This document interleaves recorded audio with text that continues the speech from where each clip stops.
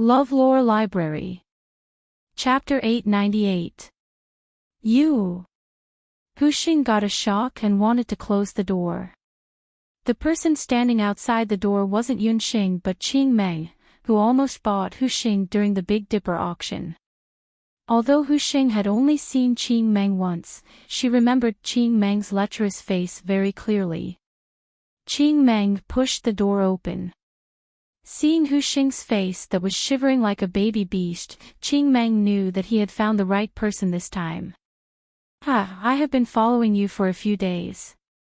Little beauty, I have finally found you. Men, bring her back to the Qing mansion. Ever since Qing Meng's wife died during the Azalea banquet, he couldn't sleep at night. He kept on muttering that he must find Xing's weakness. It was a pity that Xing was very vigilant. Usually, when she went out, she would get rid of the people following her. Today, Qing Meng's luck was pretty good. On the way, he bumped into Dong Huangling. By following Dong Huangling, he found this courtyard. After Xing and Dong Huangling left, Qing Meng, who had been guarding outside for almost an hour, took the opportunity to barge in. After Qing Meng caught Xing, he immediately contacted his sister, Qing Chang. After Qing Chang received the news, she rushed to the Qing mansion.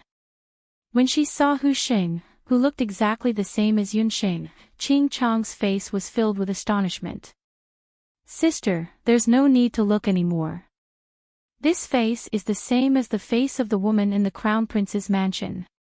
Also, this figure is exactly the same." As Qing Meng spoke, he swallowed his saliva. If it wasn't for the fact that he still had to interrogate his sister, he would have already taken Xing. That Dong Huangxing caused the death of his wife, and he was ridiculed by all the officials in the court. He must take revenge. "Who are you? What is your relationship with Dong Huangxing?" Qing Chang pinched Xing's chin and forced her to look at her. Although this woman looked like Dong Huangxing, her aura was much weaker. Qing Chang was sure that this woman was definitely related to Dong Huangxing. Xing clenched his teeth and said nothing. Although she didn't know who this fiendish woman in front of her was, she and that disgusting man were jackals of the same tribe. They definitely didn't have any good intentions. Qing Chang slapped Xing across the face. Xing fell to the ground like a rag doll. She staggered and stood up. She stared at Qing Chang with a creepy look in her eyes. "Damned girl, not only are you not answering, you even dare to glare at me. Unfortunately, you are not Dong Huangxing. No one can protect you. I have many ways to make you talk." Qing Chang gave Qing Meng a look. Qing Meng's face stiffened. "Sister, are you really going to torture her? This woman is so delicate. She can't stand it. Besides, your big brother still wants to." Qing Meng really couldn't bear to torture this little beauty until she was unrecognizable. At a time like this, you still have tender feelings for the fairer sex. Do you want the Qing mansion to fall? Do you want me, your younger sister, to be trampled on for the rest of my life?" Qing Chang shouted. All right. Qing Meng didn't have any other choice. He ordered his men to bring the torture equipment. Xing looked at the torture equipment. Her eyes darkened, but there wasn't a trace of fear in them. Qing Chang didn't expect that this delicate-looking woman would actually be so tight-lipped. An entire afternoon passed. Qing Chang used more than 10 torture equipment. She even broke a few bones, but that woman still didn't say anything. Furthermore, during the entire process of torture, that woman just stared at Qing Chang. Her gaze was very calm. At that moment, Qing Chang felt as if she had met Dong Huangxing. That day, during the Azalea banquet, when Dong Huangxing shot the last arrow, her gaze was very similar to that woman's. These two definitely had some relationship. Qing Chang didn't get any results from her interrogation. She just asked her big brother to lock up that woman first. She then returned to the Crown Prince's mansion to see if she could get some clues from Dong Huangxing. The moment she entered Feather Palace, she saw her personal maid, Lan Ning, waiting at the entrance. It turned out that Duge Xiu suddenly summoned everyone to the front hall. When Qing Chang rushed over, other than Yunxing, everyone else was already waiting there. Duge Xiu patiently waited for a while, and only then did Yunxing arrive. Dong Huangxing, how dare you make so many of us wait for you? Qing Chang said angrily. Enough. I will be leaving for Dongchuan tomorrow morning. Before I leave, I don't want to see anyone causing trouble. Duge Xiu's eyes darkened as he warned Qing Chang. Upon hearing that Duge Xiu was leaving, the expressions of the women present were all different. Yunsheng was first overjoyed. But soon after, she thought of a problem. If Duge Xiu left, what would happen to her yearning in dreams? That thing couldn't be left far away from Duge Xiu for too long. The other three women, on the other hand, had worried looks on their faces. Crown Prince, why are you going to Dongchuan? Are you going to go to war again? Actually, before Dong Huangxing entered the mansion, Duge Xiu was always outside. In a year, he would be outside for 8 to 9 months. However, in recent years, later Qin became stronger, and the time that Duge Xiu went to war slowed down. This time, he was going to Dongchuan too suddenly. Duge Xiu did not answer. He only glanced at Yunxing coldly, hoping to find a little bit of reluctance on her face that made people love and hate her. Unfortunately, not to mention reluctance, Yunxing didn't even look at him. Duge Xiu felt that it was unfair. It was one thing for this woman to be late, but she was also late. Everyone was very nervous. Only Yunxing didn't seem to care about Duge Xiu at all. Would it kill you to pretend for a while? Duge Xiu couldn't take it anymore. Princess, I am going to go to war. Don't you have anything to say? Crown Prince, are you going to bring me along? Yunxing asked with difficulty. After Yunxing asked this, other than Qi Bai, the other two women exploded. Dong Huangxing, are you shameless? The Crown Prince is going to war. Why would he bring a woman along? Later Qin isn't so weak that I need a woman to go to war. Moreover, even if you want to bring someone along, you have to bring me along. Qing Chang pointed at Yunxing and scolded. That's right. You don't know anything. If you go to war, you will kill the Crown Prince. In my opinion, the Crown Prince should bring me along. The terrain of Dongchuan is very rugged, and it is very suitable for magic battles. Li Huali didn't want to be outdone. Enough, are you ignoring this prince's words? Duge Xiu impatiently waved his hand. He was really despicable. Did he really think that Yunxing would care about him? This woman's mind was filled with thoughts of how to escape from him. However, the more she wanted to escape, the more he couldn't leave her. Duge Xiu still felt that there was something wrong with Dongchuan. Dongchuan had been peaceful for many years. In the past few days, there was a sudden riot. An unknown force appeared and broke through the border many times. Duge Xiu had sent many subordinates there, but none of them returned. The other parties said that they would only release them if the Crown Prince of Later Qin went there personally. This matter was obviously a trap. However, for the sake of the army's morale, Duge Xiu still had to go there personally. He also wanted to bring Yunxing there. He was really worried about leaving this woman alone in the Crown Prince's residence. Chapter 899. Actually, even Duge Xiu himself didn't know if he was more worried about Yunxing's safety, or if he was more concerned about the safety of the Crown Prince's residence. However, even if Duge Xiu really wanted to bring Yunxing to Dongchuan, he couldn't really do it. There were a lot of opinions in the imperial court, and there was indeed no precedent of bringing a woman to the battlefield in the later Qin dynasty. Later, go to Qi Bai's place to get the medicine. Remember, before this crown prince returns, you better be obedient. Otherwise, be careful of Dong Huang Linger's life. With a gloomy face, Duguxiu whispered into Yunxing's ear. Duguxiu's words could only be heard by Yunxing. His words were ice cold, but in the eyes of others, they were like the words of a lover, very affectionate. When the women at the side saw this, they were all extremely jealous. Qin Chang lowered her eyes and sneered in her heart. Yunsheng, when the crown prince leaves the city, let's see how you are going to act like a tyrant in the crown prince's residence. Remember, when this crown prince returns, I don't want to hear any bad news.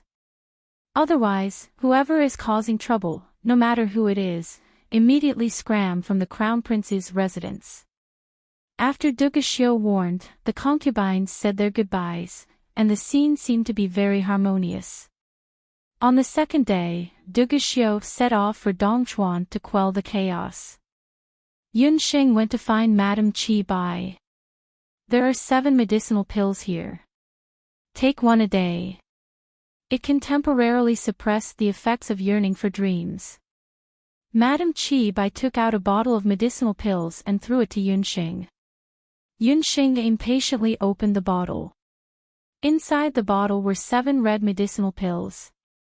Yunxing didn't immediately consume the medicinal pills. Instead, she took a sniff. Even with her sensitivity towards medicinal herbs, she was actually unable to distinguish what these medicinal pills were made of. The medicinal pills under her nose had a faint fishy smell. No need to look, it's impossible for you to concoct this medicinal pill. This is my secret recipe. Madame Qi Bai coldly sneered. Since Duguxiu wasn't here, there was no need for her to pretend to be friendly with Yunxing. Looking at the bottle of pills, Madame Qi Bai felt as if her heart was being pierced by needles. She was the only one who knew that those 7 medicinal pills were no ordinary medicinal pills. They had been refined by Duguxiu using his own blood. Those medicinal pills could allow Yunxing to temporarily avoid the pain of leaving Duguxiu. For these pills, Duguxiu had personally extracted blood. However, after 7 days, if Duguxiu did not return, the soul yearning and dream encirclement in Yunxing's body would act up. As 24 hours passed, the soul yearning and dream encirclement would act up, and her organs would shatter inch by inch and she would die. Madame Qi Bai's mood was also very contradictory. She wanted Yunxing to die painfully, but she also didn't want Duguxiu to encounter anything in Dongchuan. Qi Bai, I can see that you love Duguxiu a lot. Since that's the case, why don't you just help me get rid of my yearning? I promise I'll leave later Qin immediately. Qi Bai looked as if she wanted to eat her alive, making Yunxing speechless. If she were to meet a woman who was pestering Night Fox, she would definitely tell that woman to scram as far away as possible. No, wait, why should I care about Night Fox? Yunxing was shocked by this random thought of hers. I wish I could kill you immediately. However, if I were to do that, the crown prince would still kill me personally. You don't have to have any ideas about me, I won't fall for it. Madame Qi Bai also knew that Yunxing was very cunning. Thus, she didn't want to talk too much with Yunxing and immediately asked her to leave. Before Yunxing could find a chance to ask about the method to return to 8 Desolates Continent, she was already chased out. After returning to Stepping Snow Garden, Donghuang Linger had just finished meditating. For the past few days, Yunxing was trying to use the soul-healing divine needle to help Donghuang Linger unblock her meridians. Donghuang Linger's damaged magic soul was also gradually recovering. However, all of these were done behind Duguxiu's back. Currently, Donghuang Linger's magic power was gradually recovering, and she was able to use the most basic elementary magic. Upon seeing Yunxing, Linger hurriedly asked, "How is it?" Did you manage to find out anything? Qi Bai is very tight-lipped, so I wasn't able to get anything out of her. However, now that I have the antidote for the 7 pills, I will need to study it properly for the next few days. Yunxing didn't plan to consume the antidote immediately. According to what Duguxiot said, the antidote for the antidote would take effect after she didn't see him for 12 hours. Yunxing planned to only use the antidote when her body was at its most unsuitable state. With that, although she only had 7 pills, she would be able to persist for at least 14 days. Within these 14 days, no matter if Duguxiot was able to come back normally or if Yunxing was able to find the antidote, she would be able to have more flexibility. However, this time, Yunxing was wrong. Less than 3 days after Duguxiot left, a group of imperial guards barged into Stepping Snow Garden. Dong Wangxing, you colluded with the enemy and betrayed the country by instigating Great Master Moyin. The Emperor has decreed that you are to be arrested and sent to the palace. Without any explanation, those imperial guards arrested Yunxing. You are slandering me. Quickly let go of the princess. Dong Huangling was anxious and wanted to resist. However, Yunxing shook her head and stopped her. Sure enough, Great Master Moyin's matter was discovered. When Yunxing secretly persuaded Great Master Moyin to leave later Qin, she had already expected that she might be discovered. However, she didn't expect that it would come so soon. What is going on? Qi Bai, Li Huali, and the others also rushed over after hearing the commotion. The crown prince had just left, and there were already people who came to arrest him. This was too much of a coincidence. Great Master Moyin disappeared.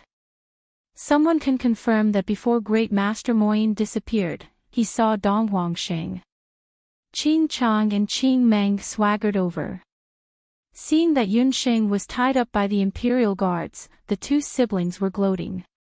Earlier, they had secretly arrested Hu Xing and wanted to get some information from Hu Xing that would be unfavorable to Dong Wangxing. However, they didn't expect that Hu Xing wouldn't say a word even though he was tortured beyond recognition. Because of this, Qing Chang was furious. In order to appease his sister's anger and save the little beauty Hu Xing's life, Qing Meng went to the palace to beg Qing Empress for help. He wanted Qing Empress to order a good bow from Great Master Moyin. Qing Meng looked around and found that Moyin had disappeared. Not only did Moyin disappear, but he also destroyed all the divine weapons he had made for later Qin over the years. He even took away all the materials related to elves forging in his residence. In this way, later Qin suffered a great loss. Later Qin's emperor, Duguxing, was furious when he heard the news. He immediately ordered that the reason for Moyin's escape must be thoroughly investigated and that Moyin should be arrested. However, Duguxing's order was too late. Moyin, who had left later Qin many days ago, had already returned to the immortal Zhu nation. At this moment, Qing Chang thought of the Rui Bao. She connected the dots and found that the time when Yunxing got the Rui Bao was very close to the time when Great Master Moyin disappeared. She immediately asked Qing Meng to ask the auctioneer of the Big Dipper auction. After some investigation, she found that Great Master Moyin had exchanged the Rui Bao with an anonymous letter. That mysterious auctioneer was Dong Wangxing. Chapter 900. Dong Wangxing, do you know your crime? Duguxing of Latter Qin was furious in the palace of Latter Qin.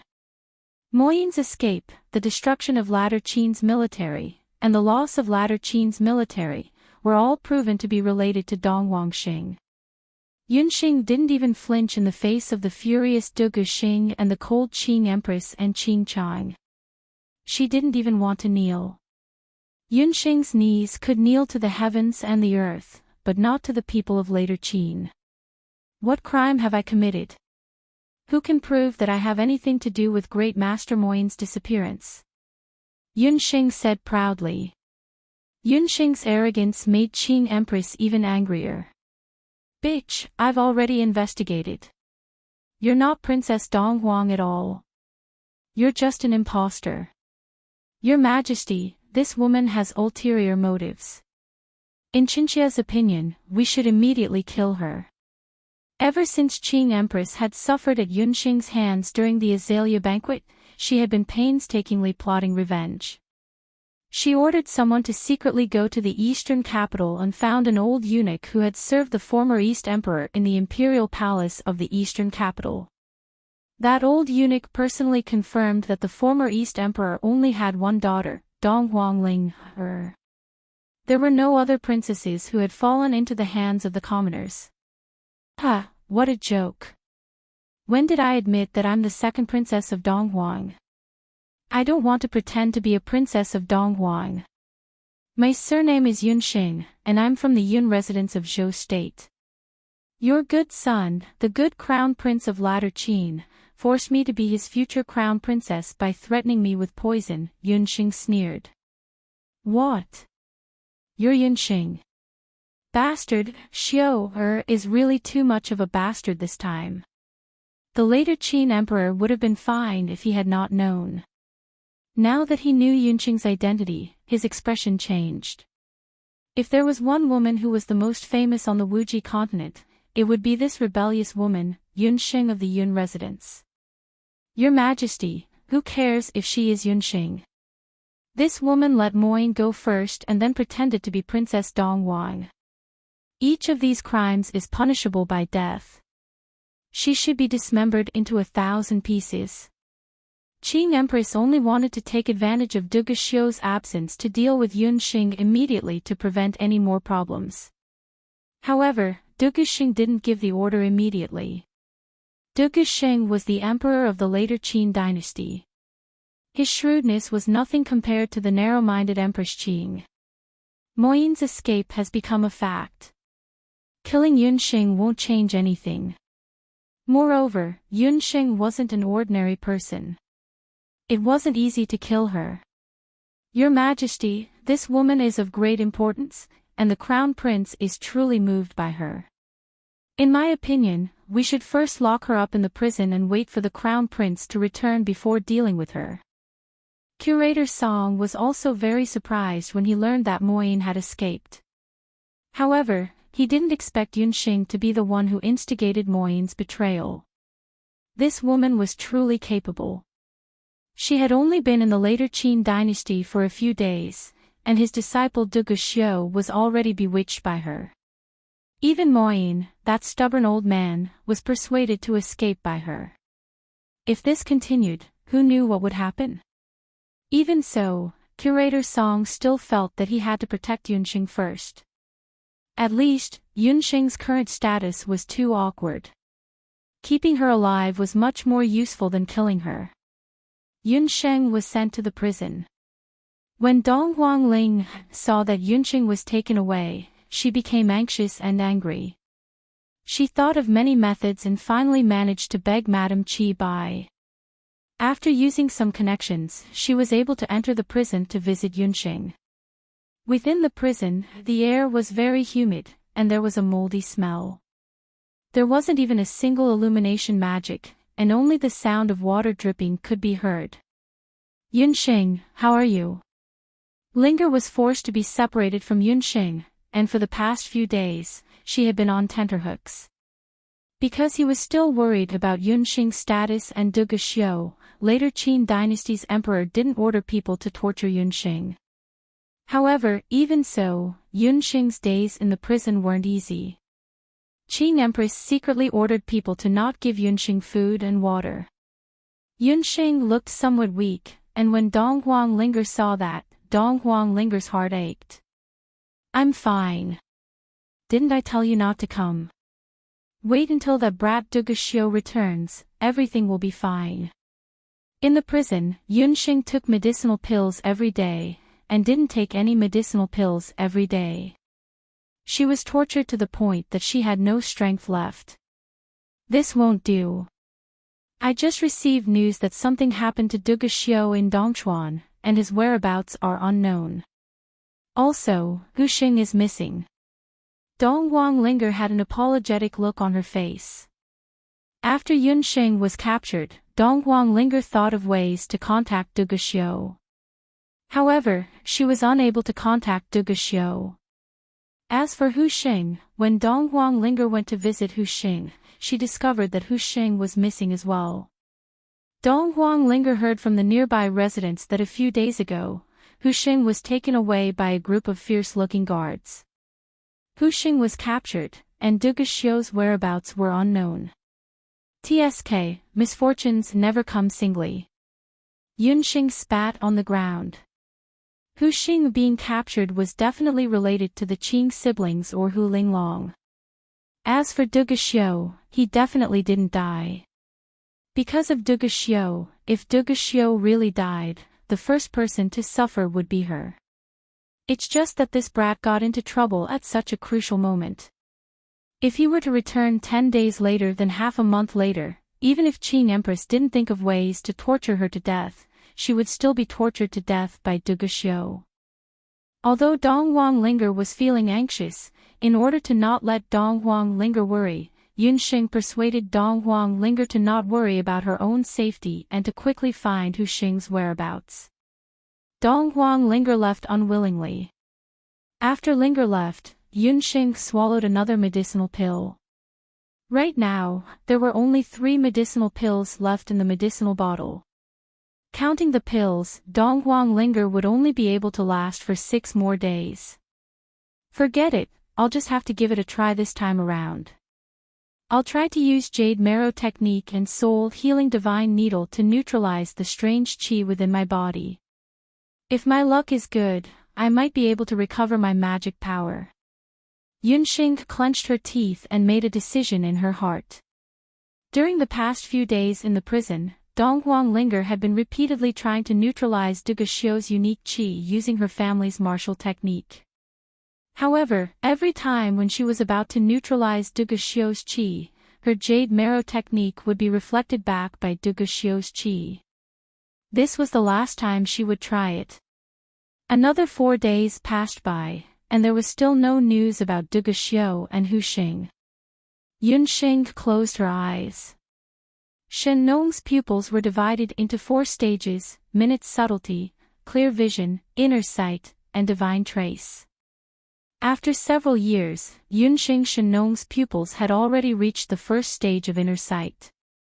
Dong Linger focused her thoughts, and the crude prison disappeared. Yun Xing could clearly see her internal organs and even the fine capillaries in her body. She could even see the fighting energy flowing around her meridians and blood vessels. Du Guxiu's qi was very special.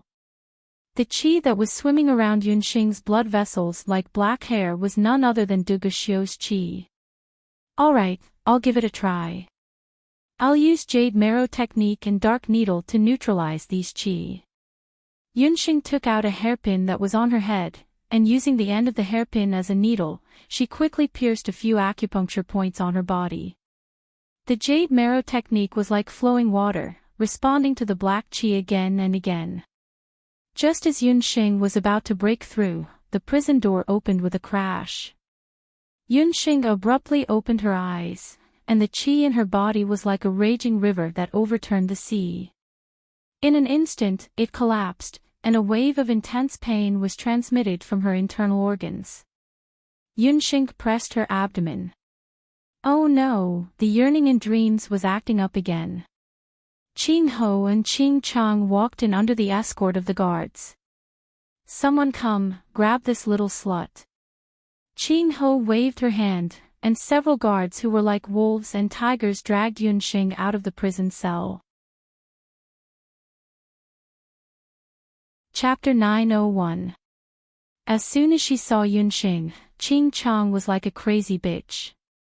She pounced forward and was about to attack, but Qing Empress ordered someone to stop her. Qing Chang became even angrier when she saw Yun Xing's beautiful face that didn't change color no matter what. Yun Xing, you vicious slut. Cousin Crown Prince wholeheartedly protected you, but you actually colluded with outsiders to murder him. Speak, where did you hide cousin? After Duga Xiu arrived in Dongchuan, he fought with the rebel army several times. But this time, the rebel army was no small matter. After Duga Xiu fought with them for the third time, he was ambushed. He and his subordinates' whereabouts were still unknown. Later Qin's army carried out a carpet search in Dongchuan, but they didn't find Duga Xiu. But later Qin's army found traces of Zhou State's Yunba. Needless to say, this matter must have something to do with Yunxing. Why did grandfather go to Dongchuan? Yunxing's heart moved, as if she suddenly understood something. Yes, it must be that grandfather and the others knew that she was captured in later Qin, so they thought of a diversion. The older the ginger, the spicier it was. Her grandfather's move was excellent. The poison in Yunxing's body had already flared up, and her body was in unbearable pain. In contrast, Qing Chang's insults seemed insignificant. Seeing that Yunxing didn't beg for mercy, nor did she show the slightest fear, Qing Chang became even more angry. She pulled out the dagger on her body, stared at Yunxing's still incomparably beautiful face, and fiercely said, "Speak, where is cousin Crown Prince? If you don't speak, I'll cut your face a few times. At that time, I want to see how you can use this face to seduce cousin Crown Prince." The dagger slowly approached Yunxing's face. Qing Chang was already dizzy with jealousy and hatred. "Why don't you try to cut me? Even if you scratch my skin a little, I can guarantee that my men will stab Duga Xiu at least 10 times. Yunxing laughed in pain. Yunxing didn't know if her grandfather had caught Duga Xiu, but she could use this to prevent these two crazy women from hurting her. Yunxing's plan worked. Qing Empress wanted nothing more than to chop Yunxing up and feed her to the dogs. However, Duga Xiu's whereabouts were currently unknown. If someone like Yunba found out that his precious granddaughter had suffered in later Qin, he would definitely return the favor tenfold. Before confirming Xiu's safety, they had to be patient. "Chang'er, don't act rashly. Damned girl, this empress doesn't dare to touch you if you don't want it." Qin Ho searched Yunxing's body and found the bottle of medicine. "Damned girl, I know that Xiu has drugged you with soul yearning. Without this medicine, you will live a life worse than death. I want to see if your body is as stubborn as your mouth." After Qin Ho and Qing Chang took away the medicine, they threw Yunxing back into the prison cell. After Yun Songlong and his wife left Taiyuan Mountain, they searched for several days and finally found out that Yi Baiming was currently in Jade Fall Valley. It was an extremely secluded valley that had never appeared on any country's map and didn't belong to any country. Even with the Heaven Expedition Hunting Corps' current strength, it still took them 7 to 8 days to find the exact location of Jade Fall Valley. When Yun Songlong entered the valley, several warriors in battle armor blocked his path. "Move aside, I want to see Lord Baiming." Yun Songlong was surprised to find that these warriors in battle armor were all well trained. Even when he released his martial sages Do Qi, these people were not afraid at all. Their strength couldn't compare to Yun Songlong's, but these people's attacks were vicious and they fought with their lives on the line. This made Yun Songlong admire Yi Baiming's training even more. These people definitely couldn't be trained overnight. These people were Lord Baiming's men and Yun Songlong couldn't fight them head-on. However, if he didn't barge in, how could he see Yi Baiming? "Hey, you big fools, this person is the future princess's uncle. You dare to block him?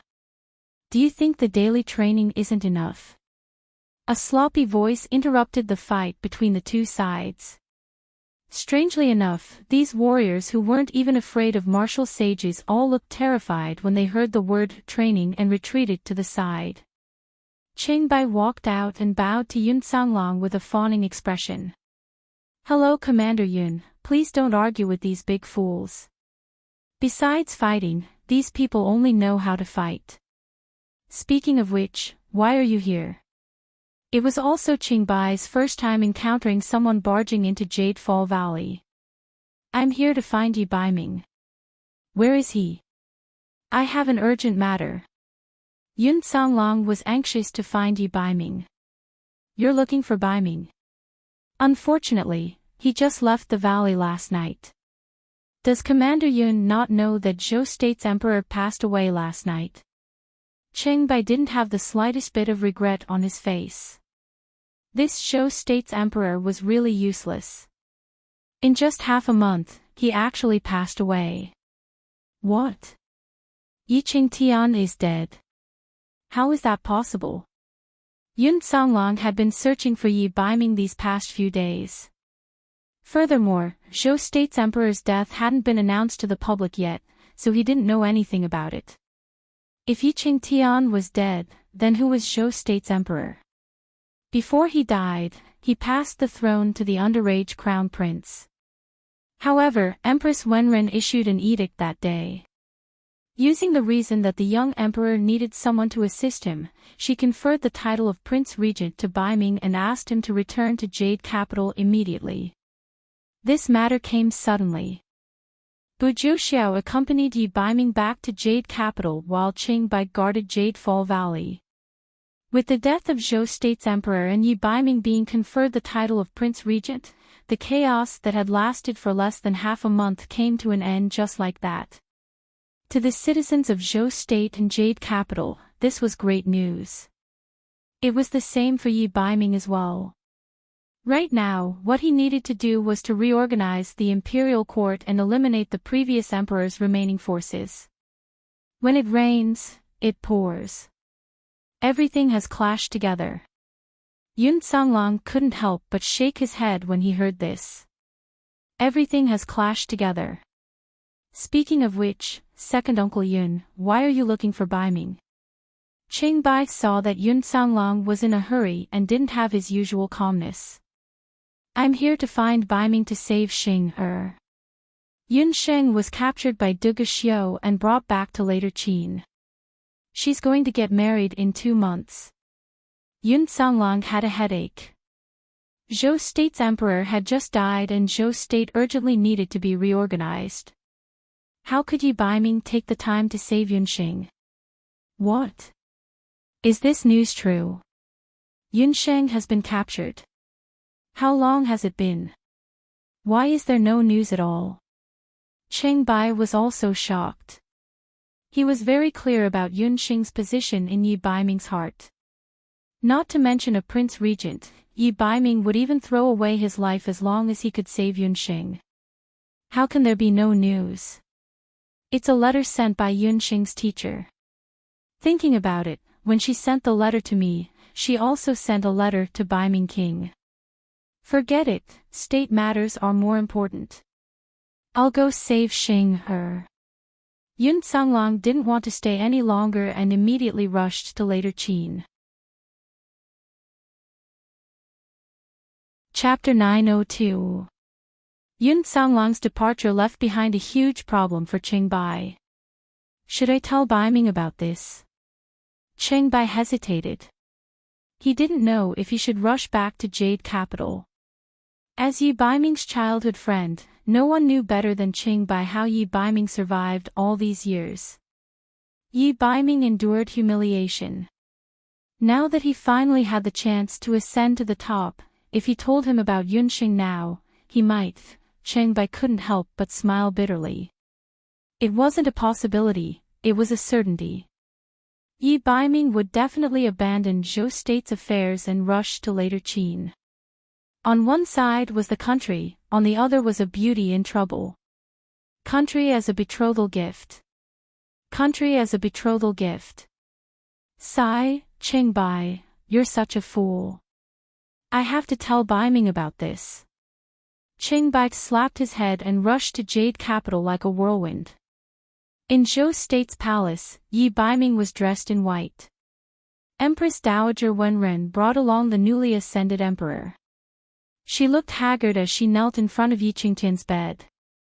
The Yi Di of Zhou State, who was once powerful, was found dead in the imperial study 2 days ago. He died on the dragon throne that he could never forget. The Yi Di was in his 50s and was in his prime. Yi Baiming remembered that when he left Jade Capital, the Yi Di still looked like a handsome middle-aged man. However, in just half a month, the Yi Di's hair had turned gray. When he died, his eyes were wide open and his body was much thinner than before. He looked like he died with a grievance. Indeed, he died with a grievance. He was killed by someone. And the person who killed him was He Linlin. You killed him. That was unnecessary. He Linlin's action was unnecessary. Even if she didn't do it, Yi Baiming believed that in less than 2 months, the Yi Di of Zhou State would collapse and die from exhaustion. Yi Baiming was neither happy nor sad. The man who died had nothing to do with him. He no longer has any value. You are more suitable to control Zhou State than he is. He Linlin stared at Yi Baiming and found that this man had become more attractive after not seeing him for a few days. Being thin caused his angular features to become even deeper, and his dark eyes were like a pool of deep water that caused others to be unable to help but sink into it with a single glance. Yi Baiming, if it wasn't for me, you wouldn't have been able to defeat Yi Qingtian so easily. Come back to the Ba Huang continent with me. The Emperor of Zhou State is not worthy of you. He Linlin couldn't help but walk forward. She caressed Yi Baiming's face with her hand in a half-infatuated manner. The latter suddenly let go of her hand and coldly said, "The future of the great Zhou country has never been decided by your black Qilin race. This king's world, this king alone can take it down." He walked to the bed. Yi Qingtian was indeed dead. He had hated this man for more than 10 years, but now that he was dead, he didn't feel the slightest bit of happiness. Looking at the grief-stricken Empress Dowager Wenren and the little emperor who was so scared that he didn't dare to speak, Yi Baiming felt an unprecedented emptiness in his heart. At this moment, he missed Yunxing even more. Only Yunxing's warm smile could make him feel a trace of warmth. "Imperial brother, will you protect Imperial mother and me?" The little emperor who had been silent all this time suddenly tugged at Yi Baiming's sleeve. Looking down at the little emperor who was about the same age as himself, Yi Baiming couldn't say a word. This child probably still didn't know that he was the one who forced them into a corner and turned them into puppets. "Yes, Imperial brother will protect you," Yi Baiming said in a low voice. The door suddenly opened. Long Shui was thrown in and Bujiuxiao followed closely behind with an angry expression. What happened? Yi Baiming scrutinized Long Shui. "Baiming, this woman committed the crime of betraying her master. She secretly hid the letter from the mainland's magic elite camp." Behind Bujiuxiao, Qingbai's face was covered in dust. "A letter from the magic elite camp. Long Shui, hand over the letter." Yi Baiming's heart was in his throat. "Master, no, there is no letter." Long Shui didn't expect that the matter would be exposed so quickly. The letter was probably destroyed by this woman. "I have already found the guard who delivered the letter that day. He said that he personally handed it to Long Shui. The letter was written by the Dark Gold instructor. Yunsheng has been missing recently. She was captured by Duge Xiu." Qingbai glanced at Long Shui and the latter's face instantly turned pale. Hearing this news, Yi Baiming suddenly stood up and questioned sternly, "What? Little Wild Cat is in Later Qin."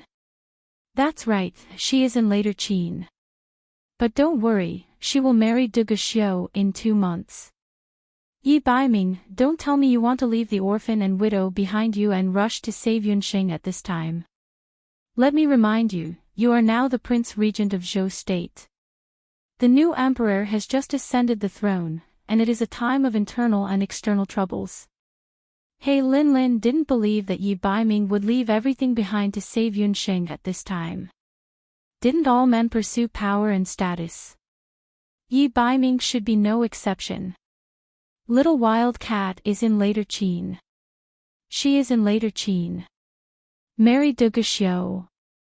Marry Duge Xiu in 2 months. Brother, you said that you would protect me and my mother. The little emperor pleaded. He Linlin's warning kept hovering in Yi Baiming's ears. His heart was in a mess. Little wild cat, what should this prince do? Yi Baiming felt a huge pain in his heart. Yunxing's face flashed in his mind. A face full of pain and sweat. No, he couldn't wait. He couldn't wait for even a moment. Little wild cat needed him. He couldn't allow others to touch his woman, even for a minute or a second. Zhou Xiao, I'll leave the matters of Yujing City to you. As for you. Yi Baiming looked coldly at Long Shui, who was on the ground. Master, Long Shui didn't do it on purpose. Long Shui just didn't want others to delay your future. You've worked hard for so many years and finally waited for this day. You can't do it for that woman. She's not worth it. She's not worthy. Long Shui's eyes were hazy with tears. Long Shui, do you know what you did wrong? Yi Baiming didn't even want to look at Long Shui. He raised his hand and hovered it above Long Shui's head. Long Shui was promoted by him. She used to be a very useful chess piece. Long Shui didn't do anything wrong, master. Long Shui's voice was hoarse. Your mistake is that you don't have the qualifications to care about this prince. The one who's most unworthy is you. Yi Baiming's voice was as cold as the night. Bang! Empress Wenren hugged the little emperor, not letting him witness the bloody scene. Long Shui's head exploded, and a cloud of blood rose. Long Shui's body fell to the ground. At this moment, Yi Baiming was like an Azura-killing god.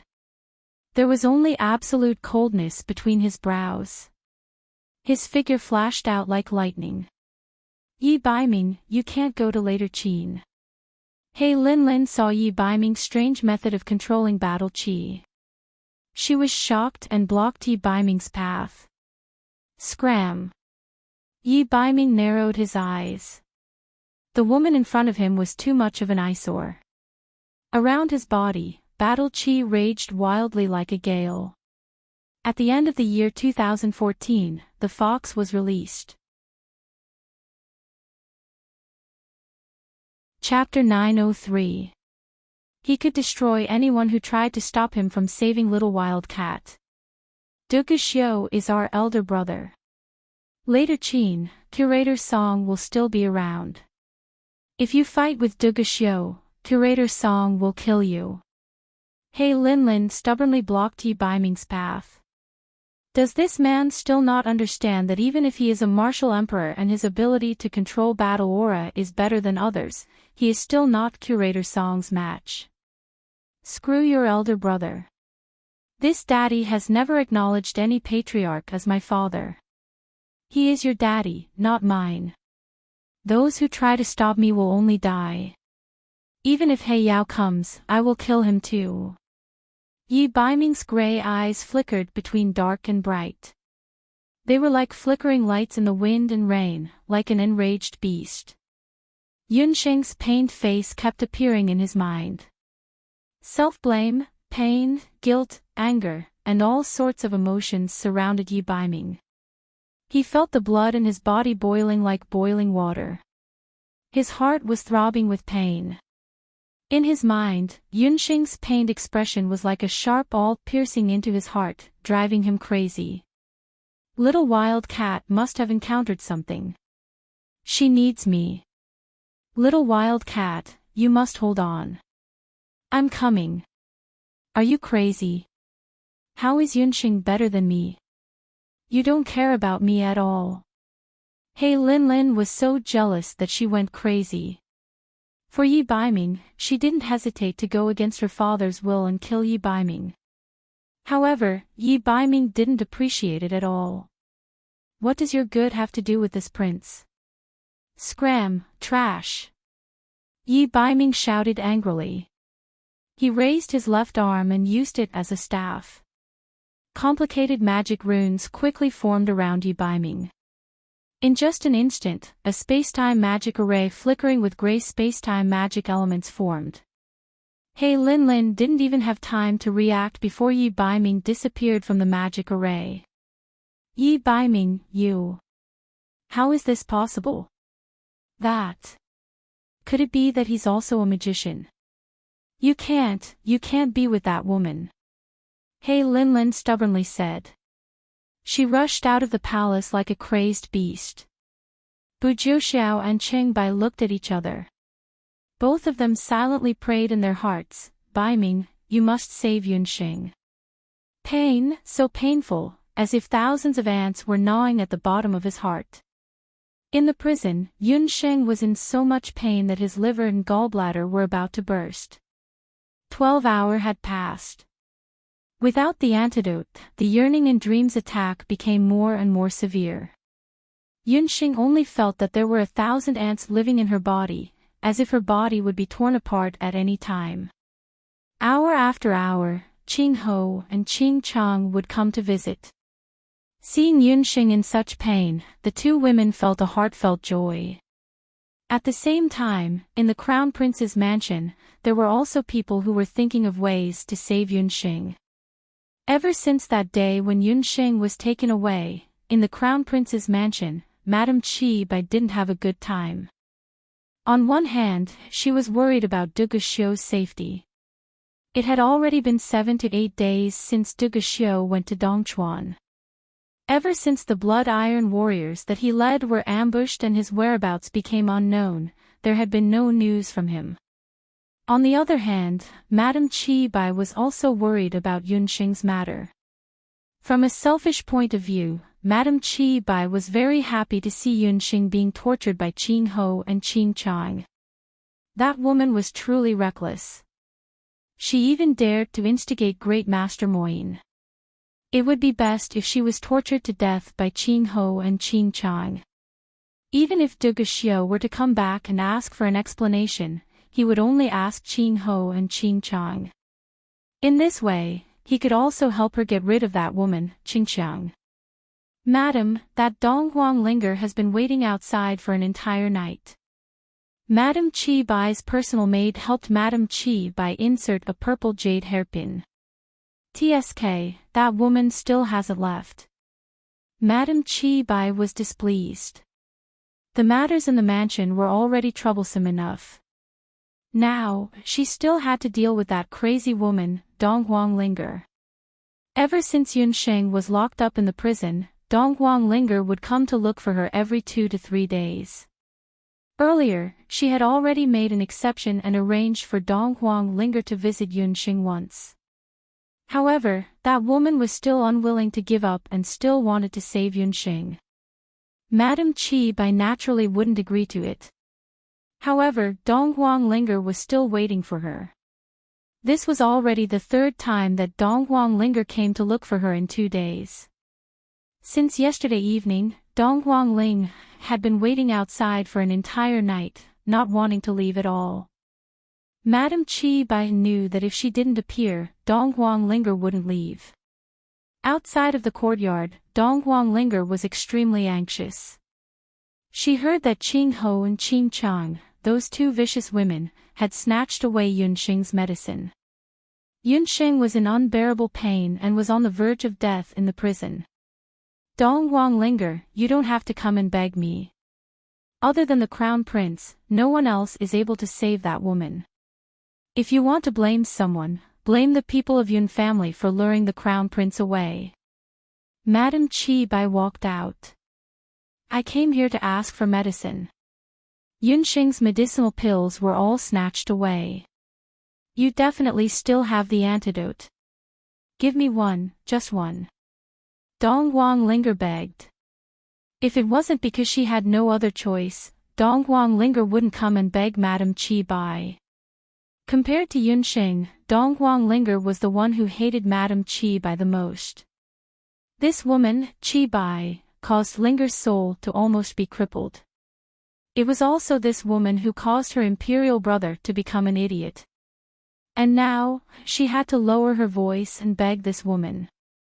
Thinking up to here, hatred surged within Donghuang Linger's heart. She couldn't help but clench her fists tightly. However, she then thought of Yunxing, who was in the prison. Right now, her life and death were uncertain, and she urgently needed medicinal pills. I didn't expect that the Honorable Princess Donghuang would beg someone. Everyone, take a look. This woman in front of you is actually not a maid. She is the real Princess Donghuang. However, for a despicable man, she abandoned her status and didn't even hesitate to become a maid. Madame Qi Bai looked at Donghuang Linger. She didn't believe that after humiliating Donghuang Linger like this, Donghuang Linger wouldn't leave. Facing the gazes of ridicule, Donghuang Linger's fair face flushed red with anger. She clenched her fists tightly, doing her best to control herself. I beg you, save Yunxing.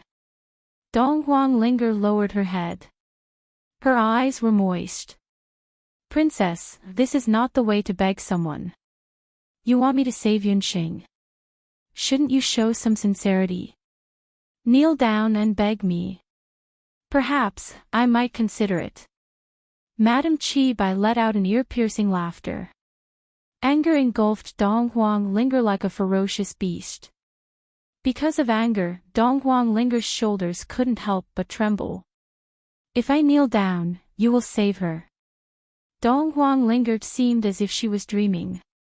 If Princess is willing to kneel down, I can give you an antidote. I indeed have a few antidotes with me. How about it, for the sake of your good friend, kneel down and beg me. Madame Qi Bai walked to the front of Donghuang Linger. She wanted to see with her own eyes how Donghuang Linger was going to lower her noble head and wag her tail to beg for mercy. 2015, Big Fuzi wishes everyone a Happy New Year. Happy New Year, a good start to work and study. On the first day of the new year, remember to give me double monthly votes as a blessing. Have fun on New Year's Day and write like a cow. Chapter 904. Thinking of Donghuang Linger's lowly appearance, a morbid excitement appeared on Madame Qi Bai's face. Madame Qi Bai wanted to see to what extent this pair of good friends who looked like sisters on the surface would go to for each other. What good sisters? Even blood-related sisters like Hu Linglong and Hu Sheng would be unscrupulous in the face of benefits. With Donghuang Linger's arrogance, how could she possibly kneel down for someone else? Madame Qi Bai's beautiful eyes sharpened. Donghuang Linger's body lowered by a bit, and her knees bent down with difficulty. She was actually going to kneel down in front of everyone. Are you serious? Just when Madame Qi Bai was astonished, Donghuang Linger, whose eyes were already filled with tears, suddenly had a change in expression. Cold light suddenly appeared, incomparably sharp. Boom! A terrifying magic fluctuation appeared. Within Donghuang Linger's body, which had a serval expression earlier, green-colored wind magic elements gushed out like a flood. The stones on the ground cracked, and many servants were thrown out. A terrifying dragon roar could be heard. Wind blades galloped, as if a magnificent army with thousands of men and horses. Sand and stones flew, and countless trees were uprooted from the ground. In mid-air, with a pair of sharp eyes and antlers, a hurricane dragon that was half the size of a courtyard was formed. The hurricane dragon coiled itself in the sky above the courtyard, looking down at everyone with disdain. What Donghuang Linger used was actually a super magic, black dragon storm. The instant the hurricane dragon was formed, it opened its mouth and spat out a waterfall of wind. In an instant, Madame Qi Bai's courtyard was razed to the ground. Even Chen Lianer was unable to control the super wind magic, black dragon storm, but Donghuang Linger actually managed to comprehend it. At this very moment, Donghuang Linger was standing proudly on top of the dragon. The noble aura that was emitting from her body was self-evident. How is this possible? Your magic power has recovered. Madame Qi Bai's body was scratched by the wind blades, and her face was in a sorry state. She was extremely frightened. This terrifying wind magic element could tear her into pieces at any time. It's all thanks to your soul snake. Did you think that I went to see Yunxing just to visit her? Dong Huanglinger's beautiful face was covered with a layer of ice. She went to visit Yunxing. Nominally, it was to visit her in prison, but it was also at that time that Yunxing performed the last few needles on her and healed her Dharma soul. What was even more surprising was that Dong Huanglinger's magic soul, which was originally a mutated magic soul, had mutated even further. Unexpectedly, Dong Huanglinger's magic soul had broken through to become a sky magician. Not only that, Dong Huangling had also comprehended the nightmare dragon storm. Yunxing had already guessed that Green Empress and the others wouldn't let the matter rest after Duga Xiu got into trouble. Thus, she had left herself a path of retreat, and that was Ling Her, whose mana was still recovering. Do you think you can save Yunxing by yourself? Madame Chi Bai sneered. Paw! A wind blade cut through Madame Chi Bai's hand. Madame Chi Bai screamed miserably as a piece of flesh was torn off from her arm. Give me the antidote, or else, I will cut you into pieces piece by piece. Don't think that I am still that weak princess from back then. Dong Huanglinger waved her magic scepter and bound Madame Chi Bai with a wind bind. You dare to treat me like this? Dong Huanglinger, just you wait. As long as the Crown Prince returns, I will have him exterminate the East Emperor dynasty. Madame Chi Bai's hand was dripping with blood. The arrogance she had earlier was completely gone. Duga Xiu. I will take revenge for him sooner or later. Right now, you should just pray that he can return alive. Dong Huanglinger pushed Madame Chi Bai into the courtyard. She had to quickly think of a way to save Yunxing. Later Qin, Dongchuan, in a desolate mountain valley. Duga Xiu spat on the ground. His helmet was also tattered. However, there were no injuries on his body. Crown Prince Dugu, who was undefeated on the battlefield, was defeated this time.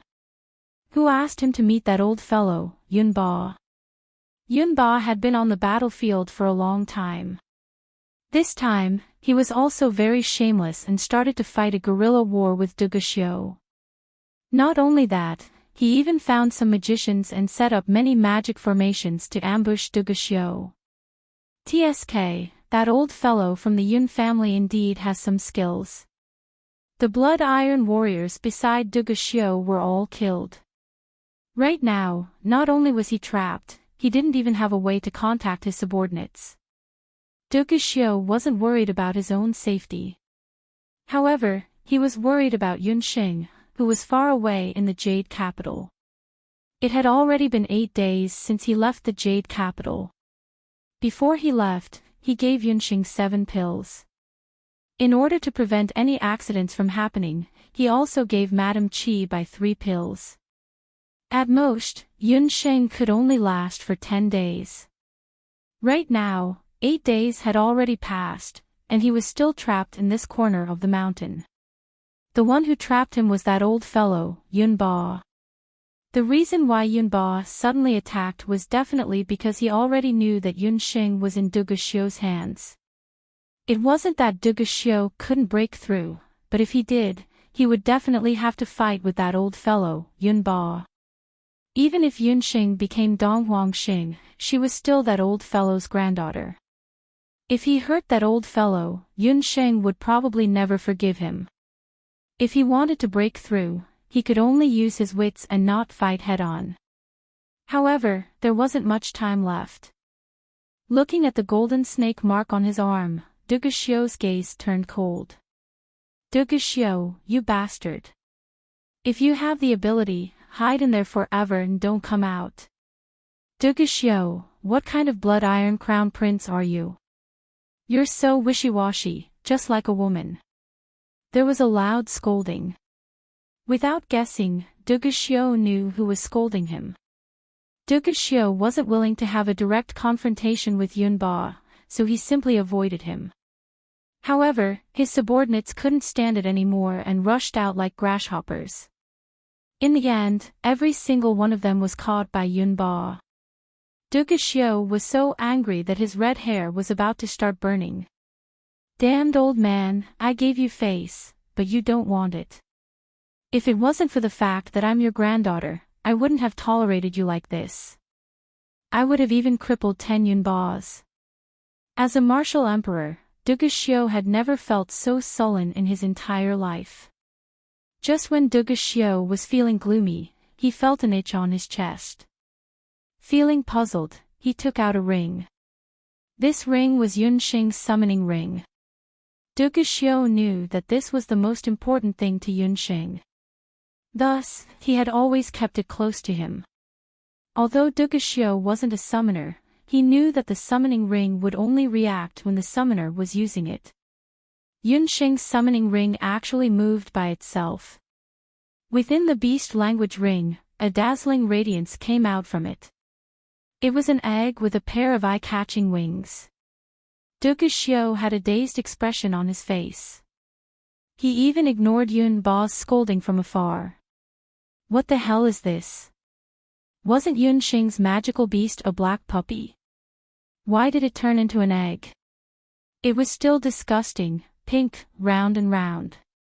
Kiss kiss, my dear master. The puffed egg was Yunxing's life-bound contracted beast.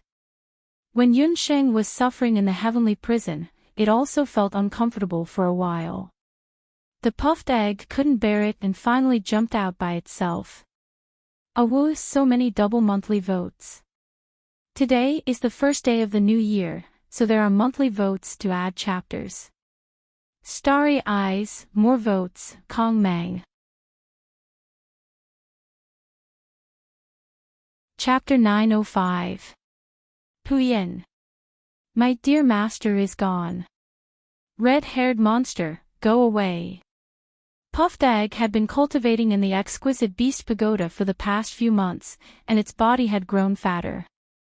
Even its pair of large wings were almost unable to support its round egg body. When it opened its eyes, it saw Duguxiu. Puffed Egg liked night foxes the most. It didn't like the red-haired man in front of it. This man looked gloomy, and it could tell that he wasn't a good person. Impudent, where did this fat egg come from? This crown prince is the crown prince of the later Qin, not some red-haired monster. Duguxiu had a belly full of anger because of Yunba. Now, even an inexplicable egg dared to speak rudely to him. Duguxiu was very depressed. Puff puff puff, ugly red-haired monster with no taste, no wonder master doesn't like you. Puff puff, this is called baby fat, cute and cute. Don't pretend to know if you don't know. Puffed Egg jumped up and down angrily. Puffed Egg's body was also a monster egg. When it jumped up and down, the entire mountain valley shook. The gravel in the mountain valley smashed onto Duguxiu's body. Fat egg, shut the F***ck up. Who are you calling ugly? This crown prince is one of the Wuji 5 Jade Annulus, a famous handsome man in the continent. Duguxiu's face was full of black lines, and he wanted to punch this egg. A stinky egg that didn't even have eyes dared to call him ugly. He was ugly. Were there any handsome men in this world? Puff puff puff, Yi Cuckoo is more handsome than you, Shen Feng Feng is better looking than you, and even Little Poison is more pleasing to the eye. Violent man. Damn pervert. Red-haired monster. Narcissist. Ursa Major. Weird uncle. Imprisoning master and almost causing master to die. Puffed Egg scolded more and more happily and fluently. It was as smooth as a machine gun. Whether it was the aesthetic standards of the boundless world or the modern international aesthetic standards, to be fair and objective, Duguxiu definitely had the ability to be proud. He was handsome and had a good figure. If he hadn't met Yunxing, he would have been a handsome, rich, and handsome man no matter where he went. Unfortunately, he met Yunxing. There were many handsome men around Yunxing, and all of them were rich and handsome. The puffed egg loved Yi Biming the most. After all, the first person it met other than its owner was Yi Biming. As for the others, in line with the principle that those who treated his master well were his friends, he didn't dislike them either. Puffed egg was the only one with the red hair that came out of nowhere. It charged forward, charging straight at Duguxiu. There were many good and handsome men around Yunxing. It hated this red-furred monster the most. Who told this red-furred monster to not only cause it to be separated from its master, but also cause its master to be in so much pain? Puffed Egg's body was fat, but its speed was ridiculously fast. Even with Duguxiu's movement skills, it was still difficult for him to dodge. Moreover, this strange egg's strength was astonishing. Its eggshell was ridiculously hard. After a few collisions, the small valley seemed to have experienced an earthquake. Rocks fell everywhere, and pits were everywhere. Wait, what did you say? Why is Yunxing dying? When Duguxiu was dodging, he suddenly heard this, and his expression changed. Like owner, like egg, like puffed egg wouldn't let him go. It found an opening and sent Duguxiu flying, crashing into the mountain wall. Instantly, a human-shaped pit more than a foot deep appeared on the mountain wall.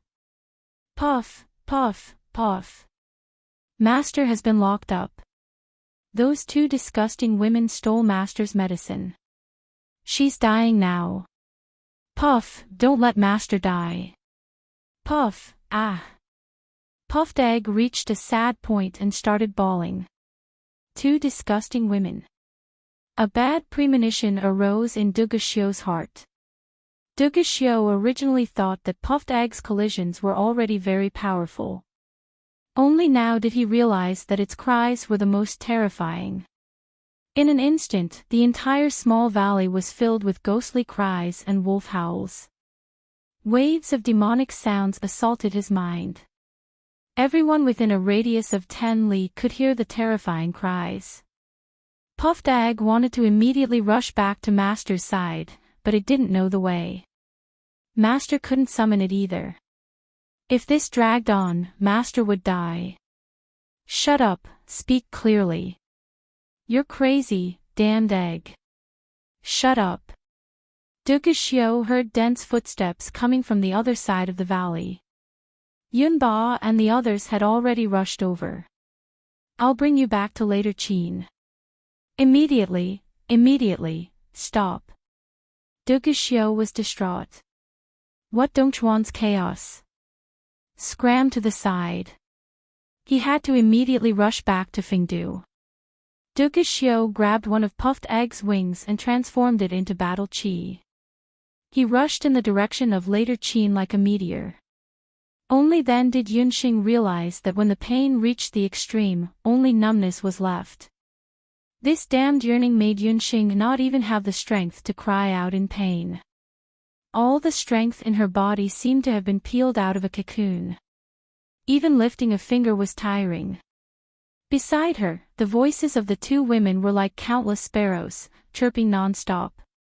As soon as she recovered her strength, the first thing she would do was to slap these two women a few times. Let's see if they could still open their mouths. Yunxing, do you still want to hang on? I advise you to tell us Great Master Moyin's whereabouts as soon as possible. Qing Chang looked at the mud like Yunxing. There was only cruelty in her eyes. Why wasn't this woman dead yet? It had already been 2 days, but she was still like a weed, struggling at death's door. What was more hateful was that the other prisoners locked in the celestial prison would be tortured until they were neither human nor ghost. However, although Yunxing had lost a lot of weight, she exuded a coquettish beauty. The more pain she was in, the more suffocating the beauty of despair she exuded. Even Qing Chang found this inconceivable. Ha, kill me if you want. Or do you not dare to kill me? Yunxing raised the corner of her mouth, revealing a sarcastic smile. Don't laugh. Qing Chang was furious. She pulled out a dagger and wanted to stab Yunxing to death. She can't die yet. Qing Chang still did not have any news about Duguxiu. According to the news from Dongchuan, Yunba and the others had found Duguxiu's whereabouts a few days ago. If Xiu really fell into their hands, they would need Yunxing to exchange for him. "Aunt, I don't care anymore. It's either her or me." Yunxing's words made Qing Chang worried. She was afraid that Yunxing and Duguxiu would settle the score with her as soon as they came back. Before the Crown Prince's cousin left, he had warned that whoever touched Yunxing would be driven out of the Crown Prince's mansion or killed. The Crown Prince's cousin was cruel and violent. When the time came, even her aunt might not be able to protect her. Qing Chang was worried that Qing Chang would act rashly, so she pulled her out of the celestial prison. Yunxing's body was attacked by a new round of pain. The silver snake on her arm strangely emitted a silver luster. The small snake's body seemed to be alive and twisted. Chapter 906. 20 hours had passed since Yunxing took the antidote. In the past 20 hours, Yunxing had fainted several times and was woken up by Qing Ho and Qing Chang's cold water. Yunxing's physical strength had been severely depleted. But the worst thing was that she could feel that every time she woke up from her coma, her internal organs would be fatally damaged. If not for her amazing willpower, she would have died several times from the pain caused by her internal organs being damaged. Yunxing was a doctor and no one knew the human body better than her. With such a broken body, unless there was a miraculous elixir or top-notch light magic, she would die without a doubt. The silver snake on her arm moved in Yunxing's body, either her heart or her lungs, made a dull sound of something breaking. Yunxing only felt a warm and sweet taste in her mouth. Everything before her was pitch black. The moment she fell into a coma, Yi Baiming's face flashed across her mind. Yi Baiming's expression was very sad. He seemed to be shouting at her, "Little wild cat, you must hang in there. Damn fox, come and hang in there. Fox, it hurts." Her consciousness was being stripped away bit by bit. Yunxing felt that her consciousness was as light as a feather and would float out of her body and disappear into the air at any time. Just when Yunxing thought that she was going to die in this dark prison, she heard an old and kind voice reverberating in her ears. "Xiao Xing, from today onwards, the Yan family's heirloom is in your hands. You must take good care of the Shin-Nong bracelet. Remember, no matter what happens in the future, you must be strong. The people of the Yan family are never people who resign themselves to fate. Grandfather and the ancestors of the Yan family will always protect you." The old man with a white beard took off a bracelet from his hand and put it on her wrist. That year, Yunxing had just turned 18 years old. Grandfather passed away not long after the bracelet was handed over. Perhaps it was because he knew that he didn't have long to live, so his grandfather handed over the bracelet. Tears rolled down from the corners of her eyes. They were scalding and fell all the way to the corner of her mouth. It was a bit salty. "Grandpa, Xing can't take it anymore." It had been a long time since Yunxing recalled the people and things before her transmigration. No one had cleaned the tombstone of his grandfather, who had passed away many years ago. Would Grandpa blame her? If they could survive this time, Yunxing decided to erect a tombstone for her grandfather in the other world. But, did she really have a chance? Darkness engulfed her consciousness completely. Her body temperature slowly dropped, as if she was drowning in a bottomless lake. In the dark prison, Yunxing lay quietly on the ground as her life force slowly flowed out of her body. The Shin-Nong bracelet on her wrist emitted a 7-colored glow. The Shin-Nong bracelet, which had condensed the power of countless generations of people, emitted a pure power. That power was like an electric current, rapidly flowing into Yunxing's limbs and bones. Her organs, which were on the verge of shattering, were recovering at an incredible speed under the effect of that mysterious power. Her internal bleeding stopped. Blood gushed out from her dried-up veins again, and her pulse resumed beating. The five-colored Dharma soul was like the most beautiful rainbow, appearing above Yunxing. Yunxing's Dharma soul and the mysterious power in the Shenong bracelet resonated with each other, producing a pleasant sound of nature. The light from the Dharma soul and the Shenong bracelet gently poured down on Yunxing's body. In the chaos, Yunxing felt like a passerby who had walked in the desert for countless days. She was thirsty, she was tired, she felt like she would be swallowed by death in the next step. But at this moment, an oasis suddenly appeared in front of her. An oasis. Her consciousness suddenly became clear. Yunxing's eyelids twitched. Her long eyelashes trembled as she opened her eyes. The prison was still the same. There was no one around. Her eyes, which were originally pitch black, had now turned golden. She propped herself up with her arms. This is... Yunxing was shocked. She could feel that her body had regained its former vitality. The magical power that had completely disappeared also recovered in an instant. What surprised Yunxing the most was that the silver dream winding snake on her arm was bound by a seven-colored power. That power was constantly being depleted, but it was still tenaciously binding the dream winding snake. This is the power in the Shenong bracelet. It's Grandpa. Yunxing could not help but feel her nose tingle. It was Grandpa and the countless ancestors of the Yan clan who were protecting her. What surprised Yunxing the most was that she realized that her Shenong eyes had broken through. For many generations, no one in the Yan clan had broken through to the fourth level. Legend had it that only Shenong and Yan Emperor had reached the fourth level of the Shenong eyes. She had actually broken through to the fourth level of the Shenong eyes. Yunxing looked at her surroundings. She realized that her field of vision was unprecedentedly wide. Within the prison, she could see everything clearly. Qing Ho, Qing Chang, it's time for us to take our revenge. Yunxing's two dimples appeared on her cheeks. Her golden eyes gradually returned to their original black color. Her identity had already been exposed. If she were to stay in later Qin, she would only bring trouble to the Yun residents and Night Fox. Although she did not know how long the power in the Shenong bracelet would be able to bind Han Hui and Meng Ying, she still had to give it a try. After all, she had already died once. Hu Sheng was still in their hands. She had to immediately leave later Qin. Yunxing jumped up and rushed out of the prison. Just as she rushed out, she saw Dong Huangling and Madame Qi Bai walking in. Yunxing, you. Dong Huangling and Yunxing cooperated very well. When Dong Huangling saw Yunxing's appearance, she immediately understood what was going on.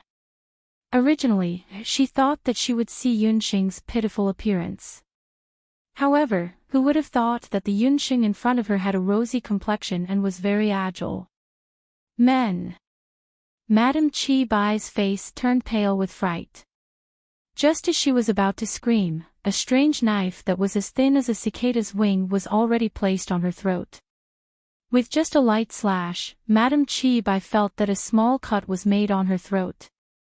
The smell of fresh blood drifted out. Qi Bai, you can give it a try. Let's see if you can shout faster or if my knife is faster. Should I make a cut on your throat or your face? With a single look, Yunxing knew that her and Dong Huangling scheme had succeeded. Madame Qi Bai's entire body turned cold. She knew that Yunxing was a little lunatic. She would definitely do as she said. Yunxing restrained Madame Qi Bai and snatched away Madame Qi Bai's magic scepter. Yunxing's magic scepter had been taken away by Duge Xiu long ago. If Dong Huangling didn't guess wrongly, she should still be in Yuyu Pavilion. Madame Qi Bai was also a magician. Thus, Dong Huangling decided to use her magic scepter. Chapter 907. Yunsheng and Ling Er walked a few steps. Yunsheng handed Madame Qi Bai over to Ling Er and said, "Wait here, I will be back soon." Yunsheng ran back to the prison. Later Qin's punishment was very cruel. In the past few years, the Dugu father and son duo had been expanding their territory. Therefore, all of the prisoners that were locked up in the prison were all serious criminals. Yunsheng knew that even if she managed to escape from the prison, with Director Song, whose strength was unfathomable, it would be very hard for her to escape from the palace. Since she had already thrown caution to the wind, she might as well fight to the death. Raising her magic scepter, scorching flames sprayed onto the chains, and the chains turned into molten iron. Using a similar method, Yunsheng managed to open more than 10 prison doors in one go. "Who is it?" A prison guard rushed over. The elven hellfire turned into a dazzling golden light. That prison guard let out a miserable shriek as he was completely burned into ashes by the flames. "Let's go, everyone, let's escape together." With Yunsheng's help, close to 100 prisoners managed to escape from the prison. Previously, in Icefall City, it was also because of the large number of escaped prisoners that those elven guards had a hard time capturing them. Yunsheng wanted to cause chaos in the later Qin's palace. The more chaotic, the better. The prison was very noisy. By the time the prison guards rushed in, the prisoners had already furiously roared and rushed forward, fighting with the prison guards. Taking advantage of the chaos, Yunsheng and Donghuang Ling followed the crowd and rushed out. The moment they rushed to the entrance of the prison, rows of locust-like arrows rained down from the sky, causing the prisoners who were at the front to let out miserable shrieks. Due to the jailbreak in the prison, a large number of guards were rushing over. The prison guards hurriedly mobilized 50 archers.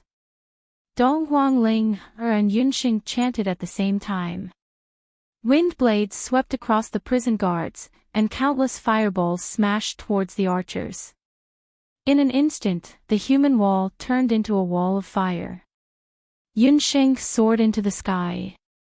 She raised her magic scepter high, and the elven hellfire brand on her forehead was as red as fire. Her gaze focused. The Imperial Granary Palace was clearly under her feet. A cruel smile appeared at the corners of his mouth, and his magic scepter spun crazily like a group of dancing snakes. A large amount of fire magic elements gathered towards Yunsheng as if they had been summoned. Fiery critical strike. A golden flame exploded on the magic scepter. Countless fireballs danced in the air like snow in June, flying towards the many palaces of the Emperor Granary Palace. Donghuang Linger could see it clearly. She also started singing along. The raging wind blew the fireball higher and higher. These special fireballs mixed with elven karmic fire jumped over the wall. The moment they touched the eaves and trees, they burned fiercely like oil. The fire was very difficult to control. Ordinary water could not extinguish it at all. For a moment, the Emperor Granary Palace was filled with smoke and flames. The sound of fire fighting, the sound of fighting, and the sound of crying could be heard incessantly. Facing these, although Yunsheng and Donghuang Linger had a trace of hesitation in their hearts, they no longer had the time to consider so much. "Let's go to the Crown Prince's residence first." Yunsheng and Donghuang Linger each grabbed one of Madame Qi Bai's arms and carried her, rushing towards the Crown Prince's residence. After a few leaps, the Crown Prince's residence was already very close. Within the Yu Pavilion, Yunsheng searched around and found her magic scepter in Dugu Xiu's bedroom. Touching the magic scepter that she hadn't seen for a long time, Yunsheng's eyes shone even brighter. "Miss Yun, let go of Madame Qi Bai. Otherwise, don't blame us for being impolite." When the people of the Crown Prince's residence saw Yunsheng killing her way in, they didn't know if they should stop her or not. No matter how the Emperor and Empress Qing wanted to deal with Yunsheng, she was brought back by Crown Prince Dugu. Moreover, everyone saw how much de Guixiu doted on her. Why are you still in a daze? Catch her. Madame Chi Bai saw an opening and broke free, wanting to rush towards the crowd. However, she only managed to escape a few steps. She staggered and felt a sharp pain in her knee. Lowering her head, she saw that a few sharp dark thorns had pierced through her knee. Whoever dares to come up will end up like her, Yunxing said coldly. If it wasn't because Madame Chi Bai was still useful, she would have killed her long ago. This woman had caused her and Linger to be in such a miserable state. Yunxing, how dare you commit murder in the Crown Prince's residence? Li Huali rushed over with a group of guards. Without saying anything, she waved the magic scepter in her hand. Who would have thought that before she finished chanting, Yunxing would raise her eyebrows in disdain. She didn't even bother chanting. The gray spacetime magic elements, like countless tadpoles, drifted around Li Huali and entered her magic scepter. Her chanting was forced to stop, and as if she was frozen, she didn't move at all. How is this possible? You know magic. Aren't you a piece of trash? Li Huali opened her eyes wide, as if she had seen the most inconceivable thing in the world. Li Xiao is stupid, but little sister is even more stupid. Yunxing and I are both people from the continent's magic elite camp. The amount of magic we know is more than the amount of rice you have eaten. Li Huali, right? In the past, you made things difficult for us, right? You said that we are trash, right? Linger placed the magic scepter on her waist, then slapped Li Huali with both hands, causing her to feel dizzy and unable to say a single word. Yunxing, I suddenly realized that not using magic to hit people is quite comfortable. Donghuang Linger felt very comfortable hitting Li Huali. It's Yunxing and Donghuang Linger, catch them. Qing Chang rushed over with a group of guards from the Qing residence. Qing Chang also just found out that there was a prison break in the Imperial prison, and Yunxing's whereabouts were unknown. The Imperial Palace was currently in a state of chaos. When Qing Chang brought the guards back to the Crown Prince's residence, she accidentally bumped into Yunxing and Donghuang Linger. With just the few of you, it's still not enough to stop me. Yunxing put down her magic scepter and faced Qing Chang. Li Huali's face was swollen like a pig's head, and Madame Chi Bai's knees were injured, causing her to kneel on the ground. Qing Chang wasn't stupid. She discovered that Yunxing, who was still breathing weakly earlier, was now like a completely different person. The guards that she brought along with her weren't a match for this woman. Director Song had already received the news and was currently rushing over here. As long as they could stall her, Director Song would definitely be able to capture her. This time, Yunxing set the Imperial Palace on fire and even broke into the Imperial prison. Even if de Guixiu returned, he wouldn't be able to save her. I'm not a match for you. However, don't forget, that person called Hu Xing is still in my hands. Qing Chang was very confident. She believed that there was definitely a special relationship between Yunxing and Hu Xing. Hand him over to me, and I can let Li Huali and Qi Bai off. Yunxing indeed couldn't leave Hu Xing behind. At the same time, she could also tell that Qing Chang was stalling for time. In the entire Imperial Palace, the only person that could make Yunxing fear was Director Song, whose strength was hard to predict. Thus, she had to leave this place as soon as possible. You still don't understand. These two women are completely useless to me. In fact, I can't wait for them to die. Looking at Li Huali and Qi Bai's current appearance, Qing Chang had a look of schadenfreude on her face. 10,000 words complete, I've finished adding chapters. Sob sob, a bunch of people scolded me for not adding chapters and crept away in disgrace. Chapter 908. Before Yunxing appeared, the three women in the Crown Prince's residence lived peacefully on the surface, but in reality, they were like fire and water. However, after Yunxing came, the three of them lived peacefully for a period of time. They fought against Yunxing together and even lived peacefully for a period of time. However, when Qing Chang said this, Li Huali and Madame Qi Bai immediately exploded. Qing Chang, you slut. When the Crown Prince returns, we will not let you off easily. Return. Do you think that you can still wait until cousin Crown Prince returns? To tell you the truth, I have already buried a large amount of saltpeter powder outside this courtyard. As long as I give the order, you and that little slut surnamed Yun will all die. Qing Chang laughed arrogantly. She jumped up and jumped out of Yu Xian. Saltpeter powder was a type of military gunpowder in the boundless world. Once it came into contact with fire, it would explode and the entire Yu Xian would be razed to the ground. As for Madame Qi Bai and Li Huali, she could say that they were kidnapped by Yunxing and died in Yu Xian together. When cousin Crown Prince investigated, she could push the cause of their deaths to Yunxing. When they heard that saltpeter powder was scattered outside Yu Xian, Li Huali and Madame Qi Bai's faces turned pale. The two of them cried out in alarm and wanted to escape. However, the few entrances of Yu Xian were all tightly shut. Just as they flew up, they saw thousands of bows and arrows aimed at Yu Xian. Everyone then knew that Qing Chang was really ruthless today and wanted to kill them all. TSK, secondary consort Qing is really dreaming. You want to catch us all in one net?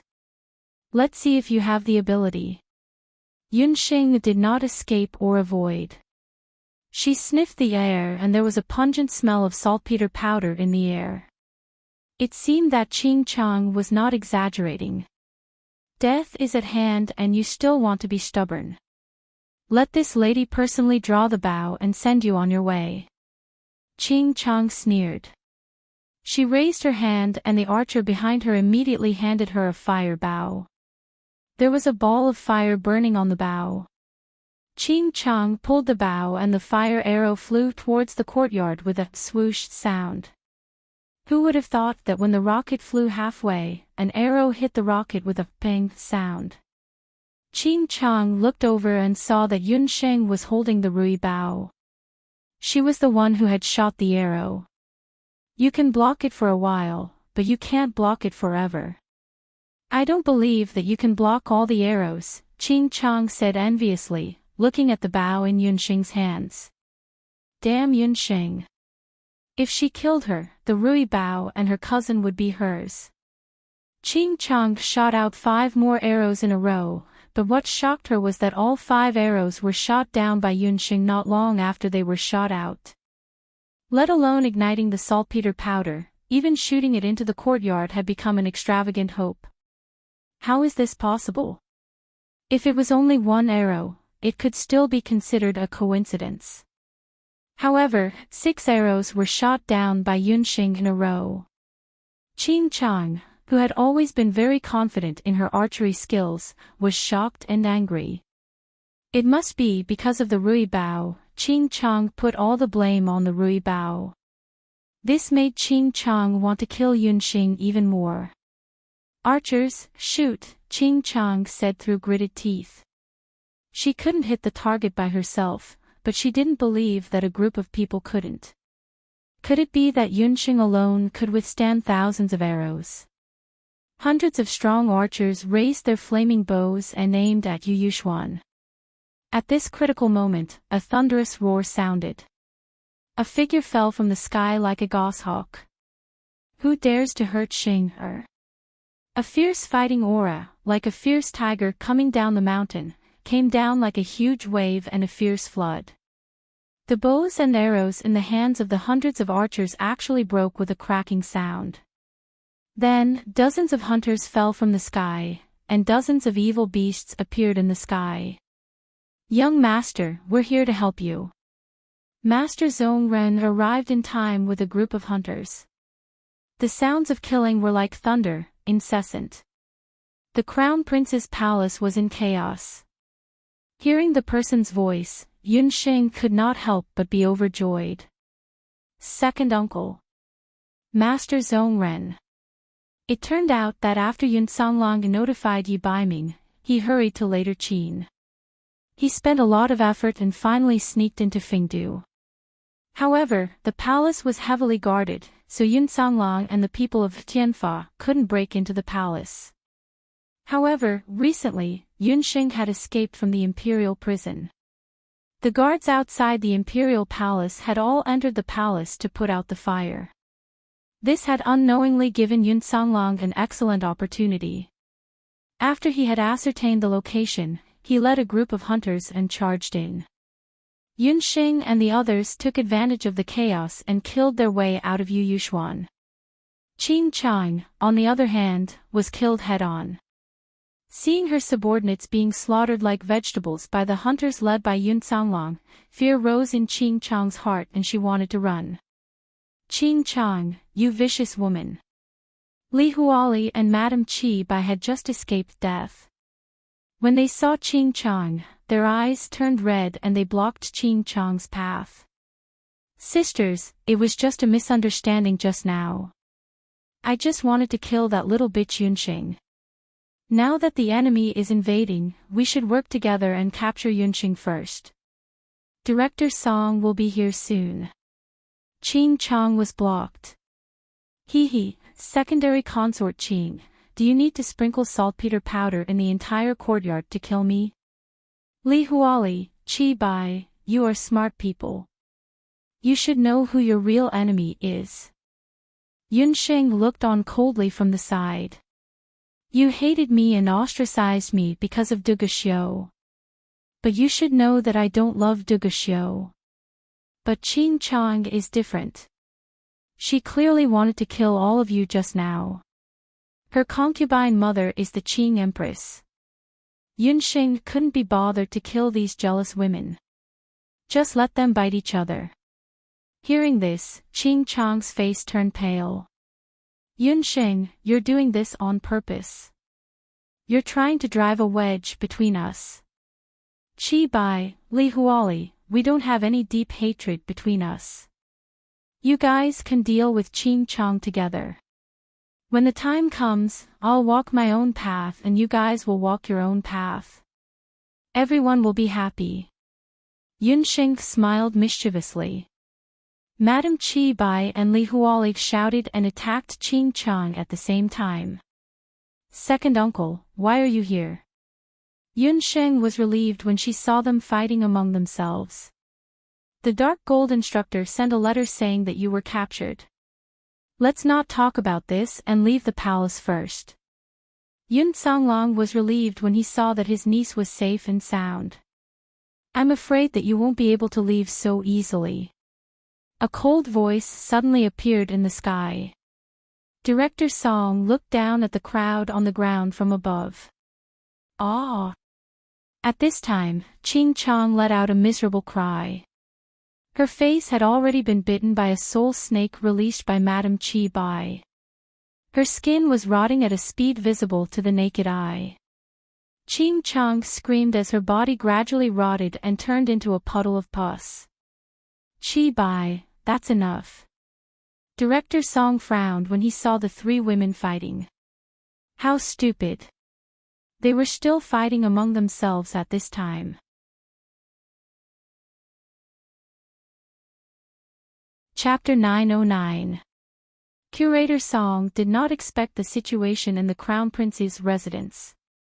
Idiot. She didn't even know that she was being used to kill someone with a borrowed knife. Curator Song had a headache. Qi Bai was a member of the Bashi clan. He had thought that this woman had good looks and was good at socializing.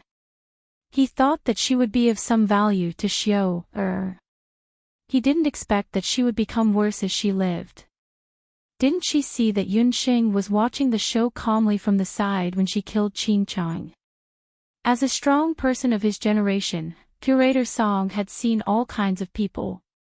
When he met Yunxing earlier, he already felt that Yunxing was not an ordinary person. Her experience and courage far surpassed that of ordinary women. In fact, she was on par with He Linlin. But this time, Yunxing's actions had opened his eyes. First, she instigated Moyin's rebellion. Then, she broke out of prison. She burned down the palace with the fire of the elves. Later Qin's imperial granary palace was now in chaos. Needless to say, the crown prince's residence was also in a mess. Concubine Qing was dead. This matter had to be explained to Empress Qing. The root of all this was Yunxing. This woman was not only quick-witted, but also very vicious. In order to achieve her goal, she would do anything. I underestimated you earlier. Yunxing, I'll give you two choices.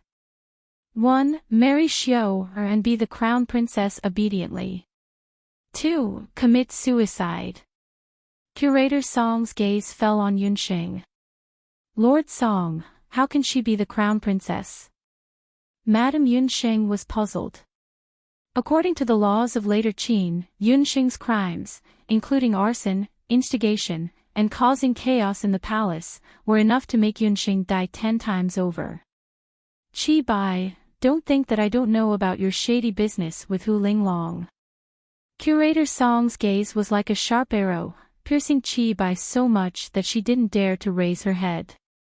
Hearing Hu Linglong's name, Madame Qi Bai knew that the matter of her secretly selling the celestial fox people's saintess had been exposed.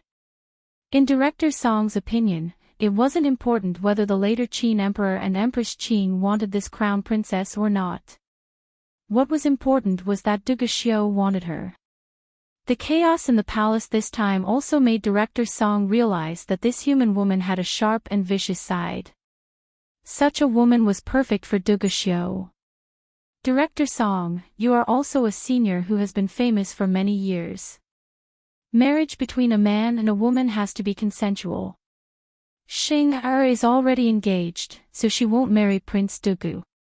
I hope that Director Song can give her a way out. Yun Songlong respectfully cupped his fists and bowed. You have to marry whether you want to or not. Director Song clearly didn't take Yun Songlong seriously. Yun Songlong was furious when he heard that. If anyone wants to force Xing Er, they'll have to go through Yun Songlong first. He roared, and a 2-meter-long blood cloud crocodile appeared. This blood cloud crocodile was the blood cloud beast of the Grand Emperor City's young lord, Xian Wuji. This was the blood cloud crocodile that Yunxing had tamed for Yun Songlong. In the past few years, Yun Songlong had been cultivating with the blood cloud crocodile. The blood cloud crocodile's cultivation had advanced by leaps and bounds, and it was already a saint-level magical beast. The furious blood cloud crocodile's eyes turned blood red. The blood cloud crocodile rushed forward and clawed at Director Song with its sharp claws. Director Song didn't move, but a black battle aura enveloped the blood cloud crocodile. When the blood cloud crocodile clashed with the battle aura, a strong smell of blood filled the air. The claws and teeth of the blood cloud crocodile, which had thick skin and thick flesh, broke, and fresh blood spurted out like a fountain. A black figure moved as fast as lightning. Bang! Under the heavy attack, the blood cloud crocodile was ruthlessly smashed into the ground. Blood and flesh splattered everywhere, and a 1-meter-wide crater appeared on the ground. Even the blood cloud crocodile, whose body was tougher than rocks and ores, was smashed into meat paste by this attack. With another flick, the figure returned to its original position. The blood cloud crocodile was instantly killed before it could even use its eyes. Director Song was still floating high in the sky, as if the blood cloud crocodile's death had nothing to do with him. You've gone too far. Seeing his own demonic beast being killed, Yun Songlong's body was burning with rage, and his furious voice soared into the sky. Battle aura was like an electric current, crazily rushing out. Battle aura turned into wings. Increasing speed, Yun Songlong's figure turned into a shadow, like a spear soaring into the sky, vowing to tear Director Song apart. Director Song didn't move. He was like a statue, standing high in the sky. He raised his hand. On his hand, Do Chi flowed like lightning. A terrifying battle skill that was filled with ruthlessness and destruction was being formed at an astonishing speed. Director Song and Yun Songlong were both top-notch martial artists in the continent, and their speed had already reached the extreme. The spectators on the ground could only see a shadow. Yunxing's heart was already in her throat. Shenong Pupil, 4th layer, God's Trace. The moment Shenong Pupil was activated, Yunxing's black pupils had an additional touch of gold. She saw something. A scene appeared in her mind. It seemed to be playing in slow motion, but also seemed to be fast-forwarding, predicting what was about to happen. In Director Song's hand, a large amount of battle aura was compressed and condensed, forming an astonishingly powerful energy vortex. That energy vortex spun rapidly, absorbing all the battle aura in the surroundings, and collided head-on with Yun Songlong. Crack, the terrifying sound of bones breaking and organs exploding was infinitely magnified. Blood spurted out from Yun Songlong's body like rain. Falling, Yun Songlong's corpse fell from the sky. Her pupils shrank. The scene in the sky had completely disappeared.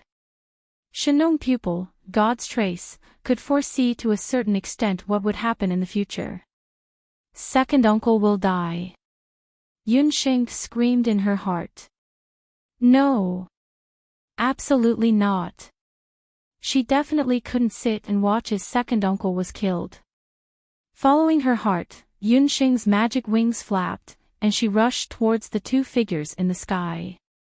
Ever since he learned from Puffed Egg that Yunxing was in deep trouble, Duguxiu brought Puffed Egg and rushed day and night, finally rushing back to Fingdu.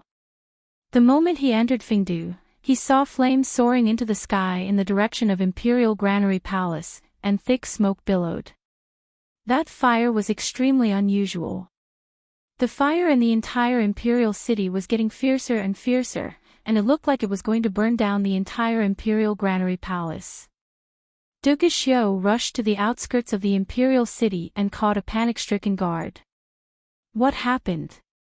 Crown Prince, Your Highness, the Imperial Palace is on fire, and all the prisoners in the prison have escaped. Duguxiu hurried towards the Imperial Palace. Halfway there, he sensed two figures in the sky, and he raised his head to look. With one look, Duguxiu felt suffocated. Yunxing. It was Yunxing. Yunxing, who had already recovered her magic, rushed into the sky like a moth to a flame. Her magic had already recovered. Duguxiu's gaze turned, and he looked at the sky again. In the sky, in the direction Yunxing was rushing towards, waves of fighting aura that was continuously getting stronger made Duguxiu involuntarily tremble. Duguxiu couldn't be more familiar with that aura. It was his master, Director Song. On Director Song's hand, fighting aura was condensing, becoming stronger and stronger, and it was transforming into a whirlpool. Yunxing was actually clashing with his master, Director Song.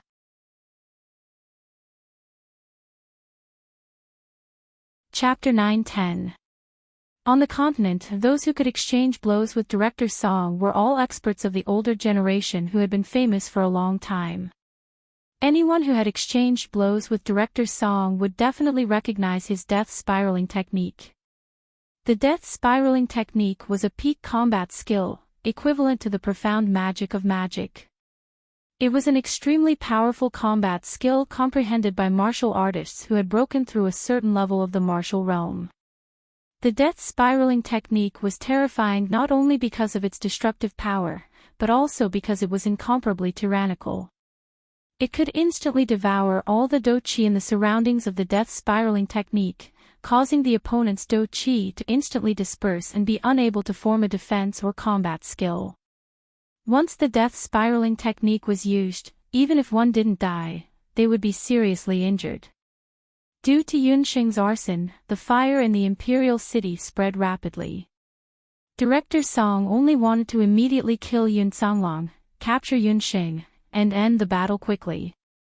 Therefore, he used a fatal move from the start. When Yun Songlong realized this, the do qi in his body was continuously being sucked into the death spiraling technique. Between life and death, Yun Songlong suddenly thought of his beloved wife, Yuan Shahua, and the two young children at home, second uncle. Yunxing suddenly teleported, separating Director Song and Yun Songlong. At this time, the death spiraling technique had already begun to take shape. Reckless, get out of the way. I'll spare your life for Xiu's sake. Director Song frowned. What a reckless little girl. So what if she blocked him? Did she really think that she could block the death spiraling technique with the flesh and blood of a mage? Whether I'm worthy or not, you'll know after trying. How about you try my profound magic? While speaking, red and blue magic elements were continuously forming on Yunxing's right hand. A ball of lightning was continuously growing stronger and bigger.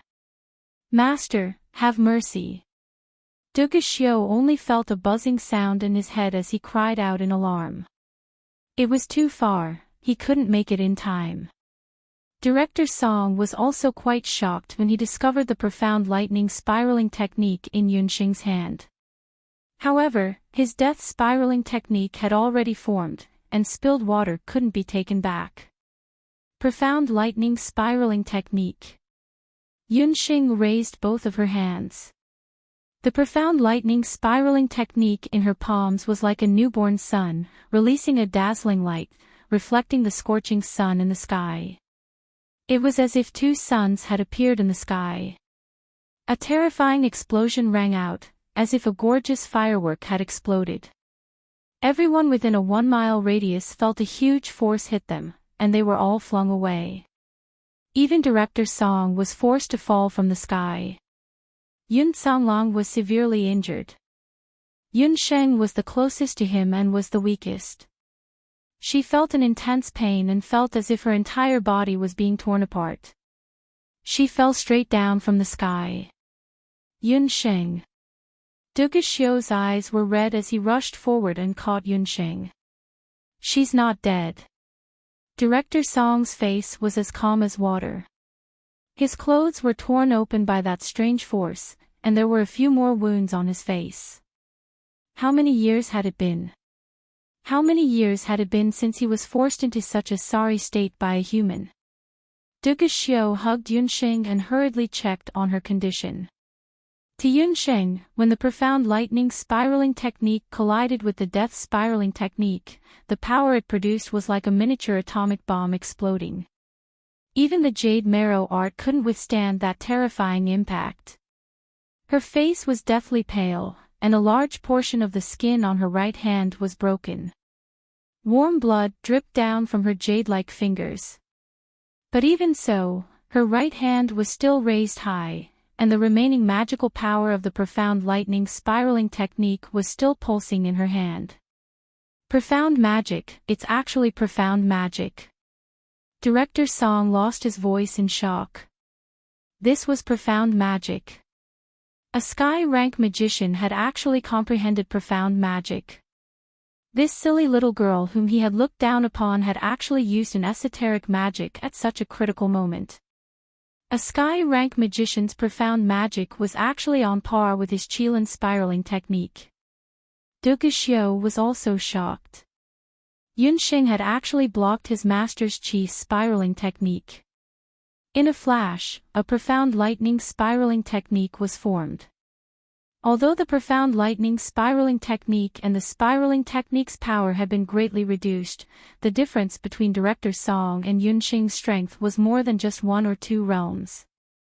Yunxing's forceful blocking was undoubtedly a joke with her life. Cough. Yunxing had already lost consciousness, and she vomited a mouthful of blood. Duge Xiu, let go of Xing. Yun Songlong struggled to prop himself up. He was also shocked by the scene just now. He hadn't thought that Director Song's strength would be so strong. Just now, if Yunxing hadn't risked her life to go forward, he would have been torn to pieces by the death spiraling technique. Director Song's gaze suddenly turned sharp, and he raised his hand. Master, this disciple, let them go. Duge Xiu looked at the heavily injured Yunxing, and his heart ached. The family that Yunxing had risked her life to protect, he couldn't kill them. Looking at Yunxing in his arms, Duge Xiu felt worse than if he had been injured himself, even though she was clearly the one injured. He had really fallen in love with her. Xiu, you can't hesitate anymore. Otherwise, she will destroy you. Director Song saw that his most valued disciple was actually in such a state. Although he was heartbroken, there was nothing he could do. Master, Xiu knows what to do.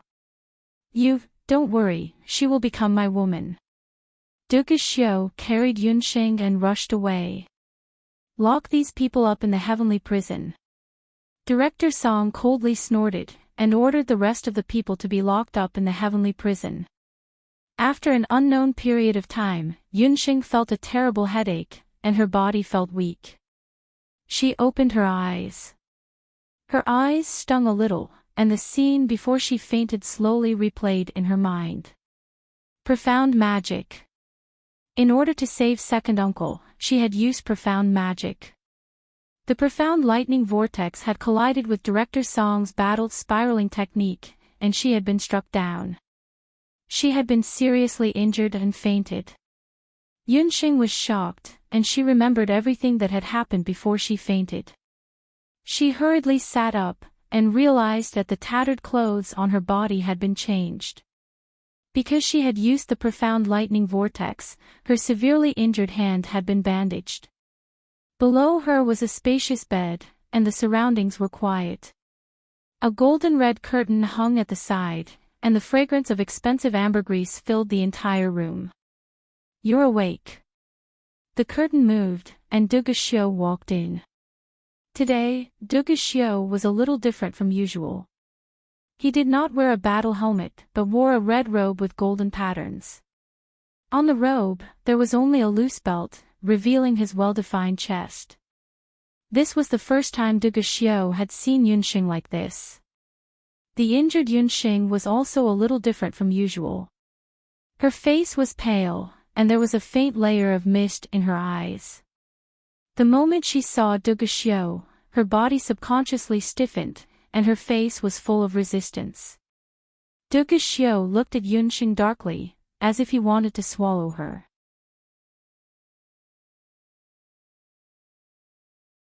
Chapter 9-11. For the first time in his life, Duge Xiu had the urge to tear a woman to shreds and swallow her whole. He wanted to completely take her as his, and no one would be able to covet her. Duge Xiu violently tore apart Yunxing's clothes. Suddenly, his arm went numb as if he had been hit by something. Duge Xiu, let go of me. Otherwise, I will make you regret it for the rest of your life. Yunxing sent a palm strike towards Duge Xiu. Humph, you really did learn some strange martial arts. However, it's still too weak. It's like stopping an itch through your boots. Duge Xiu pressed down on Yunxing's leg and lifted her up, fiercely throwing her onto the bed. Today, he had to obtain her no matter what. Duge Xiu had once thought that he could make Yunxing accept him. However, he did not know that Yunxing already hated him to the bones. Since that was the case, then don't blame him for using force. Bang, bang, bang. There was a series of hurried knocks on the door. Who is it? Duge Xiu was like an angry lion. He glared at Yunxing without turning his head. He had already said that no one was allowed to disturb him. Who was it that didn't want their lives and dared to disturb him at this critical moment? Your Highness Crown Prince, something bad has happened. The Emperor has been poisoned. What? Duge Xiu was shocked. He gloomily glanced at Yunxing and put on his robe. A guard was trembling with fear outside the door as he stuttered, reporting to the crown prince, the emperor and many imperial concubines, as well as many commoners in the city, have been poisoned. They are currently suffering from a high fever and have yet to wake up. Yunsheng, is this your doing? Duge Xiu flung his sleeves and turned around to pick up Yunsheng. I am a doctor, not a butcher. Yunsheng fiercely glared at Duge Xiu. The two of them were like two red-eyed roosters, both of their necks were red. Indeed, although Yunsheng was cunning, she had not reached the point of poisoning people. As a doctor, Yunsheng still had a bottom line. Even if you didn't do it, you must have something to do with it. Let's go and treat my father. If he can't be cured, I'll be the first to chop off Yun Sanglong's head. Duge Xiu carried Yunsheng on his shoulder and rushed to the Imperial View Palace where Duge Xing lived. In the later Qin Imperial Palace, due to the visit of the Hellfire of Elves, there were ruins everywhere along the way. The once splendid Imperial Jing Palace was also damaged in many places. Unconscious and poisoned, Duge Xing lay on his sickbed with a pale face. Later Qin's palace was also plagued by a series of misfortunes. Yesterday, Duge Xing was enjoying the warmth of concubine Zi's palace when he suddenly heard someone trying to put out a fire. Just as he finished speaking, a ball of fire rushed into the Thousand Purple Palace.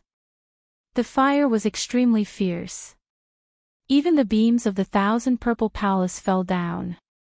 Duge Xing and concubine Zi were still naked at the time. Hearing the cry, he only had time to put on a pair of pants and rushed out with the frightened concubine Zi in his arms. It was already dawn when Duge Xing finally escaped death.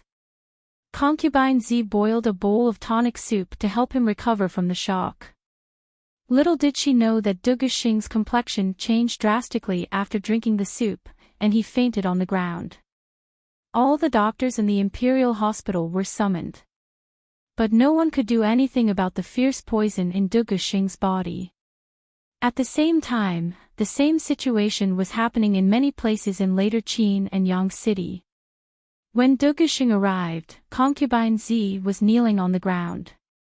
The doctors came to check the color of Duge Xiu's skin and opened his eyelids to listen to his pulse and heartbeat. When was he poisoned? Was there any reaction? This morning, after drinking the soup concubine Zi brought, His Highness fell unconscious, a maid on the side reported. How is His Majesty? Can the poison be cured? Green Empress saw the bitter faces of the doctors and whispered to each other. She was even more annoyed. Your Highness, His Majesty's poison is very strange. We've checked all the medical books but couldn't find the cause. We have used medicine to suppress the poison, but the poison seems to have a life of its own. After devouring the medicine, it has become even more violent. The imperial physicians were all horrified. What he meant was that they were unable to treat this poison. Concubine Zi, how dare you? Men, drag her out. Green Empress had always seen concubine Zi as a thorn in her side. Now that Duge Xing was poisoned, she could deal with her. Mercy, I don't know anything. Concubine Zi was terrified. She didn't know why His Majesty was poisoned. Even an idiot can see that she didn't poison him. Or is Green Empress worse than an idiot? A taunting voice came in with Duge Xiu. Xiu, quickly look at your imperial father. When Qing Empress saw Duge Xiu, it was as if she had seen her pillar of support. However, when she saw that Duge Xiu had actually come together with Yunsheng, she was unable to vent her anger. Why did you bring this little bitch here? She killed Qingqiang. Green Empress saw Yunsheng and her eyes turned red. Mother, she's a doctor. I've never seen anyone better than her. Moreover, what she said was the truth. Imperial father wasn't the only one poisoned in the imperial palace. I believe that imperial concubine Zi is also innocent. Duge Xiu also loved and hated Yunsheng. But there was one thing he couldn't deny. Duguxiu didn't know if Yunxing was the best doctor on the continent. But he was sure that her medical skills were the most amazing he had ever seen. Last time, when Yunba had been seriously injured, it was also Yunxing who had used a strange acupuncture technique to heal him. It was said that she was still in Tang Yuan and cured the poisoned Empress Tang Yuan. Duguxiu glanced at Yunxing. She knows how to save people? It's good enough that she didn't kill your father. Green Empress said bitterly. Yunxing snorted in her heart. Duguxiu must have been kicked in the head by a mule. She would never save Duguxing. I heard that many people in the capital were poisoned. I'll let her test it on those people first. Imperial Mother, don't worry. Imperial Father will definitely be fine. Duguxiu's words caused the fury in Yunxing's heart to surge. Duguxiu, you're despicable. Yunxing could watch the later Qin Emperor die, but she would never watch the innocent people die. Yunxing, whom Duguxiu knew, was sometimes vicious and sometimes cunning. But the Xiantong she opened would hold free medical treatment every year. She would deliver medicine and see patients for free. Based on this, Duguxiu could be sure that Yunxing would not sit back and do nothing. Go to the city and bring some patients in, Duguxiu ordered. Wait. How can they be moved when they're seriously ill? Tell me where the poison is most serious and I'll go there myself. If you don't agree, I won't treat them. Yunxing snorted. She just glanced at Duguxiu's face from afar and a touch of surprise flashed across her eyes.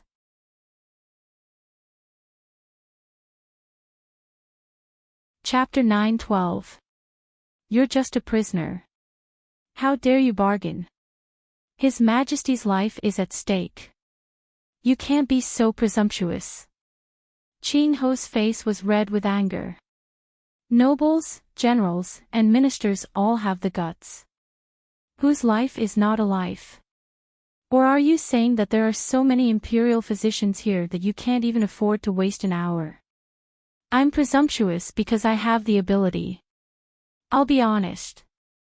I'm the only one who can cure Duguxing's poison.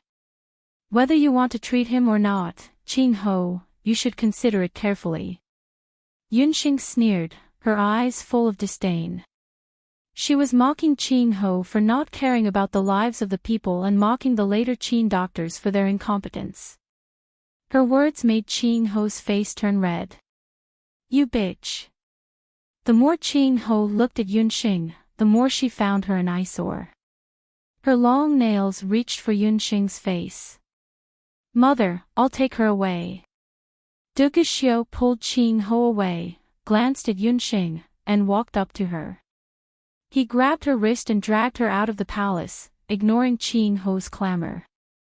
Duguxiu walked all the way to the outskirts of the imperial city before stopping. Yunxing, you'd better not try to escape. Yun Songlong, Dong Huang Linger, and a group of hunters are in my hands. If you dare to escape, I'll kill one person every hour. Duguxiu lowered his voice and whispered in Yunxing's ear. Duguxiu was very alert. This poisoning incident was not so simple. It must have something to do with the Dongchuan incident and Yun Songlong's rescue. After saying that, he stuffed Yunxing into the carriage. He rode on a horse and followed the carriage to Fingdu, the place where the poison was the most serious. This time, Duguxiu was right. The poisoning incident in Fingdu was indeed related to Yunxing. To be more precise, it was related to the continent's elite magician camp. Yunxing had only glanced at Duguxing, and his complexion and condition looked no different from that of a normal poison patient. But according to the imperial physicians, this poison was special. Yunxing's understanding of poisons was much less than that of herbs. However, among all the poisons in the world, there weren't many that could devour the power of a pill and turn it into poison. Yunxing called this poison a living poison. Poisons were also divided into several types. The The so-called deadly poisons were just ordinary poisons. As for the so-called living poison, it was something that could not be directly cured by medicinal pills. For a poison like this, let alone the later Qin imperial physicians, even if the experts from the Medicine Emperor Pavilion were here, they wouldn't be able to tell what was wrong with it. This was because this poison could only be concocted by Master Shi Huang and his personal disciple, Abandon. As for Yunsheng, she had seen this poison before because she was good friends with Qi. She recognized it at a glance. Coincidentally, Yunsheng also knew how to treat this poison. She was certain that it wasn't a coincidence that this poison appeared in later Qin. The dark gold instructors must have learned that she was trapped in later Qin and came to rescue her. Only someone like Master Shi Huang, who didn't play by the rules, would poison the later Qin imperial palace and Yangdu to save people. The carriage sped past and stopped on a street in later Qin. Yunsheng jumped off the carriage, and Duge Xiu stopped his horse. Looking over, Yunsheng and Duge Xiu both frowned. They didn't expect there to be such a place in later Qin's imperial capital. Overgrown weeds, dilapidated houses, and a group of sallow and emaciated children surrounded the carriage with bare feet. Not far away, some people were lying on the ground, moaning in pain. This area was located in the old district of later Qin, commonly known as the Rebel Village. There were no medical centers, and no money to hire a doctor, so this was the place with the most severe poisoning in later Qin. Nearly half of the people on this street had been poisoned. Get out of the way, don't be rude. You rebels, get out of the way when you see the crown prince. The guards of later Qin were afraid that these filthy people would anger the crown prince, so they pulled out their swords and slashed at the nearest child. Puff! A small stone hit the saber. The guard felt a tremor in his hand, and the sword fell out of his hand and rolled to the ground. Duge Xiu, as the crown prince, this is the first time you've seen such a situation. Corpses are still everywhere under the feet of the emperor. A guard with a sword actually slashed at a child. Later Qin really deserves to be called the most powerful country.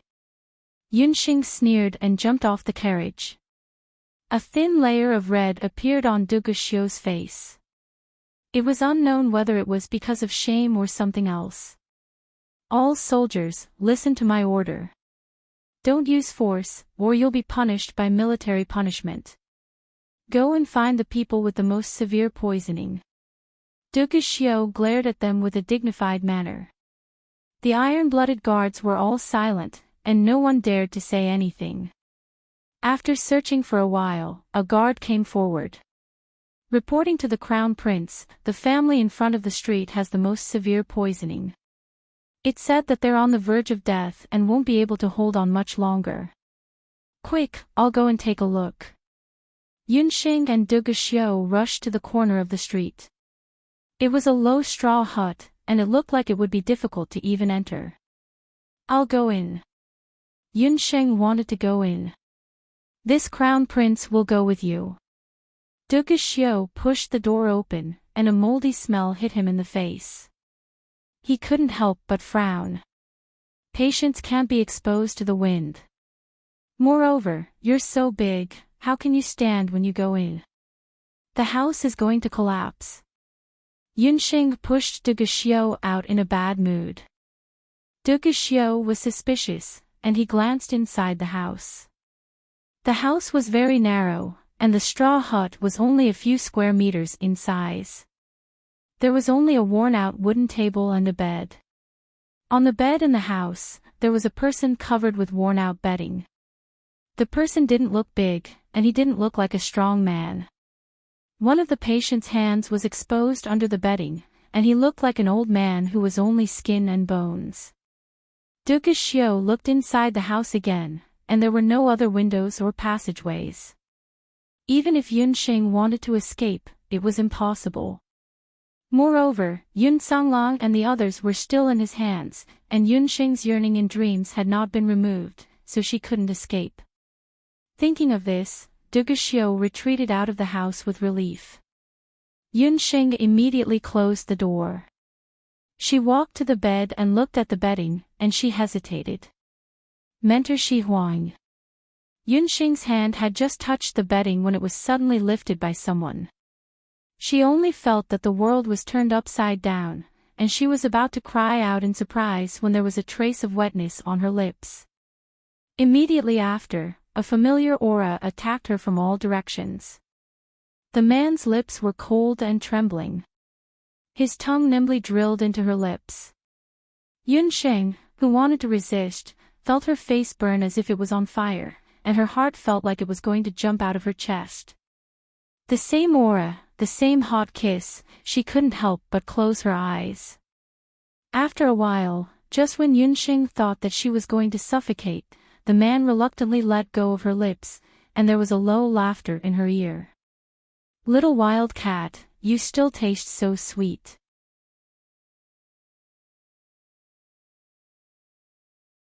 Chapter 9:13. Sweet? Yunxing was both embarrassed and annoyed. She pushed the person away forcefully. In the small thatched hut, Yunxing was dumbfounded. Her mouth was in an O shape as she stared at Yi Baiming. The person who crawled out from under the blanket had grayish-brown hair. His face was filled with wrinkles and his back was hunched. He was even shorter than her. However, that familiar voice and the unique fragrance on Yi Baiming's body that was like grass and pine leaves were definitely not wrong. The old man's lips curled up into a familiar smile. He wiped his face and took off a mask that was as thin as human skin, revealing Yi Baiming's handsome face. He stretched his muscles and bones again. After a series of low crackling sounds, his body began to change rapidly. The patient that looked thin and weak under the blankets suddenly expanded and revealed his normal height. As for Yi Baiming's skin and limbs, they were all covered in an exaggerated sickly yellow color. Night Fox, why are you here? Yunxing had indeed purposely found this thatched hut because she believed that the dark gold instructor would have left some clues here. However, she didn't expect that the person hiding under the blanket was actually Yi Baiming. This prince's fiancé secretly wanted to marry another man behind this prince's back.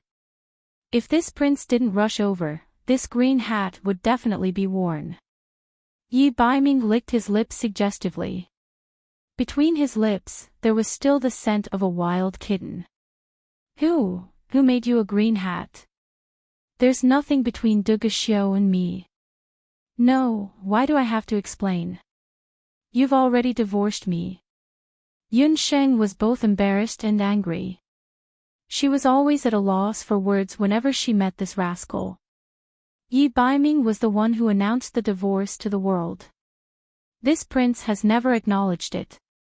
Furthermore, even if I divorced you, this prince can still marry you. Yi Baiming shrugged his shoulders shamelessly. Who wants to marry you? Why are you here? Duguxiu's men are all outside. Hurry up and leave. Yunxing admitted. When she saw Yi Baiming, she felt a trace of sweetness in her heart. However, she soon realized how rash Yi Baiming's actions were. Yi Baiming had always been cautious and never acted rashly. This time, he directly snuck into Yangdu. This was clearly a far cry from his usual style of doing things. After Yi Baiming left Jade Capital, he rushed to Fengdu. Along the way, he contacted the Dark Gold instructor. He found out that the Dark Gold instructor had discussed with instructor Shi Huang. In order to save Yunxing, they would sneak into Yangdu and poison the local water sources and even the imperial palace as well. This kind of poison wouldn't take a person's life, but it would cause them to fall unconscious and have a high fever. It was instructor Shi Huang's unique poison and normal doctors wouldn't be able to treat it. As long as Yunxing was still in the imperial palace, she would definitely go and diagnose the moment the poison flared up. With her eyesight, she would definitely be able to tell that the poison was related to instructor Shi Huang. Things went as the Dark Gold instructor expected. Yunxing was very sharp. After she recognized the poison, she found an excuse to leave the imperial palace. However, Yunxing didn't expect that the person in charge of receiving her would be Yi Baiming. This guy was really audacious. He actually hid in this thatched cottage all by himself. When Yunxing recalled the scene just now, she was really frightened. Duge Xiu was just one step away from entering. In Fengdu, there was Duge Xiu and Director Song. Which one of them wasn't a top-notch expert? If they bumped into Yi Baiming, they would definitely fight to the death. You've lost a lot of weight. Also, what's with the injuries in your body? Yi Baiming furrowed his brows. There were 3 good-looking wrinkles in between his brows. When he carried Yunxing just now, he realized that she was much lighter than before. Also, she actually had internal injuries. That damn Duge Xiu. He dared to lay his hands on the little wild cat. Who allowed him to hurt the little wild cat? Yi Baiming glanced outside the hut. Just now, when he heard Duge Xiu's voice, he already wanted to make a move. What are you doing? Don't be rash. There are many guards outside. Yunxing had a guilty look. She walked to the side of the straw hut and looked outside through the gap in the door. She discovered that Duge Xiu was still guarding outside, not leaving even an inch. Duge Xiu would never have thought that Yi Baiming was just a wall away. Yunxing muttered. Why did she suddenly have an illusion? It was like an adulterous couple having an affair behind their husband's back. You came with the teachers? Yunxing didn't see anyone from the continent's magic elite camp on the way here. They are all nearby and have disguised themselves. As long as you appear, they will coordinate with you and leave this place. Yi Baiming was constantly paying attention to the movements outside. Duge Xiu had brought the Blood Iron warriors. Yi Baiming was confident that he could block Duge Xiu. The others could kill the Blood Iron warriors, so it wouldn't be difficult for them to escape. His main goal this time was to save Yunxing. No, I can't leave. Second uncle and Ling are still in their hands. Also, Duge Xiu put a strange poison in my body. Yunxing hesitated for a moment, then swallowed. If the poison isn't cured, I can't leave him in this life. After Yunxing finished speaking, she lifted up her clothes and revealed her arm. The silver snake symbol on her delicate arm looked strangely dazzling.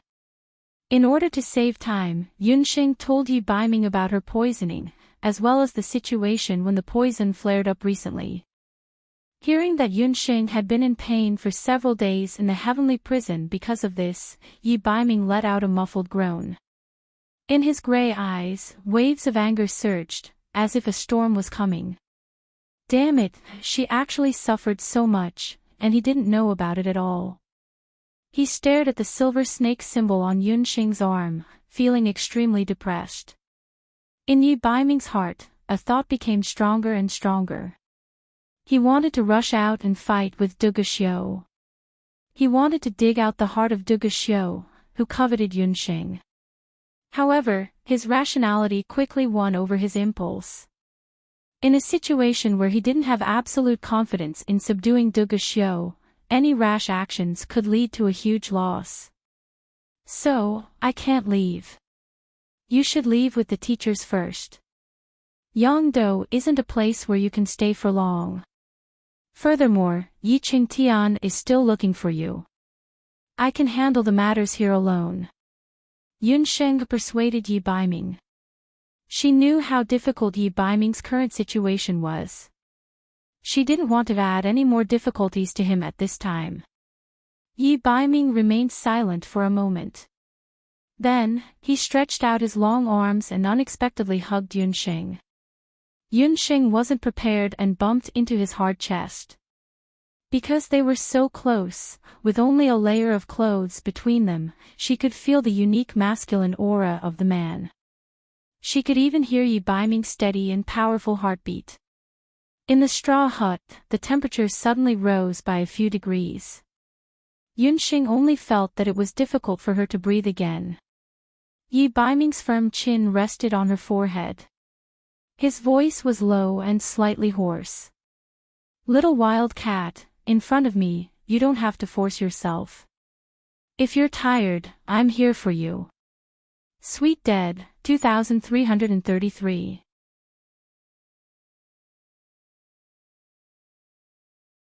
Chapter 9:14. Yi Baiming's words, accompanied by his strong heartbeat, seemed to be branded in Yunxing's heart.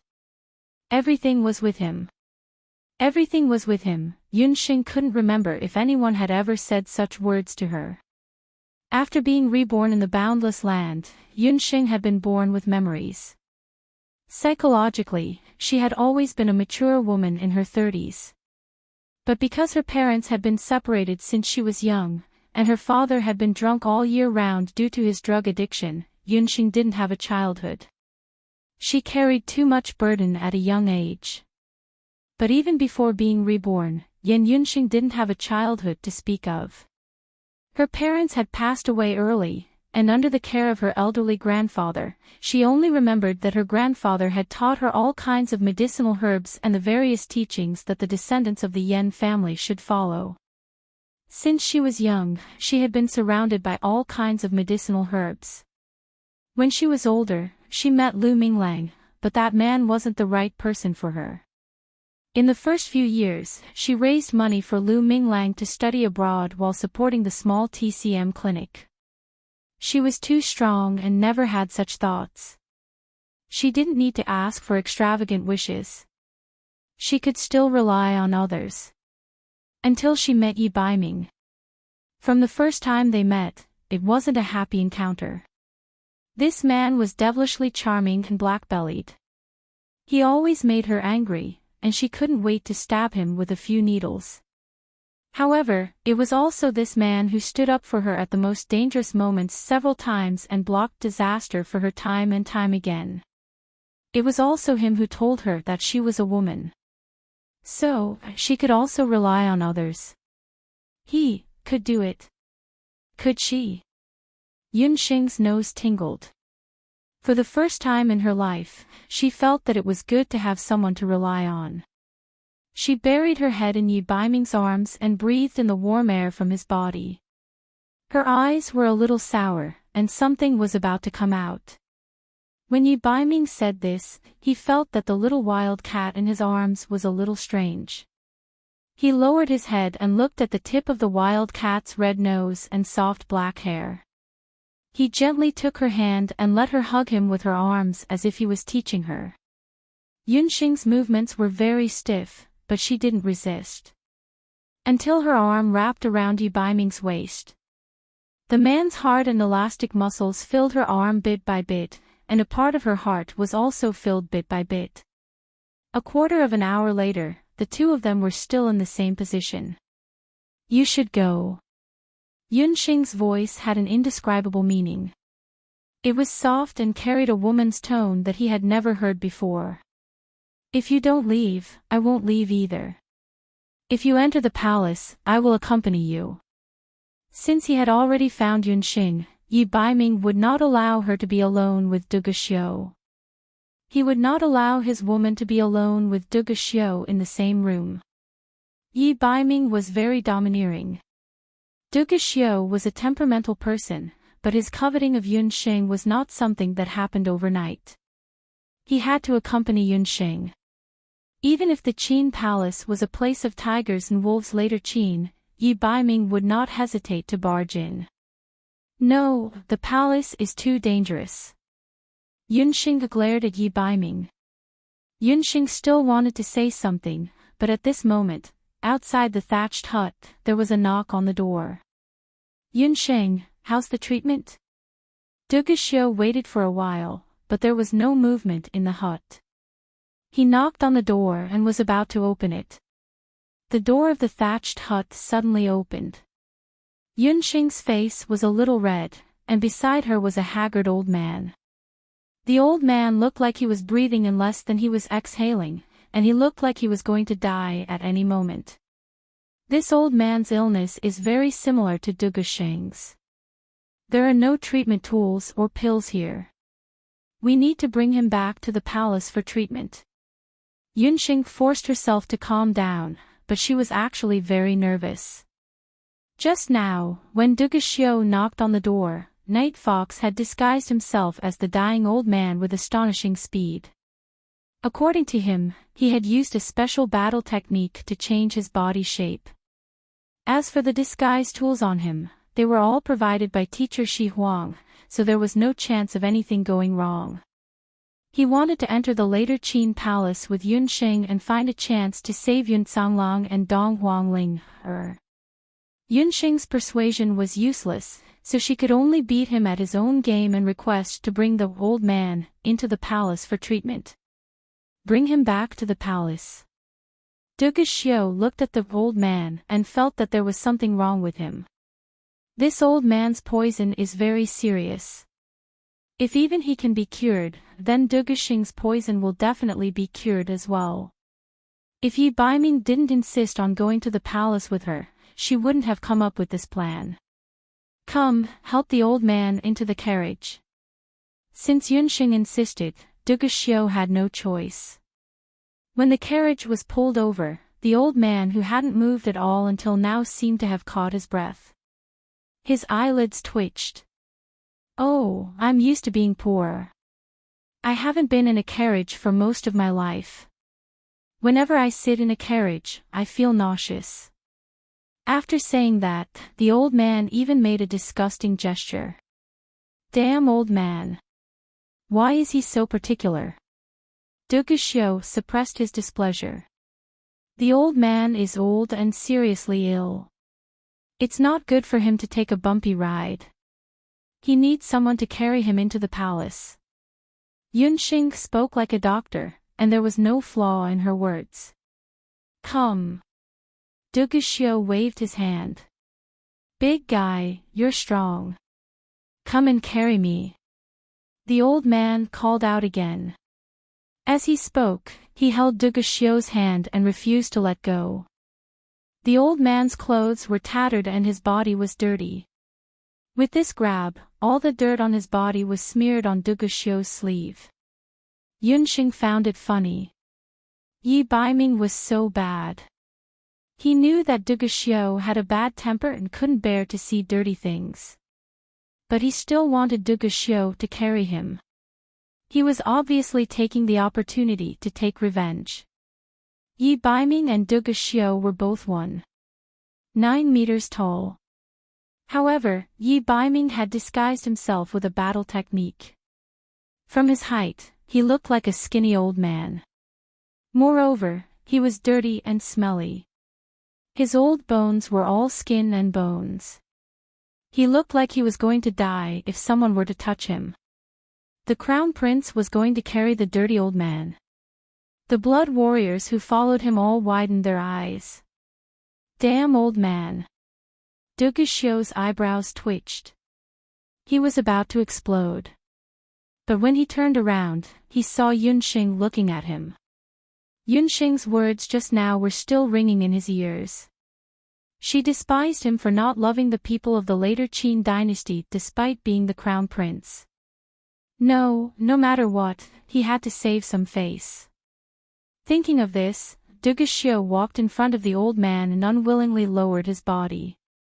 But even so, Duguxiu was still taller than the short, old man, by more than half. This old man can't reach it. Young man, you should be a little shorter, a little shorter. The old man snorted as he curled his lips at Yunxing and revealed a mischievous smile. Duguxiu could only lower himself as much as he could. When he was so short that he couldn't bend his waist, the old man stepped on his back as if he was stepping on a horse's back. He firmly stepped on Duguxiu's back and pressed his entire body onto Duguxiu. After reading the new chapter, please remember to check the book reviews and comment section. There's an activity to win book coins. If you have the conditions, please participate.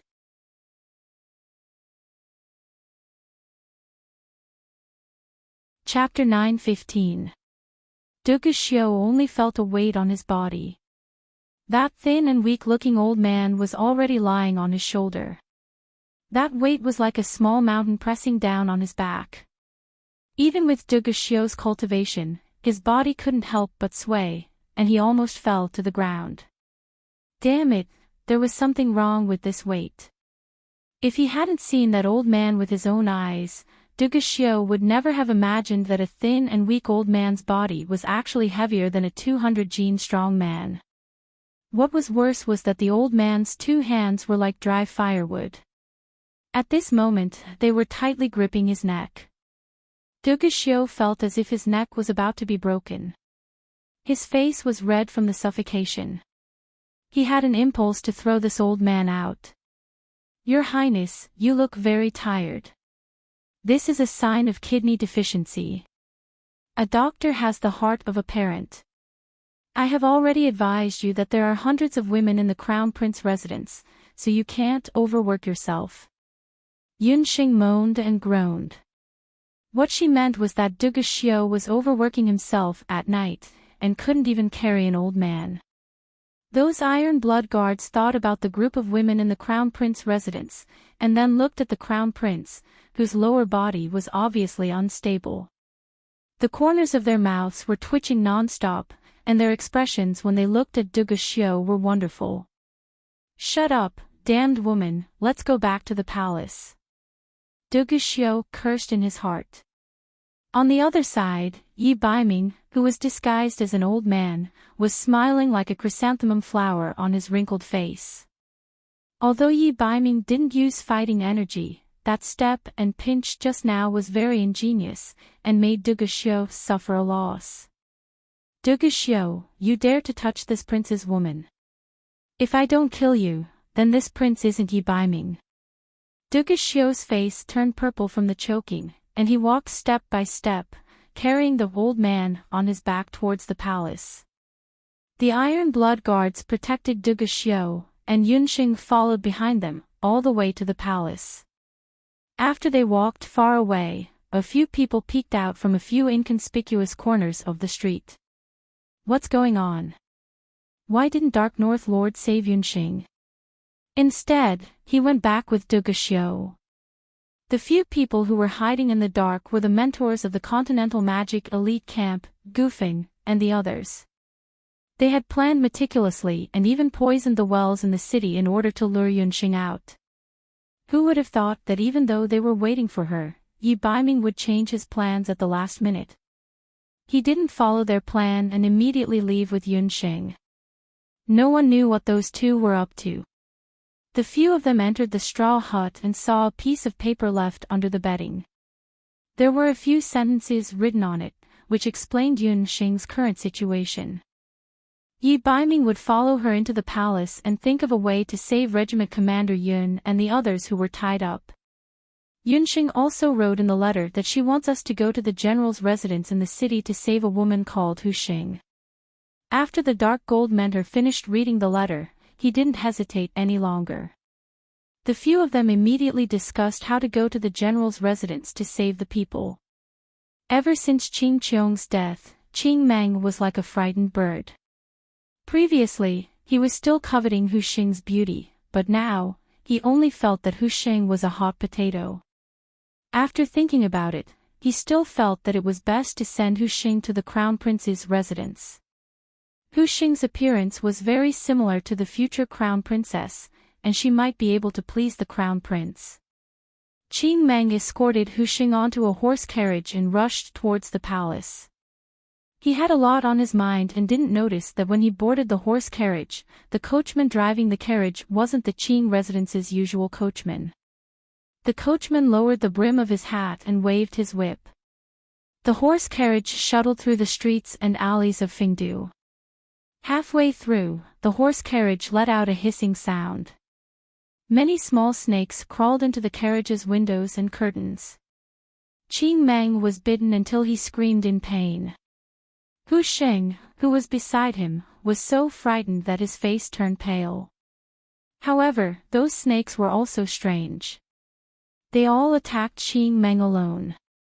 When Qing Meng's voice became softer and softer, and his last breath was gone, the curtains of the horse carriage opened and Mentor Shi Huang came in. TSK TSK, what a meal. Little snakes, you're in for a treat. Mentor Shi Huang was all smiles. When he blew his snake flute, those small snakes immediately disappeared like the ebbing tide. Hee, you're who? Only then did Mentor Shi Huang notice that there was a person curled up in the corner of the horse carriage. However, when he took a closer look and saw Hu Xing's appearance, Mentor Shi Huang was speechless for a moment.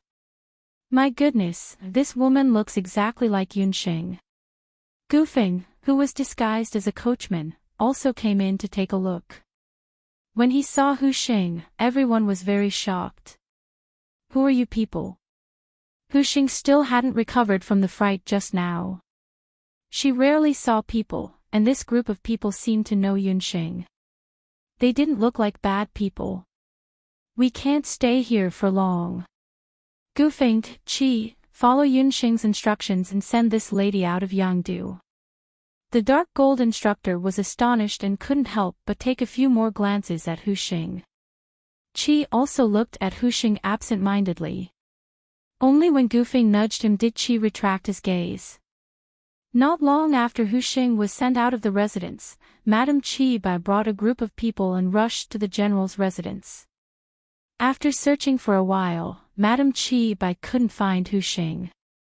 After learning that Director Song already knew about Hu Xing, Madame Qi Bai was very nervous, afraid that Director Song would punish her. Fortunately, she soon discovered that Director Song didn't intend to reveal this matter. He only wanted Madame Qi Bai to find Hu Xing as soon as possible. Madame Qi Bai also went through a lot of twists and turns before finding out that Hu Xing was auctioned off by Yun Xing.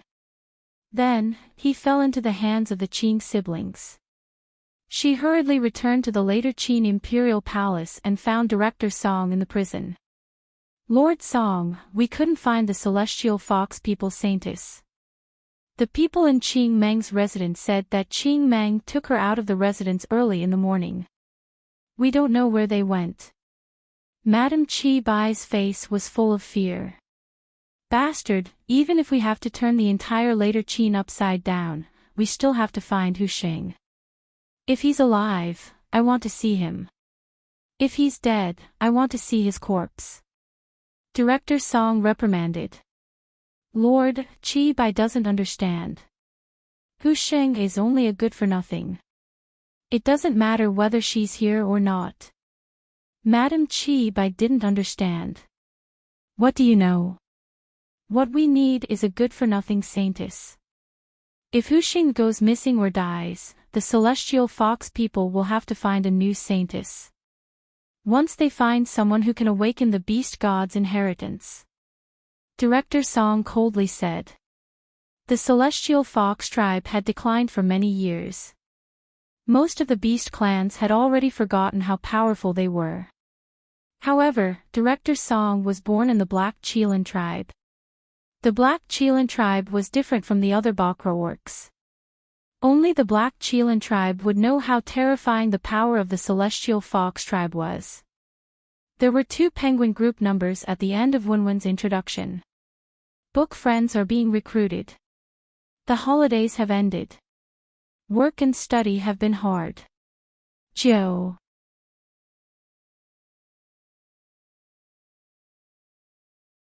Chapter 9:16. Sir Song, you're worrying too much. The Celestial Fox clan has already declined. It's been nearly 1,000 years since anyone was able to awaken the beast god's inheritance. With Hu Xing's disappearance, the one most likely to inherit the position of Holy Maiden is Hu Linglong. She doesn't have the ability to inherit the beast god's legacy. Madame Qi Bai was very disdainful when she mentioned this matter. A large part of the reason why she and Hu Linglong could become good friends was because she felt superior in front of Hu Linglong. The Boss Serpent tribe was still a bit stronger than the Celestial Fox people. The people of the 8 wilderness beast clans all knew that not long ago, the heirs of the 8 major beast clans had risked their lives to enter the Bloody Sky Metropolis beast world. The people of the other 8 major beast clans had all obtained their own Beast King blood crystals. As long as they brought the Beast King blood crystals back to their clans, the Beast God would truly awaken. The day when the descendants of the Beast clans obtained the Beast God's inheritance would be just around the corner. Only the Celestial Fox people didn't obtain the Celestial Fox blood crystals. The Celestial Fox people who didn't obtain the Beast God's inheritance were the weakest existences even among the lower Beast clans. They were like trees without roots and flames without a source, unable to reach the apex. In the next Bahuang competition, needless to say, the Celestial Fox people would be at the bottom again. Director Song had some impression of Hu Linglong. This woman was cunning and blinded by greed, but she didn't have much ability. This kind of person, as long as a little temptation was given, was easier to control than Hu Xing, who didn't know the ways of the world. Since we can't find Hu Xing, we'll spread the news that she was trapped in the Big Dipper auction and was bought by a human aristocrat. Even if she's alive, she won't be able to return to the Celestial Fox people. Director Song's face darkened. When Madame Chi Bai heard this, she was slightly startled.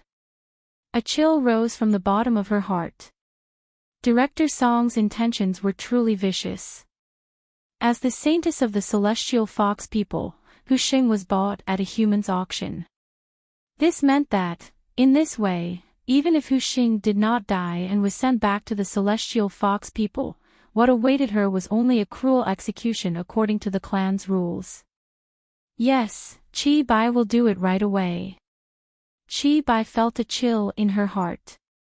Chi Bai was just about to leave. Ba, sinister and cunning, lowly and thick-skinned, male beast, female beast. Exaggerated curses drilled into Director Song and Chi Bai's ears. Lord Song, what is this? Madame Chi Bai turned around and saw a pink egg locked up in the prison. The egg's appearance was very strange. It had a pair of wings and was slightly bigger than a baby. Its 2 wings were hung upside down in the cell by 7 or 8 black iron chains. For the past few days, Director Song had been in prison. Chi Bai thought that it was because of the prison break last time. Who knew that he was actually interrogating this oddly shaped egg? It turned out that a few days ago, Duge Xiu brought the puffed egg back to Yangdou.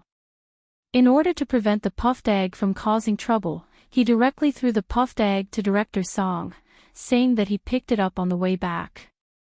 First, he had to investigate the egg's origin. If he couldn't, then Director Song could do whatever he wanted with it. Director Song could conclude that the puffed egg was a type of magical beast. However, even after looking through all the information at hand, he still couldn't figure out what type of magical beast this egg was. Ba, snake spirit woman, you're the one who's a plaything. Ba is an invincible egg that everyone loves. Ba needs to find its beloved owner. This place is smelly and dark, ah. The puffed egg began to howl again. This howl was like a demonic sound that pierced through one's mind.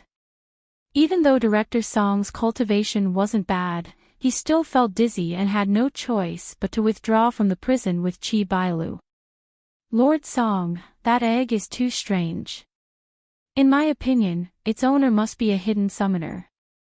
It's better to deal with it as soon as possible. Chi Bailu shivered when she thought of that terrifying demonic sound brainwashing. No, we have to keep it. I suspect that it's a descendant of some ancient magical beast. It might even have a longer history than the Bakra orcs.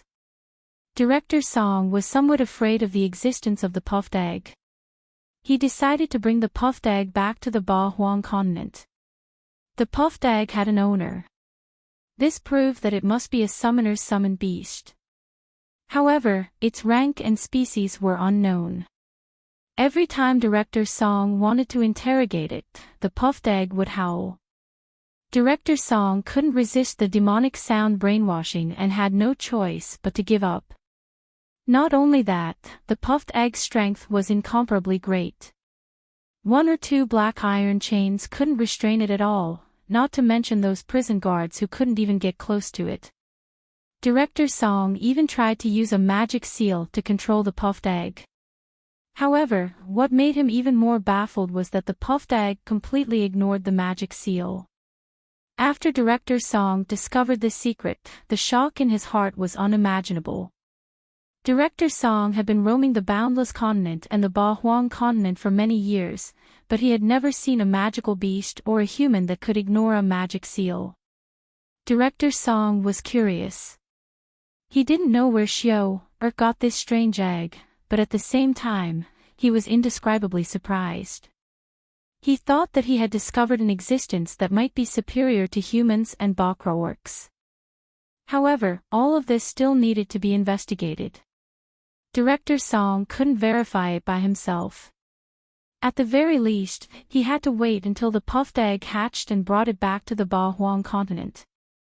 However, before that, Director Song had to make sure that the owner of this magical beast egg wouldn't come looking for him. In the Imperial City, Duga Xiao carried the old man on his back and walked for more than half an hour before arriving at the Imperial View Palace. "You bitch, you actually made Xiao carry this dirty old thing." Qin Ho saw that her son was sweating profusely and was even more tired than when he was training. She knew that it was Yunxing's doing. "Mother, forget it." "How is father?" Duga Xiao finally put down the old man. "He's still the same. He's not waking up." Qin Ho's face was filled with sorrow. "Yunxing, I've carried him back. Treat him immediately." Duga Xiao urged Yunxing. "I'll write a prescription first. Make 2 portions of each herb according to the prescription. 1 portion will be used to treat the old man, and the other portion will be used to treat Duga Xing." Yunxing calmly wrote down a prescription. Duga Xiao looked at it and frowned. There were as many as 30 to 40 herbs in the prescription. Most of them were of the holy grade and were very expensive. Father's illness needs so many herbs. Can't you use your special acupuncture technique to treat it directly? Duga Xiao was doubtful. He remembered that last time, Yunxing cured Yunba's injury with just a few needles. Duga Xiao wasn't sure if the herbs written on the prescription were available in the later Qin Palace. It would take a lot of time just to gather these herbs. No matter how he looked at it, Duga Xiao felt that Yunxing was stalling for time. "Prince Dugu, are you the doctor or am I the doctor? Or is it that the big later Qin Palace can't even gather dozens of herbs?" Yunxing looked impatient.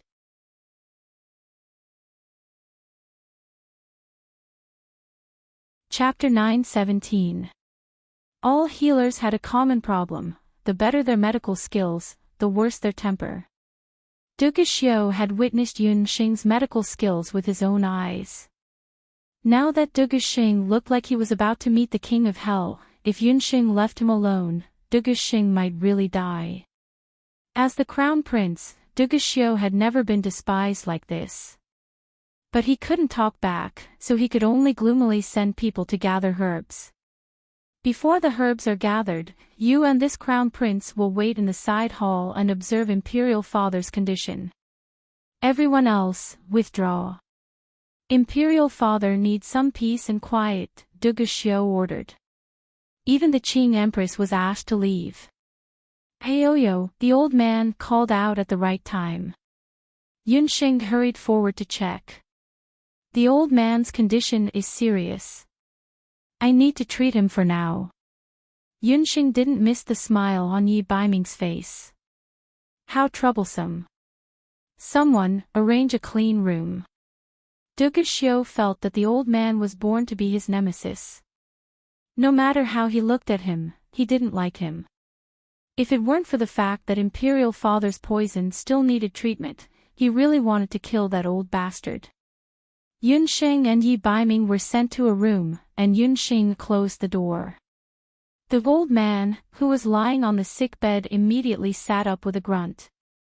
"Are we going to find second uncle and the others?" Yunxing glanced outside the room and saw 2 guards standing guard outside. "No hurry. We have few people, so we have to split up. Yi Baiming looked serious. Yunxing had recovered her magic, but Duguxiu still dared to let her move around freely. Besides the fact that Yunxing was poisoned and couldn't move around alone for too long, there was another reason. Duguxiu still had Yun Canglong and the other hostages. Yi Baiming followed Yunxing into the imperial palace this time to help her save people and eliminate his worries. He took out a map of the later Qin imperial palace. Yi Baiming had already made sufficient preparations. On this map, he had marked out 3 regions that he suspected might be used to imprison Yun Canglong and Dong Huanglinger. The first was the imperial prison, the second was the crown prince's mansion, and the third was the imperial palace's training grounds. The imperial prison was a common place for prisoners, and it was the most likely place to imprison prisoners. However, after Yunxing burned down the imperial palace with her fairy fire, nearly half of the imperial prison was damaged, and the possibility of imprisoning criminals was greatly reduced. The second place was the Crown Prince's mansion. Although the Crown Prince's residence had experienced a fire, the damage was relatively light. There were still a few traps in the Crown Prince's residence that only Duguxiu knew about. The last place was the Imperial Palace's training grounds, and it was also the place where Director Song taught the prince's martial arts in the early years. Yunxing couldn't help but admire Yi Baiming's methods. She had stayed in the Crown Prince's mansion for close to a month, and the number of clues that she obtained was less than the number of clues that he had obtained in the past few days. You stay here first. I can see that Duguxiu is very suspicious, and he will definitely come back to look for you later. It's more convenient for me to act alone, Yi Baiming said, then pushed open the window. You, be careful, Yunxing reminded him. Hearing the concern in the little wild kitten's words, Yi Baiming's lips curled up, and he said in a deep voice, if I save second uncle and Dong Huanglinger, you will owe me a big favor. Little wild kitten, how about you repay me with your body? Repay your head. Yunxing was so angry that she stomped her feet. Yi Baiming, on the other hand, bent his waist and quietly disappeared. If you can come back safely, I will repay you with my body, and Yunxing watched him leave, her heart in turmoil. Miss Yun, the Crown Prince sent word that there has been a change in His Majesty's condition, and he wants you to hurry over. Outside the door, a palace maid knocked. Yunxing opened the door, feeling strange. Duguxing's poison wasn't serious, and it shouldn't have gotten worse. How could there be a change in his condition? It must be Duguxiu's doing. To avoid Duguxiu's suspicion, Yunxing had to go to the Imperial View Palace. When she arrived at the Imperial View Palace, Yunxing suddenly frowned as she felt that something was wrong. There was no one in the palace. On the sickbed, Duguxing's face was ghastly pale. Yunxing walked over and saw a dagger stuck in Duguxing's chest. It was at this time that Qing Ho led a group of people and charged in angrily. Seeing Yunxing standing by the bed and Duguxing's tragic death, she almost fainted. You killed His Majesty. Mother. Duguxiu and Director Song rushed into the room. They saw Duguxing's lifeless body on the bed and Yunxing's calm face. I didn't kill him. Yunxing realized that she had been set up. It seemed that someone had faked Duguxiu's order to lure her here. She was the one who killed him. She was the only one in the Imperial View Palace. I heard from the palace maids that you and Director Song went to check the prison because you were worried that no one would take care of His Majesty. Who knew that when I arrived, I saw that woman standing by the bed. His Majesty had already died from anger. Qing Empress stroked her chest with a heartbroken face. If I wanted to kill him, I didn't have to do it myself. I didn't have to do it. When I came in, Duguxing was already dead. I'll admit that I killed him. But if I didn't, I won't take the blame. Yunxing's indifference silenced Duguxiu. Master, I'll leave her to you for now. Mother, Xiao wants to talk to you. Duga Xiao and Director Song exchanged a look. Director Song got the hint and left with Yunsheng. After Yunsheng and Director Song left, Duga Xiao dismissed the palace maids and guards. Later Qin Emperor Duga Xing was still lying on the bed. The blood on his chest had dried up, and the dagger looked particularly glaring. Mother, you don't have to be in such a hurry. Duga Xiao looked at Qing Empress. Qing Empress felt guilty. She mumbled, Xiao, what are you talking about? I don't understand. You killed her, didn't you? I heard that you ordered several palace maids to kill concubine Zi. Duga Xiao knew his mother well. When Duga Xing was still alive, she couldn't stand those young and beautiful concubines in the palace. Especially concubine Zi. Qing Empress had always wanted to get rid of her. But Duga Xing had been protecting her, so Qing Empress couldn't find the right opportunity. Taking advantage of the fact that Emperor Duga Xing was in a coma, and coincidentally, the imperial doctors found out that concubine Zi was pregnant, Empress Qing planned to kill concubine Zi. But concubine Zi resisted desperately and escaped to the imperial view palace with the help of an old maid. Concubine Zi cried and complained in front of Duga Xing's bed. Qing Empress was furious and came to arrest concubine Zi. But Duga Xing suddenly woke up.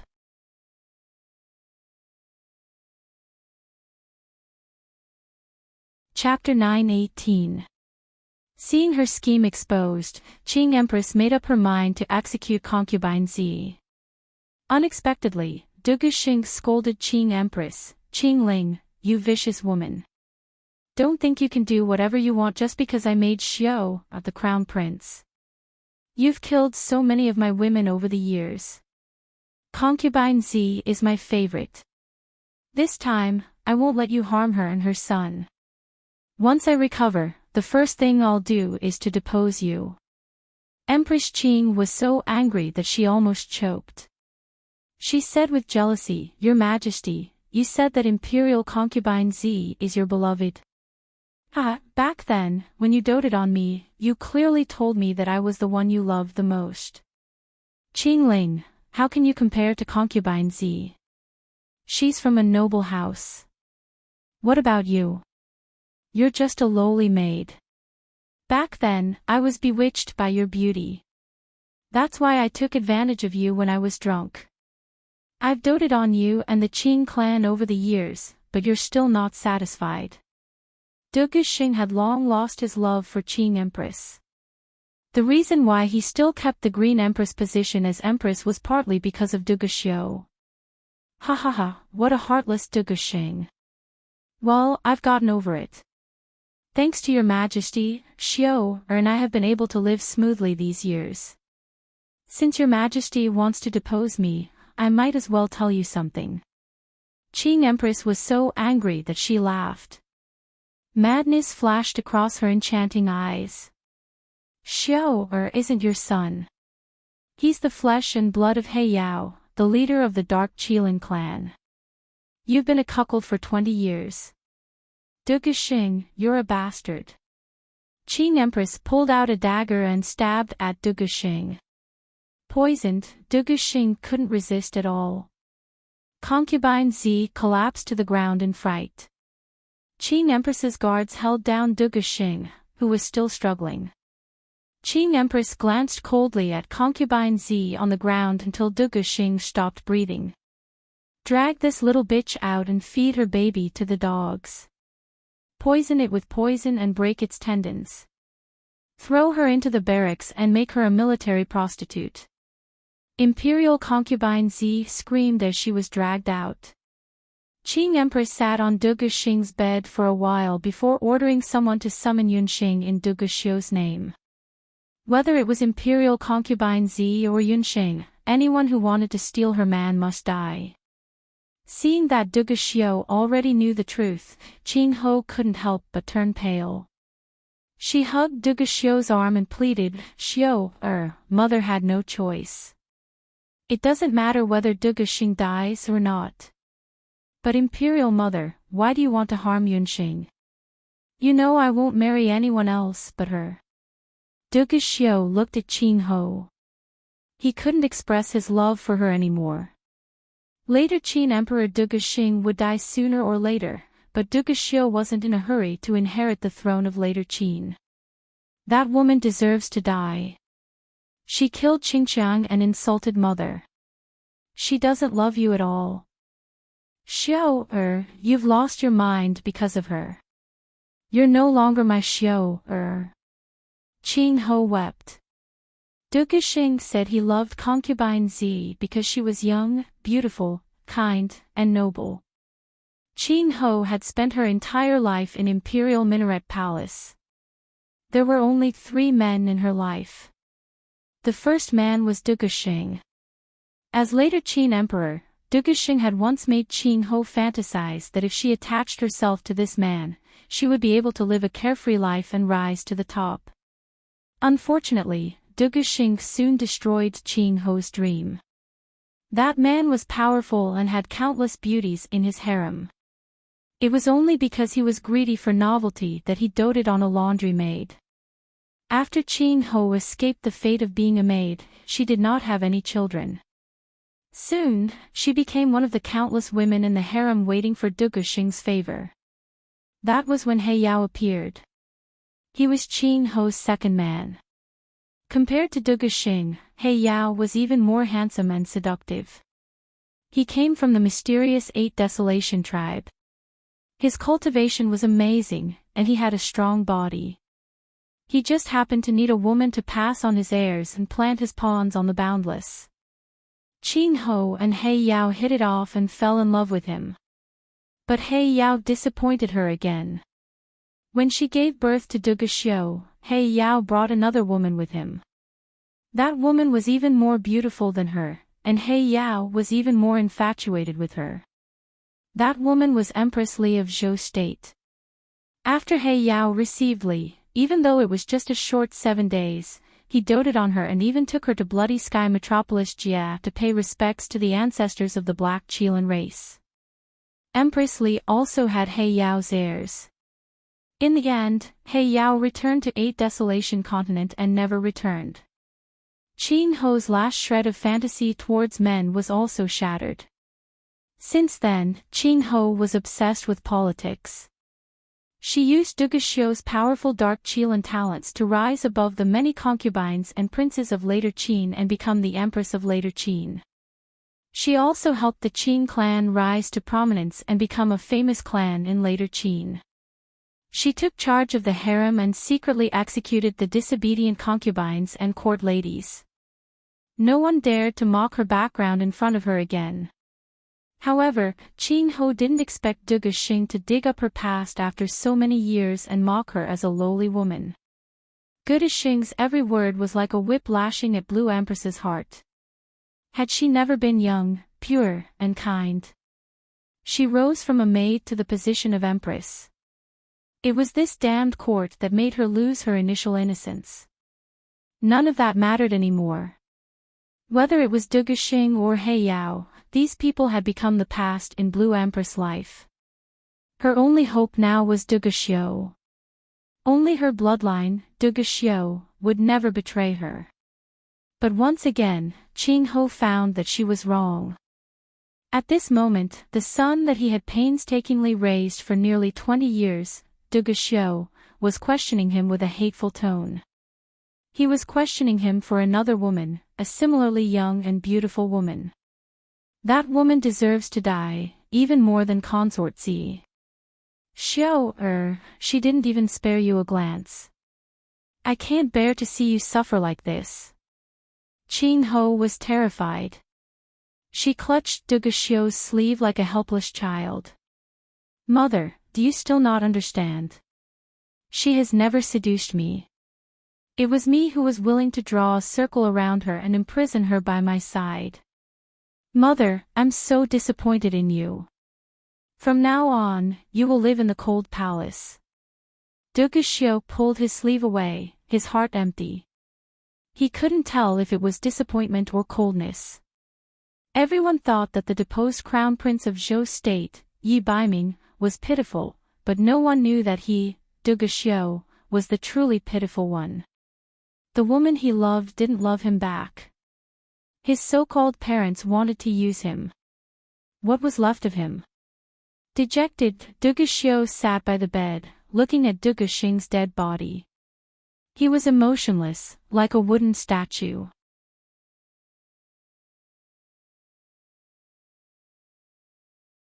Chapter 919. Outside Imperial View Palace, Director Song was escorting Yunxing. "You're quite calm. Aren't you afraid that Empress Qing will really take your life?" Director Song had never seen such a woman who could remain so calm in the face of such a dangerous situation. "You and I both know who killed her." Yunxing recognized the road and realized that Director Song was bringing her to the palace's training field. Could it be that second uncle and the rest were also imprisoned in the training field? Yunxing couldn't help but feel anxious. Yi Baiming had listed 3 possible places where second uncle and the rest could be imprisoned, and the training field was one of them. Right now, she didn't know where he had gone first. If Director Song brought her to the training field at this time and bumped into Yi Baiming, it would be terrible. Yunxing was secretly anxious, thinking about how to lure Director Song away. Previously, Director Song didn't understand why Duge Xiu was so infatuated with Yunxing. However, after interacting with Yunxing a few times, he realized that this woman wasn't ordinary. Not only did she have amazing talent in magic, but her temperament was also different. This woman was at most 15 or 16 years old, but in terms of thinking, she was comparable to an elder like Director Song who had experienced the vicissitudes of life. He really didn't know what kind of family could raise such a woman. Duge Xiu was relentless in his pursuit of her, but she didn't care at all. Just now in Imperial View Palace, she also calmly dealt with the framing. Yunxing, this person, could be said to be flawless. The more it was like this, the more Director Song sighed. On one hand, he wanted to bring Yunxing and Duge Xiu together, but on the other hand, he was worried that Yunxing would have too much influence on Duge Xiu and even cause him to break away from the Black Qilin clan's control. Along the way, Yunxing still wanted to stall for time and talk to him about other things. However, Director Song was very cautious and didn't want to say a word to her. He only escorted Yunxing forward. Just as the two of them arrived at the training field, outside the training field, there were already people lying all over the place. Not good. Director Song saw this and grabbed Yunxing with one hand before rushing into the training field. He saw that the training field was already empty. Director Song grabbed a guard who was still breathing. The guard was still breathing. He spat out a few words, "Show state." "Show state's Baiming King." Director Song's eyes almost spat fire. "Yunxing, you're the one behind this. It's her." Yi Baiming arrived in Later Qin a long time ago.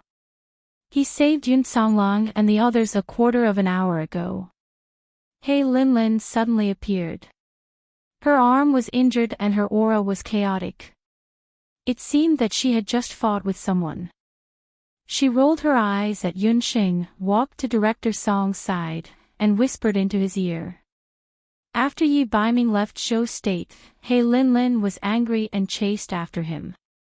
When she rushed to Later Qin's palace, she happened to see Yi Baiming saving Yun Songlong and the others. He Linlin had a direct confrontation with him and was injured by Yi Baiming. "What? Yi Baiming actually fought with you? Does he know your identity?" Director Song had watched He Linlin grow up and had always treated her as his own daughter. "He knows my identity, but he still refuses to marry me. It's all because of this woman." He Linlin was angry and resentful after being injured by Yi Baiming. She pushed all the blame to Yunxing. Earlier on, the patriarch of the He Yao clan and Director Song wanted He Linlin and Duge Xiu to be a couple. Unfortunately, one of them was in love with Yunxing, while the other was infatuated with Yi Baiming. Director Song only gave up when he saw that a forced melon wouldn't be sweet. However, he didn't expect Yi Biming to still attack and even injure He Linlin after knowing that she was his sister. This made Director Song very angry. Yi Biming's actions were clearly provoking the Black Qilin clan. Yunxing secretly broke out in cold sweat when she saw this. The Night Fox had succeeded. There's no time to lose. I'll immediately order people to seal off the entire city. There are dozens of them, so it won't be easy for them to escape. Director Song immediately went to deploy people. Uncle Song, why go through so much trouble? Yang City is so big. It's too difficult to find dozens of people. In my opinion, why don't we just lure him out? This woman is the best bait. He Linlin glanced at Yunxing with a ruthless expression. I'm afraid that won't work. Xiao won't agree to it. Director Song shook his head. He Linlin was currently in a fit of anger, but if she killed Yunxing, Duga Xiao would probably fight her to the death. Yi Biming, one of the two sons of Patriarch He Yao in the Boundless Land, was no longer under his control. If Duga Xiao was the same, then the 8 desolate tribes' hopes of counterattacking the Boundless Land would be shattered. Uncle Song, if you knew this woman's identity, I'm afraid you wouldn't say that. You might not know, but this woman is a descendant of Celestial Fox. He Linlin walked to Yunxing's side and lifted her face. He Linlin only found out about this recently.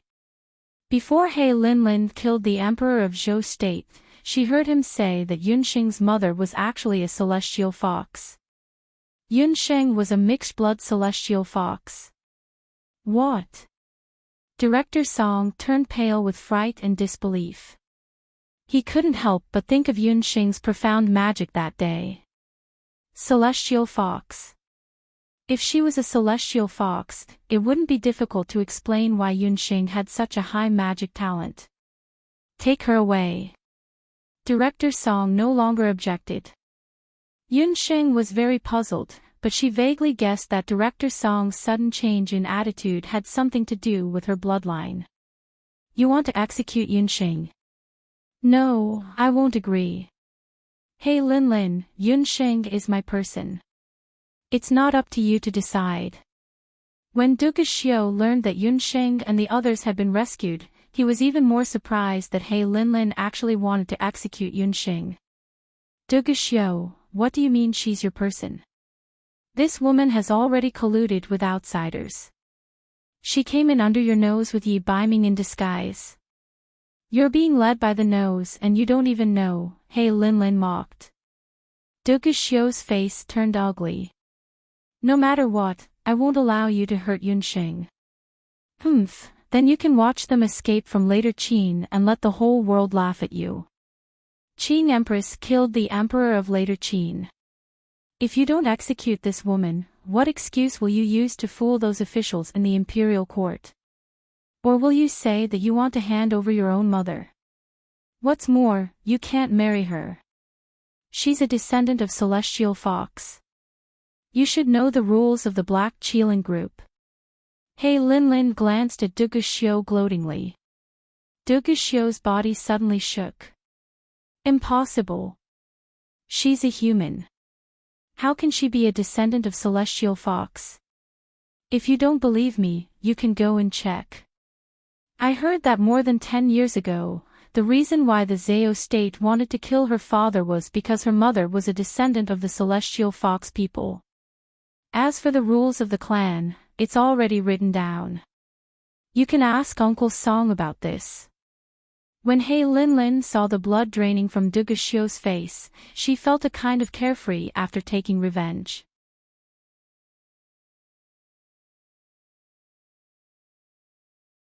Chapter 920. Master, if I may be so bold as to ask, what is the clan rule? Why can't the Black Qilin clan and the Celestial Fox clan marry each other? Duga Xiao grew up in the Boundless Land and was not clear about the Black Qilin clan's clan rule. I don't know the exact content of the clan rule either. I only know that it's an ancient rule. When the Black Chelan clan moved to the Boundless Land, there was already this clan rule. All the men and women in the Black Chelan clan have to follow this clan rule. Both Curator Song and Hei Lin Lin were not clear about this clan rule. The only thing they knew was that the Black Chelan clan was not allowed to marry the Celestial Fox people. This clan rule had a long history, but only the clan leader knew the specific language of the clan.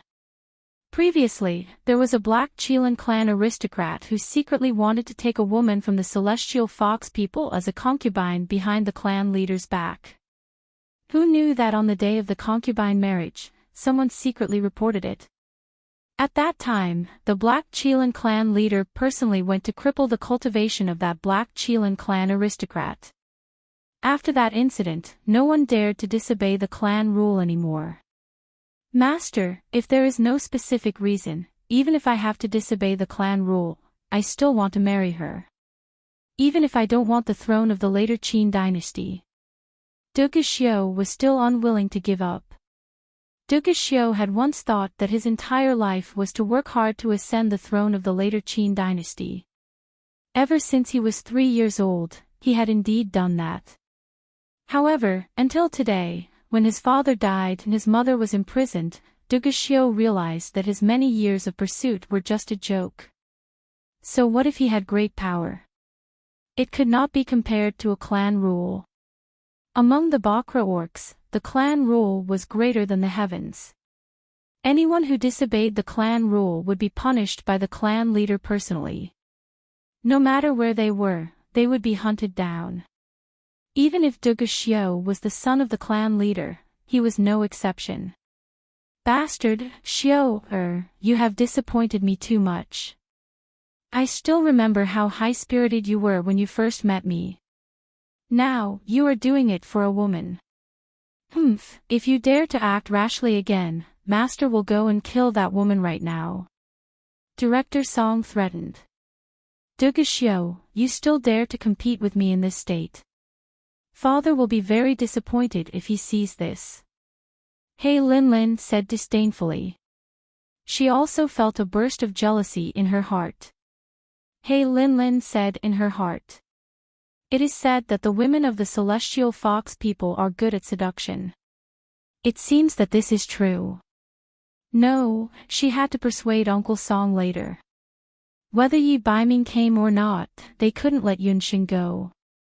The longer this woman was left alive, the more trouble she would cause. She had to find a chance to kill her.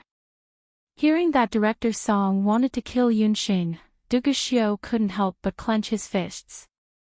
He understood that all his battle skills had been taught by Director Song. If Director Song wanted to kill Yunxing, there was nothing he could do. Xiu, this matter concerns your future. Even if there is a trace of possibility, you can't take the risk. It's just a woman. If Yi Baiming comes to save her, we can kill 2 birds with 1 stone. If he doesn't come, I will let Yunxing go. Director Song knew Duge Xiu's temper well. He was someone who could be persuaded by reason but not cowed by force. After a series of threats, he tried to persuade him. Duge Xiu only replied woodenly, Master, don't worry. Disciple knows what to do. Duge Xiu felt both mentally and physically exhausted as he walked out of the training field. When he walked out of the training field, Duge Xiu heard Hei Lin Lin and Director Song talking in a low voice. Duge Xiu didn't want to stay any longer. He felt very tired. In a single day, he had lost everything. His mother was imprisoned in the cold palace. The woman he loved the most had to bear a groundless crime and be executed for disobedience. Yet, he was powerless to do anything. The most damnable thing was that unreasonable clan rule. Duge Xiu's heart skipped a beat. Yi Baiming was also a descendant of the Black Chelan. If the clan rule was binding on him, then it was also binding on Yi Baiming. If he couldn't marry Yunxing, then Yi Baiming couldn't marry her either. Otherwise, no matter where Yi Baiming escaped to, Patriarch He Yao wouldn't let him go. When he thought of this, Duguxiu felt a kind of morbid joy. He suddenly had the urge to laugh out loud. That's right. If he couldn't get it, then Yi Baiming wouldn't be able to get it either. Somewhere in Fengdu, Yi Baiming had just rescued Yun Songlong and the others. He met up with Jin, mentor Shi Huang, and the others. He was about to return to the palace to meet up with Yun Xing when news spread that Princess Dong Huang had assassinated the later Qin emperor and later Qin's Dugu Xing had died. Prince Dugu would execute Princess Dong Huang at Big Dipper Martial Arts Hall in 3 days. That brat Duguxiu dared to execute Yun Xing. Baiming King, there's no time to lose. Let's go and save her immediately. Yun Songlong was injured when he fought with Director Song that day. He was still injured. Second Uncle Yun, what are your chances of winning against Director Song? Yi Baiming stopped Yun Songlong and the others. My chances of winning are 0, Yun Songlong said truthfully. Last time, Yun Songlong wasn't injured, but he still wasn't a match for Director Song. Not to mention, he had lost his blood cloud crocodile and was injured. What about the others? Compared to He Linlin and Duguxiu, what are your chances of winning? Yi Baiming knew very well that the people from later Qin's palace had spread the news to lure him, Yun Songlong, and the others out. No one answered. Duguxiu and He Linlin, no matter who they were top experts in the current Wuji continent. Not to mention Director Song, who had been famous for a long time. Even the 2 mentors and Yun Songlong could only put up a fight. Right now, the enemy was in the open while they were in the dark. If they acted rashly, they would fall into a trap. But even if I have to risk my life, I have to save Xing. I, Yun Songlong, owe my life to Xing. Yun Songlong couldn't do anything. He could only sit and watch as Yun Xing was executed. It's precisely because of this that you can't just throw your life away. She went through so much trouble to save everyone's lives. Your lives are owed to her. Yi Baiming knew Yun Xing very well. In such a situation, she would definitely try her best to save everyone's lives. Because these people were all people she treasured. Are you telling me that you're not going to save Yun Xing? Yi Baiming, I didn't expect that you were someone who was afraid of death. Do you know how much pain Yun Xing had to go through because of yearning and dreaming? Dong Huang Linger knew very well just how much pain Yun Xing had to go through in the past few months. I know. A trace of pain appeared on Yi Baiming's handsome face. If it's possible, I'd rather be the one to bear her pain. This time, I will personally go and save her. The only person that Director Song and He Linlin want to capture is me. He Linlin haggled over every detail. Since Yi Baiming injured her, she would definitely hold this grudge against Yun Xing. Even though Yi Baiming also knew that he wasn't Director Song's opponent, for the sake of his little wild cat, he had to try. But Dark North King, even if you go, you still won't be able to save Yun Xing. The Dark Gold class teacher was very touched by Yi Baiming's infatuation. However, she wasn't willing to let Yi Baiming enter the tiger's den. There are still 3 days until Yun Xing's execution. In these 3 days, I will try my best to save her. After saying that, Yi Baiming took out a jade box from his bosom. He opened the jade box. Everyone's gaze turned cold. Inside the jade box, there were a few red crystals. Those were the Qilin blood crystals that Yi Baiming took out from the Black Qilin King's tomb. In order to save Yun Xing, he could only fight with his back to the river. Double monthly votes, everyone can still vote.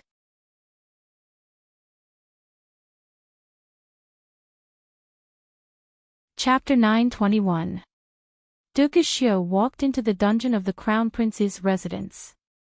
Yun Xing was locked with the Dharma soul lock, but she could still move freely. She sat cross-legged on one side of the dungeon with her eyes closed.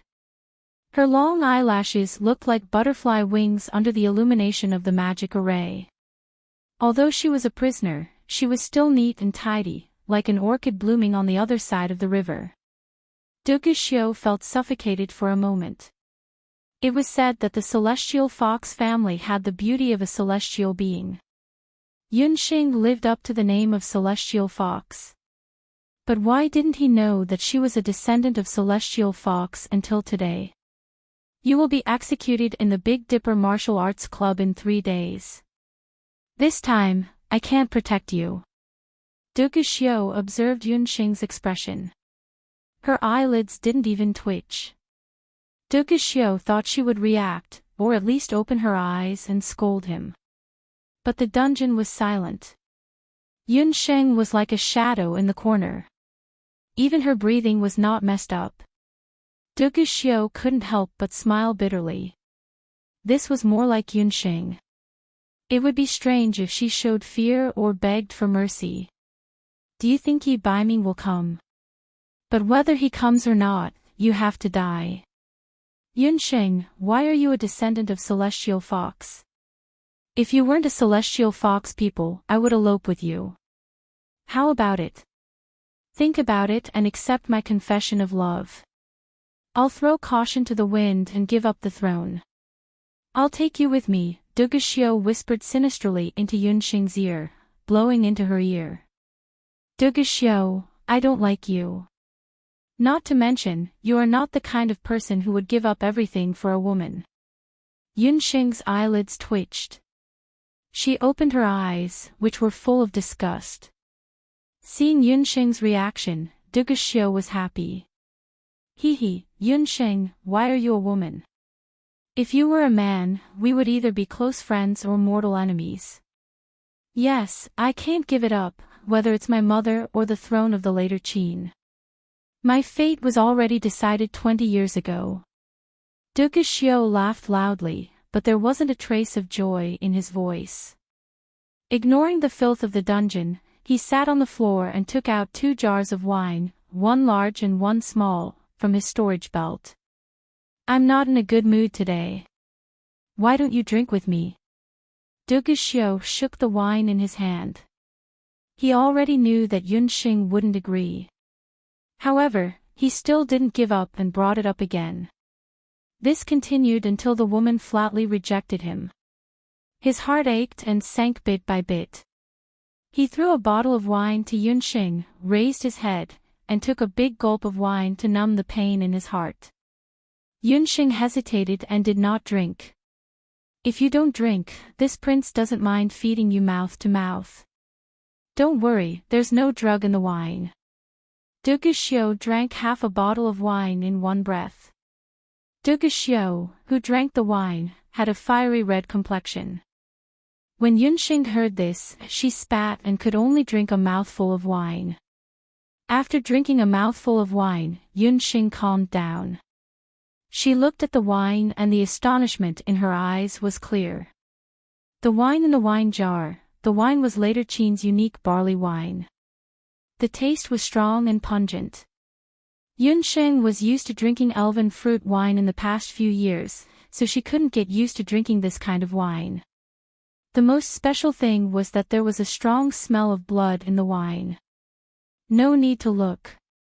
There's this prince's blood in the wine. Since you're going to die, it doesn't make a difference whether your soul yearns for you or not. Duguxiu pretended to be bold and took a sip of wine. No wonder his face was a bit pale when he came in. Only the heart's blood could resolve the yearning for one's soul. The blood in the wine, Yunxing held the wine jar, her heart filled with mixed feelings. Yunxing sighed. It wasn't that she wasn't moved, but she could only say sorry to Duguxiu. Yunxing thought for a moment and understood that Duguxiu wanted her to escape. Director Song and He Linlin wanted to kill her, and Duguxiu was powerless to stop them. He could only return the beast language ring to her. As for whether she could escape, it was up to Yunxing. This man truly loved her. Yunxing, why don't you accept this prince? Is it because this prince isn't good enough? Or is this prince not handsome enough? Not considerate enough? Xiu took advantage of the wine and asked the words hidden in his heart. When it came to Yunxing, Xiu's initial anger turned to curiosity, and then to forcefully take her. He always thought that no woman could resist his advances. But Yunxing remained indifferent. After being asked by Xiu, Yunxing thought for a moment. She carefully recalled everything that Xiu had done. "You're quite good, but we're not suitable for each other. Xiu, your heart is too big, and my heart is very small. It can only accommodate one person. I remember that I once told you that the man that I, Yunxing, want to marry can only marry me." Actually, Yunxing also didn't understand why she didn't accept Xiu. In terms of conditions, what Xiu gave her was the best.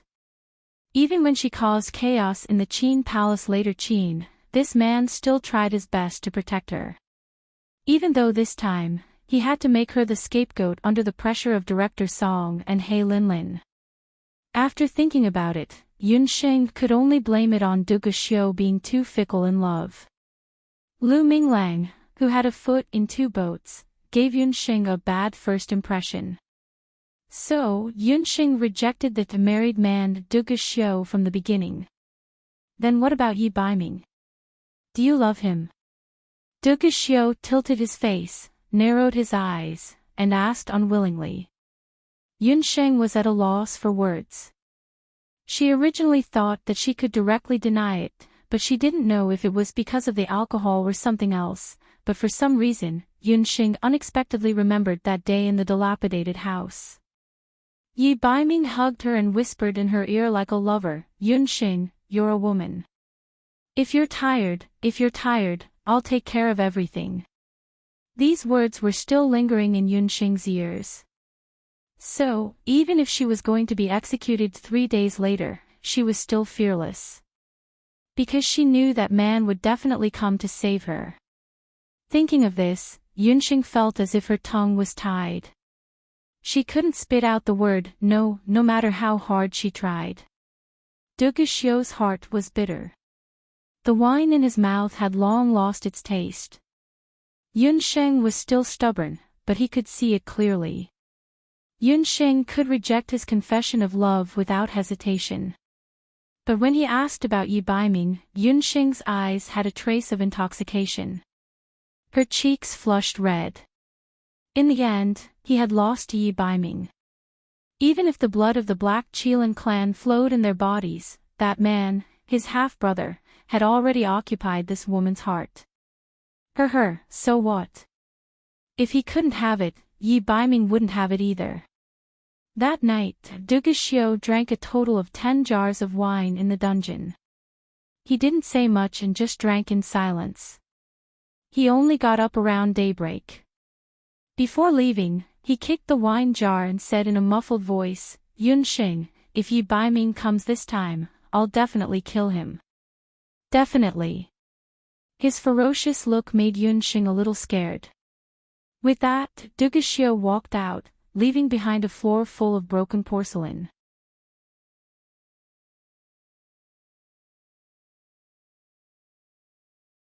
Chapter 922. 3 days later, on the Big Dipper Martial Arts Hall's training ground, Xiu was dressed in a golden robe with 9 dragons. Later Qin Emperor had passed away, and Xiu would inherit the throne 7 days after his death. He sat proudly on the main seat, while Director Song and He Linlin stood on either side of him. When Director Song saw Yunxing being escorted out, he glanced at Xiu. Seeing Xiu's indifferent expression, he retracted his gaze.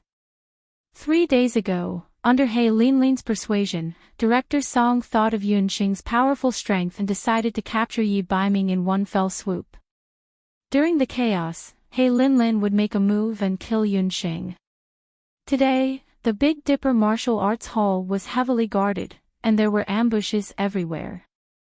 As long as Yi Baiming came, he wouldn't be able to escape no matter how many helpers he brought.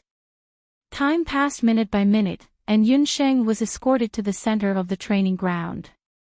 In the afternoon, the scorching sun in the sky was very dazzling. Yunsheng was only wearing a thin prison uniform. The sun shone on her skin, making her feel hot. The sand in the hourglass slowly flowed out, but Yi Baiming didn't appear. It's almost noon. Why hasn't Yi Baiming appeared yet? Don't tell me he's not coming. Director Song couldn't help but feel suspicious. Impossible, he will definitely come. Dugu Xiu looked at Yunsheng. Whether he comes or not, once the hour is up, immediately execute him. He Linlin felt a trace of relief. If Yi Baiming didn't come, wouldn't it mean that he didn't love this woman that much? Dugu Xiu glanced at Yunsheng from the corner of his eye. Ever since Yunsheng had been brought into the Dharma drill ground, her head had been lowered. There was no longer a silver snake mark on her arm. Dugu Xiu felt a sense of loss in his heart. In the end, it was noon. Yi Baiming still didn't appear. Dugu Xiu couldn't help but clench his hands, and his palms felt slippery. His gaze fell on Yunsheng. That day, Dugu Xiu used his drunkenness as an excuse to get rid of Yunsheng's lingering yearning. However, he couldn't bring himself to do it, so he used the excuse of drinking to get rid of his worries. His original intention was to make himself give up, but who would have thought that even though it was like that, the thought of Yunsheng possibly dying still bothered him in his heart. Dugu Xiu thought to himself, Yi Baiming, why aren't you here yet? Could it be that you're afraid? Once Yi Baiming arrived, he would definitely be captured by Director Song and brought back to the 8 Desolates to marry He Linlin. Yi Baiming, if you didn't come today, even if this crown prince had to break through Zhou's state, I would have killed a coward like you. Dugu Xiu couldn't help but feel anxious. It's already noon, but Yi Baiming hasn't shown up. It's time for the execution. I'll do it myself. He Linlin couldn't wait to execute Yunsheng. She quickly walked forward. Wait a little longer. Dugu Xiu stared at Yunsheng with a complicated expression. There was a bit of resentment and anxiety in his eyes. Xiu, there's no need to wait any longer. The news of Yunsheng's execution can no longer be sent out. Someone must die today. Director Song stepped forward and blocked Dugu Xiu. He Linlin walked in front of Yunsheng and said softly, Yunsheng, are you disappointed that Yi Baiming didn't come to save you? It's no wonder. He's now the regent of Great Zhou. The country is within his reach. Why would he send himself to death for a lowly celestial fox mixed blood like you? Don't worry. Since we're both from the 8 Desolates tribe, I, He Linlin, will personally send you off today. Beside her, the executioner hurriedly handed over a punishment knife. He Linlin sneered. With a pinch of her index and middle fingers, the punishment knife, which was about an inch thick, broke in half. In He Linlin's hand, there was a sudden burst of flames. A ferocious-looking large blade condensed from battle chi appeared in her hand. On the blade, battle chi surged like angry waves. It was enough to devour all life. He Linlin stared at Yunsheng's neck, which was as white as a jade carving. A poisonous light flashed in her eyes. She raised the battle chi knife.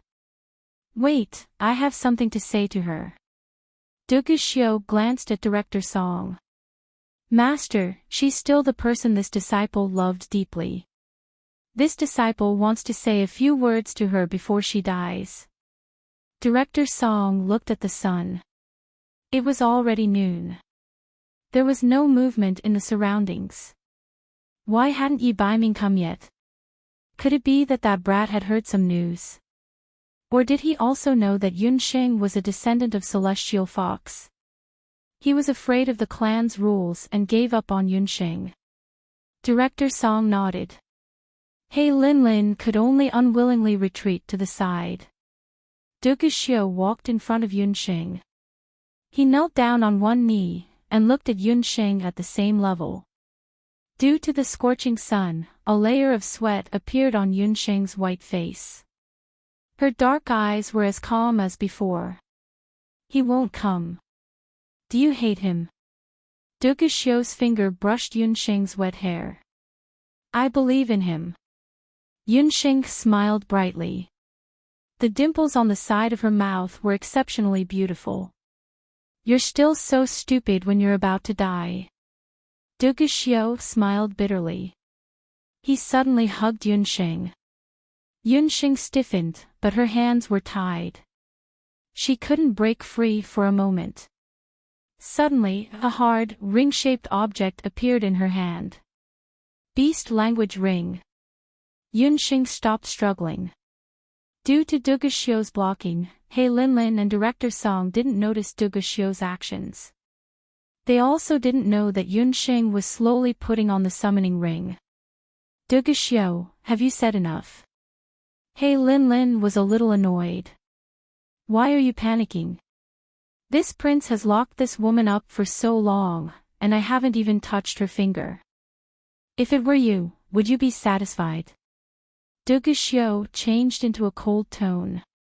He stared at Yunxing's lips. The woman's plump lips were full and dark red. They were like watery cherries, tempting people to commit crimes. At first glance, they looked very sweet and delicious. Duguxiu's lips curled. He had wanted to kiss her for a long time.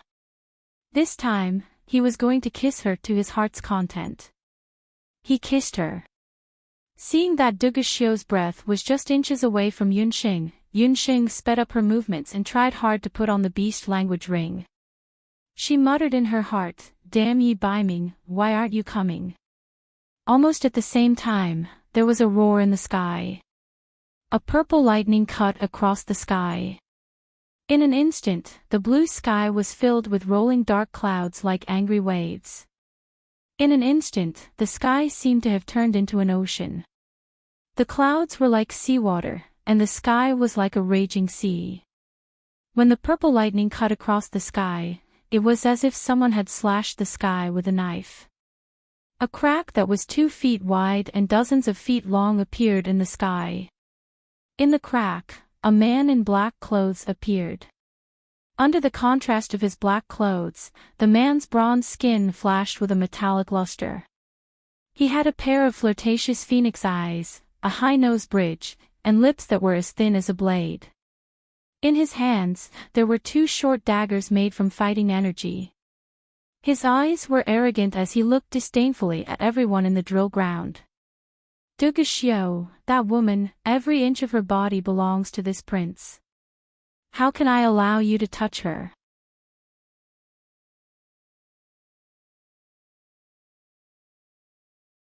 Chapter 923. Yi Baiming. Everyone had different reactions to Yi Baiming's appearance. Director Song was shocked by Yi Baiming's terrifying ability to cut through the sky. He Linlin was both happy and worried. She was happy that Yi Baiming had arrived, but worried that she had yet to kill Yunxing. This man still cared about Yunxing. Duguxiu loosened his grip, half regretful and half relieved. I've been waiting for you.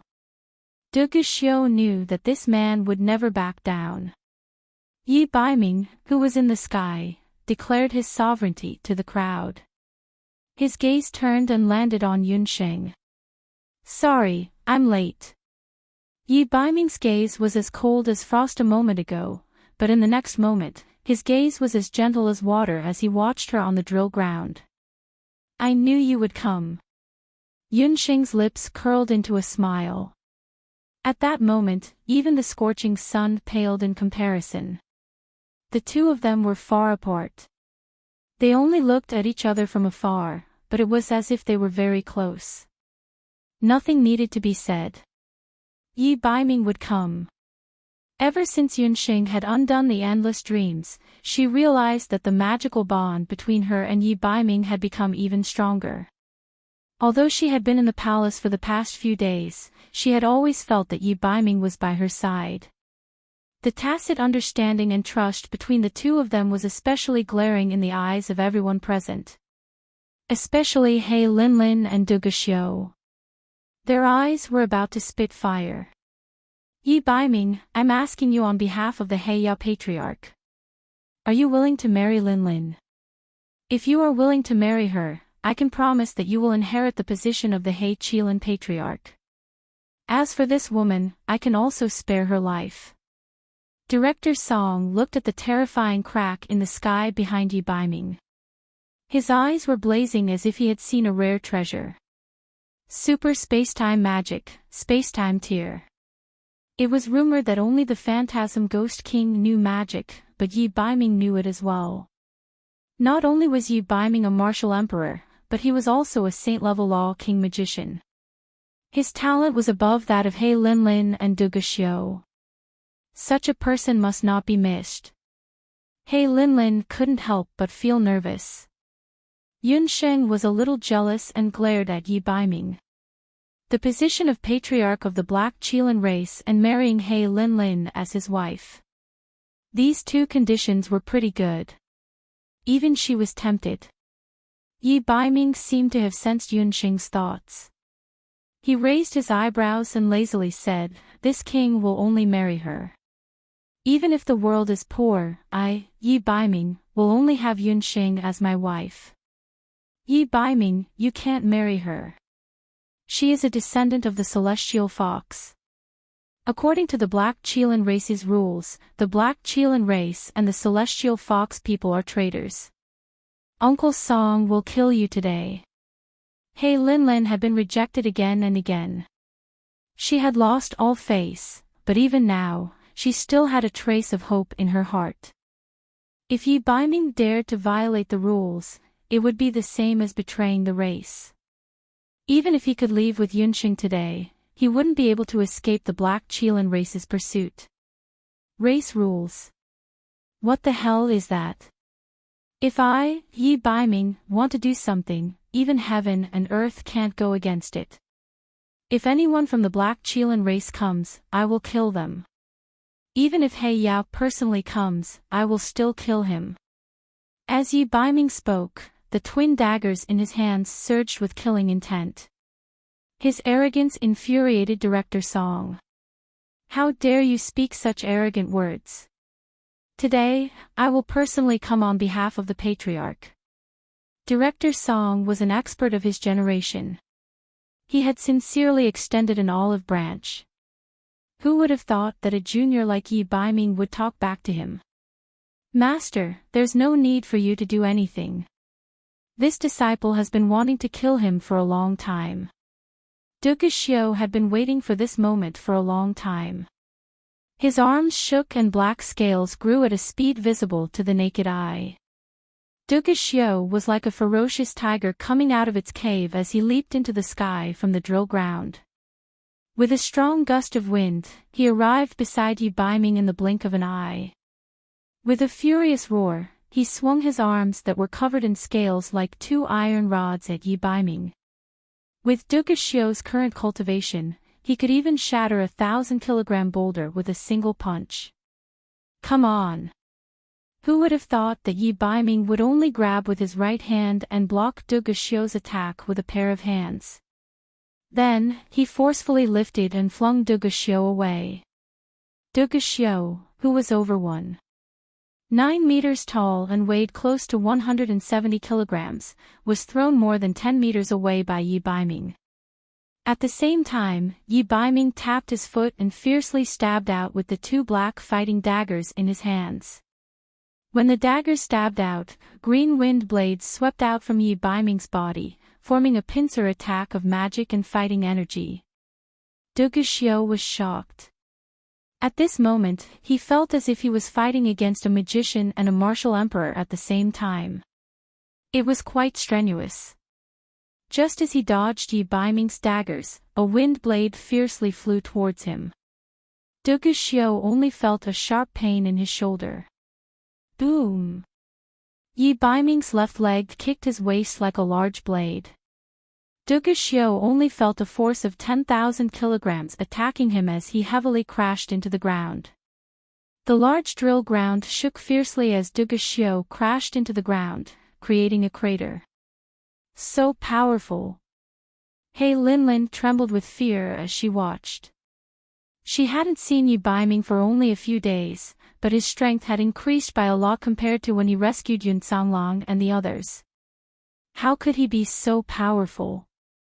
Director Song's eyes suddenly sharpened as he glanced at He Linlin.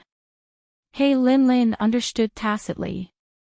She suddenly teleported a few feet away and stopped beside Yunxing. It's all your fault, bitch. I'll kill you first. He Linlin's eyes were bloodshot. The black fighting energy blade in her hand chopped towards Yunxing. You want to kill me? You're not worthy. Yunxing sneered as the elven hellfire brand on her forehead lit up. Balls of flames surged as the Dharma soul lock on her body broke. She had already used the night demon footwork. She took out the magic scepter from the beast language ring. Beside her, a summoning magic array appeared. Pop pop, ugly woman, stay away from master. A pink figure appeared like a bomber and flew out of the summoning array. Director Song and He Linlin were shocked. In the summoning array, Yunxing's figure and the puffed egg's figure merged into one. A pair of white wings grew out of Yunxing's back. What? This magical beast is yours. Director Song had always thought that the owner of this pink egg of unknown origin was some kind of divine being. He didn't expect it to be Yunxing. This woman was not only a powerful magician, but she was also a summoner. Not only this magical beast, I have many magical beasts. Yunxing raised her magic scepter and chanted. On the drill ground, 1, 2, 3, 4 summoning arrays appeared one after another as if they were performing a magic trick.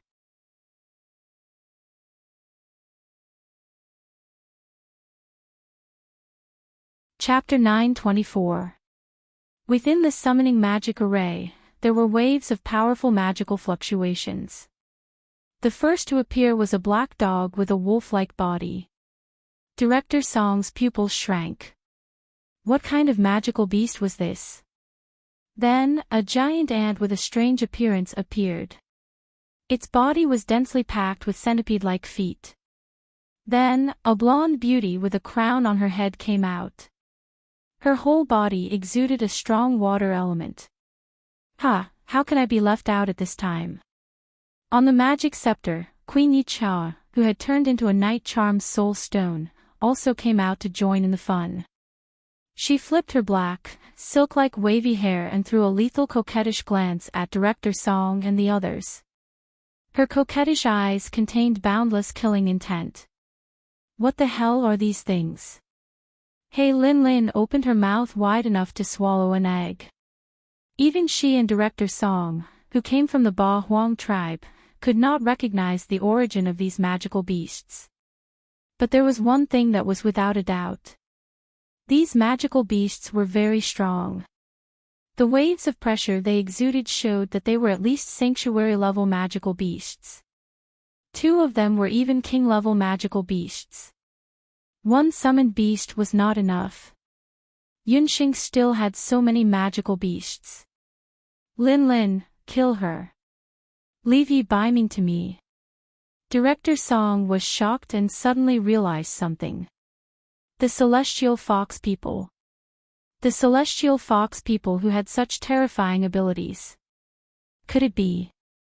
A moment ago, the girl who was waiting to be executed was like a dazzling scorching sun. Her skin was as white as snow and her wings were as white as a fairy's. Her eyes were filled with disdain. Any one of those magical beasts could be considered a mid-tier expert in the 8 Wastelands continent. They surrounded her like stars surrounding the moon. A figure appeared in Director Song's mind. The same charming face, the same magical talent, and the same amazing summoning power. It was the same woman who had once disobeyed the beast god's orders. There was once a person in the Ba Huang continent. No, it's impossible. That person is long dead.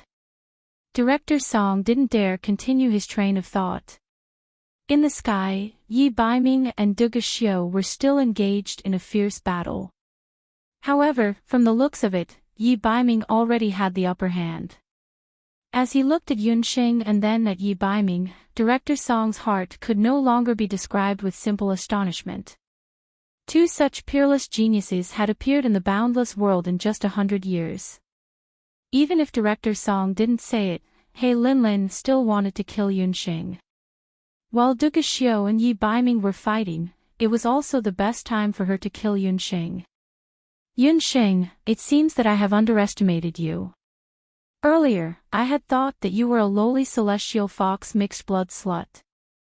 But now, it would appear that you are barely qualified to fight against me, He Linlin. He Linlin spoke proudly like a princess. In the Ba Huang tribe, the status of purebred Bakra orcs and mixed-blood beasts was very different. Some mixed-blood commoners could only serve as servants. Even the mixed-blood descendants of nobles and even the patriarchs would be ostracized unless they were extremely powerful. In He Linlin's opinion, Yunxing must have learned a strange summoning technique from somewhere. However, her origin was unknown, and her mother was a commoner celestial fox from the boundless world. Yunxing's identity was also lowly. So what if she had many summoning beasts? So what if she had a king-level summoning beast? In front of the Black Qilin clan's genius, He Linlin, she was nothing. You will die a worthy death if you can die under my Qilin's fury. He Linlin revealed a proud smile. She scolded. A gust of black battle energy jumped out of her body.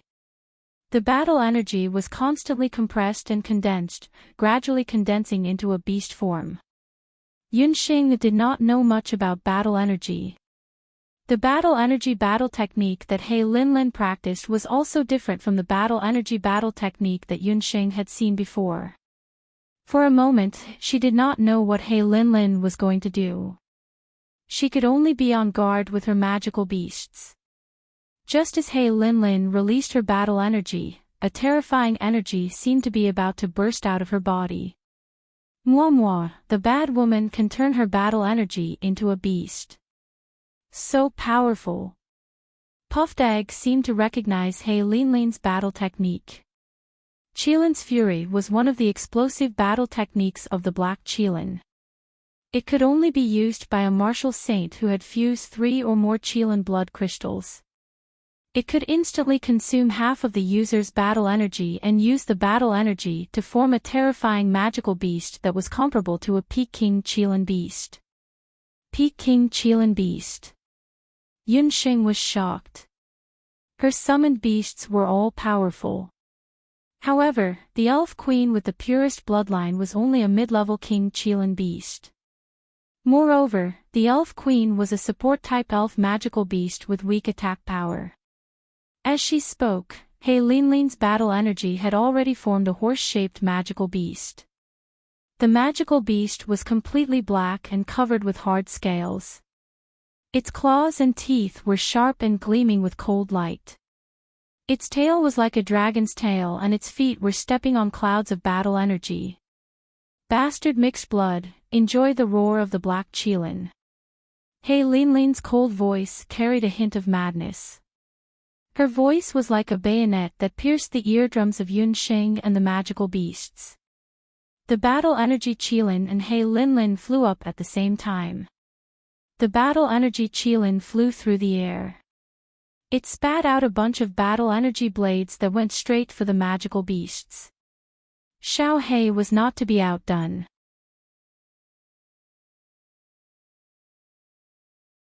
A few days ago, when he learned that Yunxing was going to be executed and that he had to fight a bloody battle to save Yunxing, he understood that he had to fuse with the blood crystal to temporarily raise his body to the peak of the martial emperor realm or even the martial god realm in order to fight against Director Song. 3 crystals. 3 crystals in 3 days, Director Song muttered to himself. Even he had only fused with 6 Qilin blood crystals. Moreover, he had fused with them gradually over a long period of 60 to 70 years. The pain of fusing with the Qilin blood crystals was far beyond what an ordinary person could endure. However, Yi Baiming managed to endure it. It was no wonder that he was almost unable to make it in time for the execution at noon. Xiao step back. You are indeed not his match. Director Song stopped Dugaxiu. 7 Qilin blood crystals was rare even in the Black Qilin clan. Even the most outstanding Black Qilin clan leader, He Yao, had only managed to fuse with 10 Qilin blood crystals. However, it would be a big mistake to think that the more Qilin blood crystals he fused with, the more Qilin blood crystals he would win. Yi Baiming, I will ask you one more time. Are you willing to return to the 8 Desolations continent with me? Director Song stared at Yi Baiming, hoping that he would give a satisfactory answer. Yi Baiming gave his answer with his actions. The muscles in his body twisted and twisted as black dou qi erupted from his body like a volcano. Then, you can go and die. Director Song roared. His battle qi was like a flame as it covered his entire body. It was as if a black sun had appeared in the sky, covering Director Song's entire body in black light. When the blazing dou qi was formed, a roar like that of the earth could be heard. The black dou qi within Director Song's body exploded. The black dou qi transformed into sharp swords that shuttled through the air and floated beside Director Song. Director Song pointed his right hand towards the sky and the dou qi swords pierced towards Yi Baiming. Yi Baiming's black clothes instantly exploded.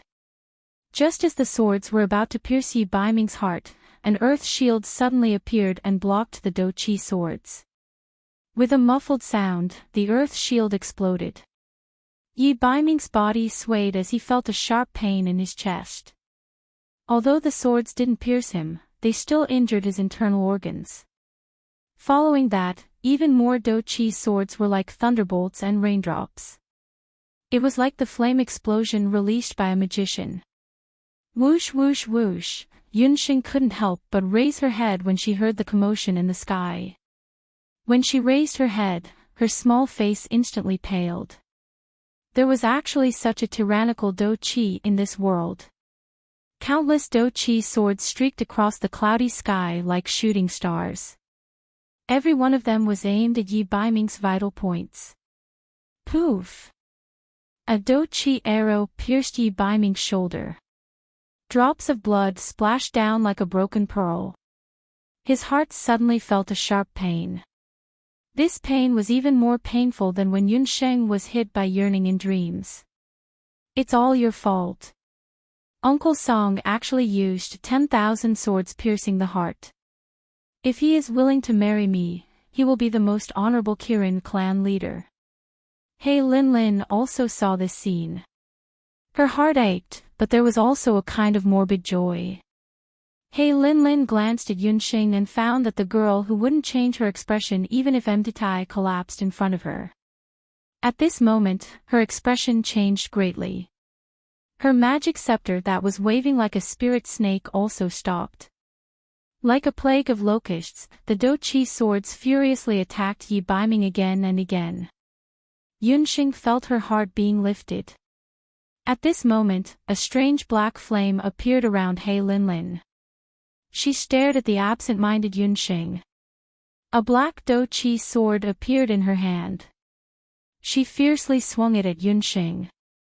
In the sky, Yi Baiming's eyebrows twitched. He seemed to have a premonition. He bent down to look. No, Yi Baiming's shrill cry woke Yunxing up. The aura of death was close to her ears. The dou qi sword was only an inch away from Yunxing's nose. Pop pop, little master. Yunxing only felt that her body was knocked away by a strange force. A pink shadow of an egg blocked the fatal attack. At the critical moment, the puffed egg spontaneously removed its fusion state and blocked the fatal attack for Yunxing. Crack. A crisp sound. A warm liquid flowed out from the puffed egg.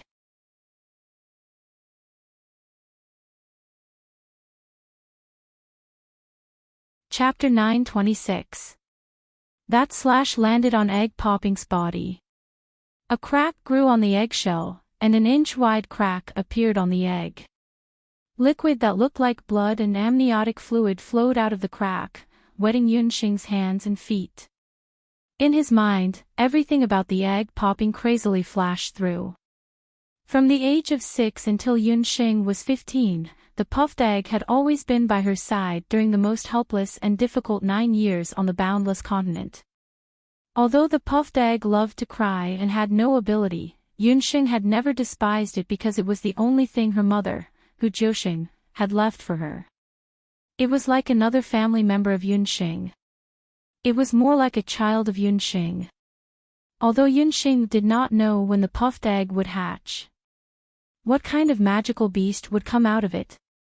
Would it be a wolf, a dragon, a phoenix, or some other magical beast? None of this was important anymore. The puffed egg no longer made any puffed egg sounds. Its pair of big white wings slowly drooped down, and the pink egg body fell heavily on the ground, no longer showing any signs of life. Yi Baiming breathed a sigh of relief, but when he saw Yunxing's sorrowful face, his heart tightened.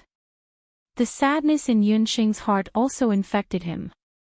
Yi Baiming knew that the puffed egg meant far more to Yunxing than other magical beasts. Little wild cat, tisk, what a pity. Director Song also felt sorry. That egg, he originally wanted to give it to the Bahuang tribe. Forget it, it was killed. He Linlin's knife was extraordinary. If an ordinary person was hit by it, their soul would definitely be scattered. That egg, however, only cracked a crack. The eggshell could be considered hard enough. Stupid egg, you're courting death. He Linlin thought that this time, she could directly kill Yunxing. Who knew that at the critical moment, this ugly egg would appear halfway? He Linlin kicked the puffed egg. Don't touch it, a cold voice said. Yunxing stood up. Her black hair was messy and there was no trace of blood on her pale face. His white prison clothes fluttered in the wind. So what if I kick it? Not only am I going to kick it, but I'm also going to chop it into pieces. He Linlin was delighted to see Yunxing's reaction. She swung her sword at Bobo Egg, who could no longer move. Right now, Bobo Egg was like a newborn baby, waiting to be slaughtered. A hand stopped the saber made of fighting energy. He Linlin couldn't help but widen her eyes. Yunxing actually caught her battle energy blade with her hand. Reckless, He Linlin smiled cruelly.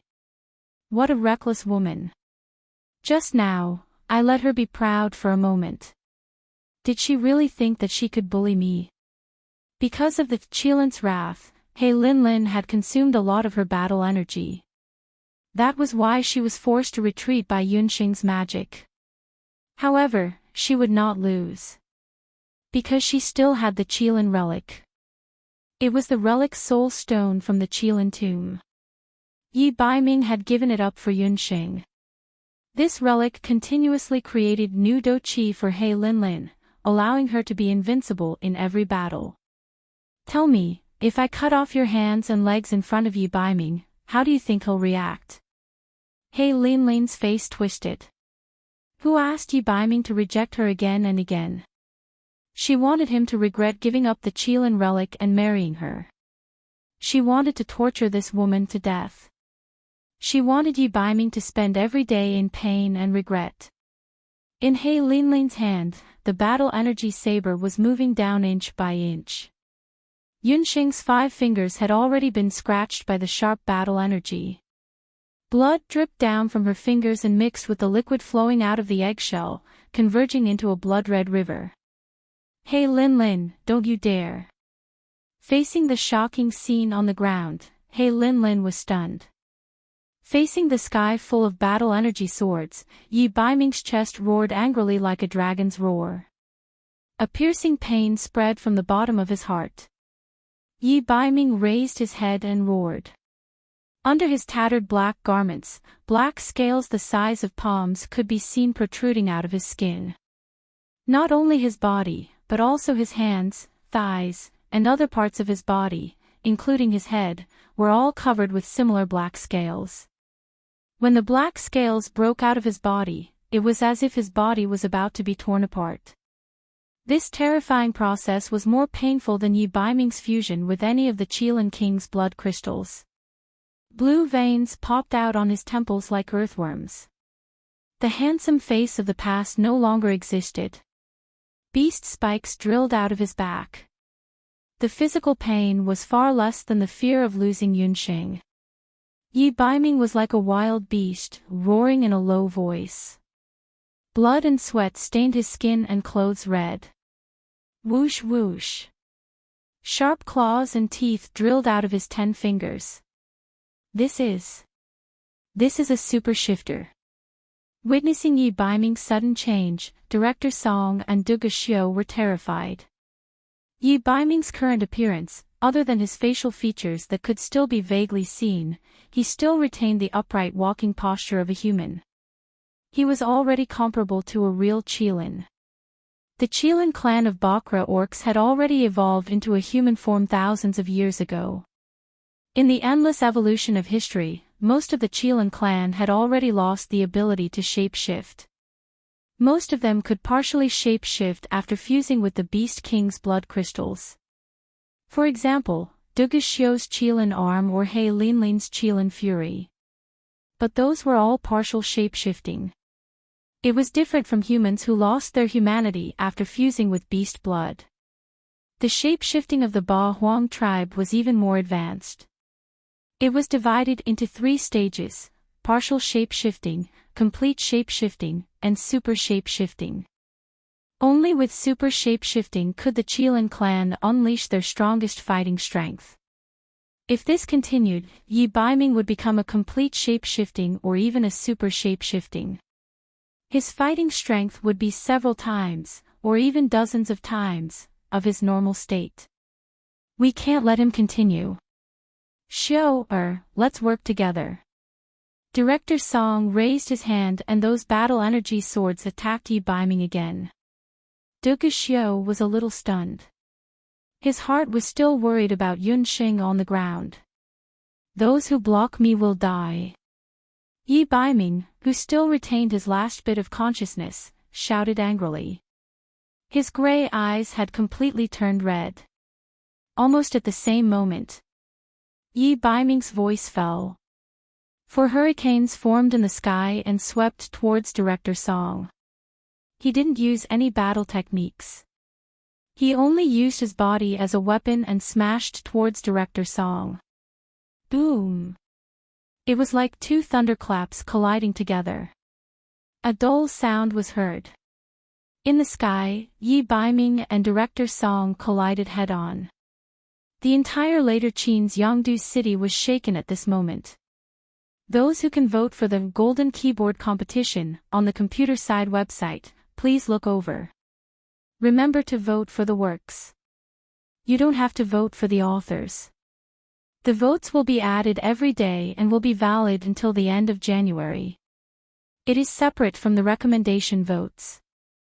Diffusi is rushing up the list of works. Thank you.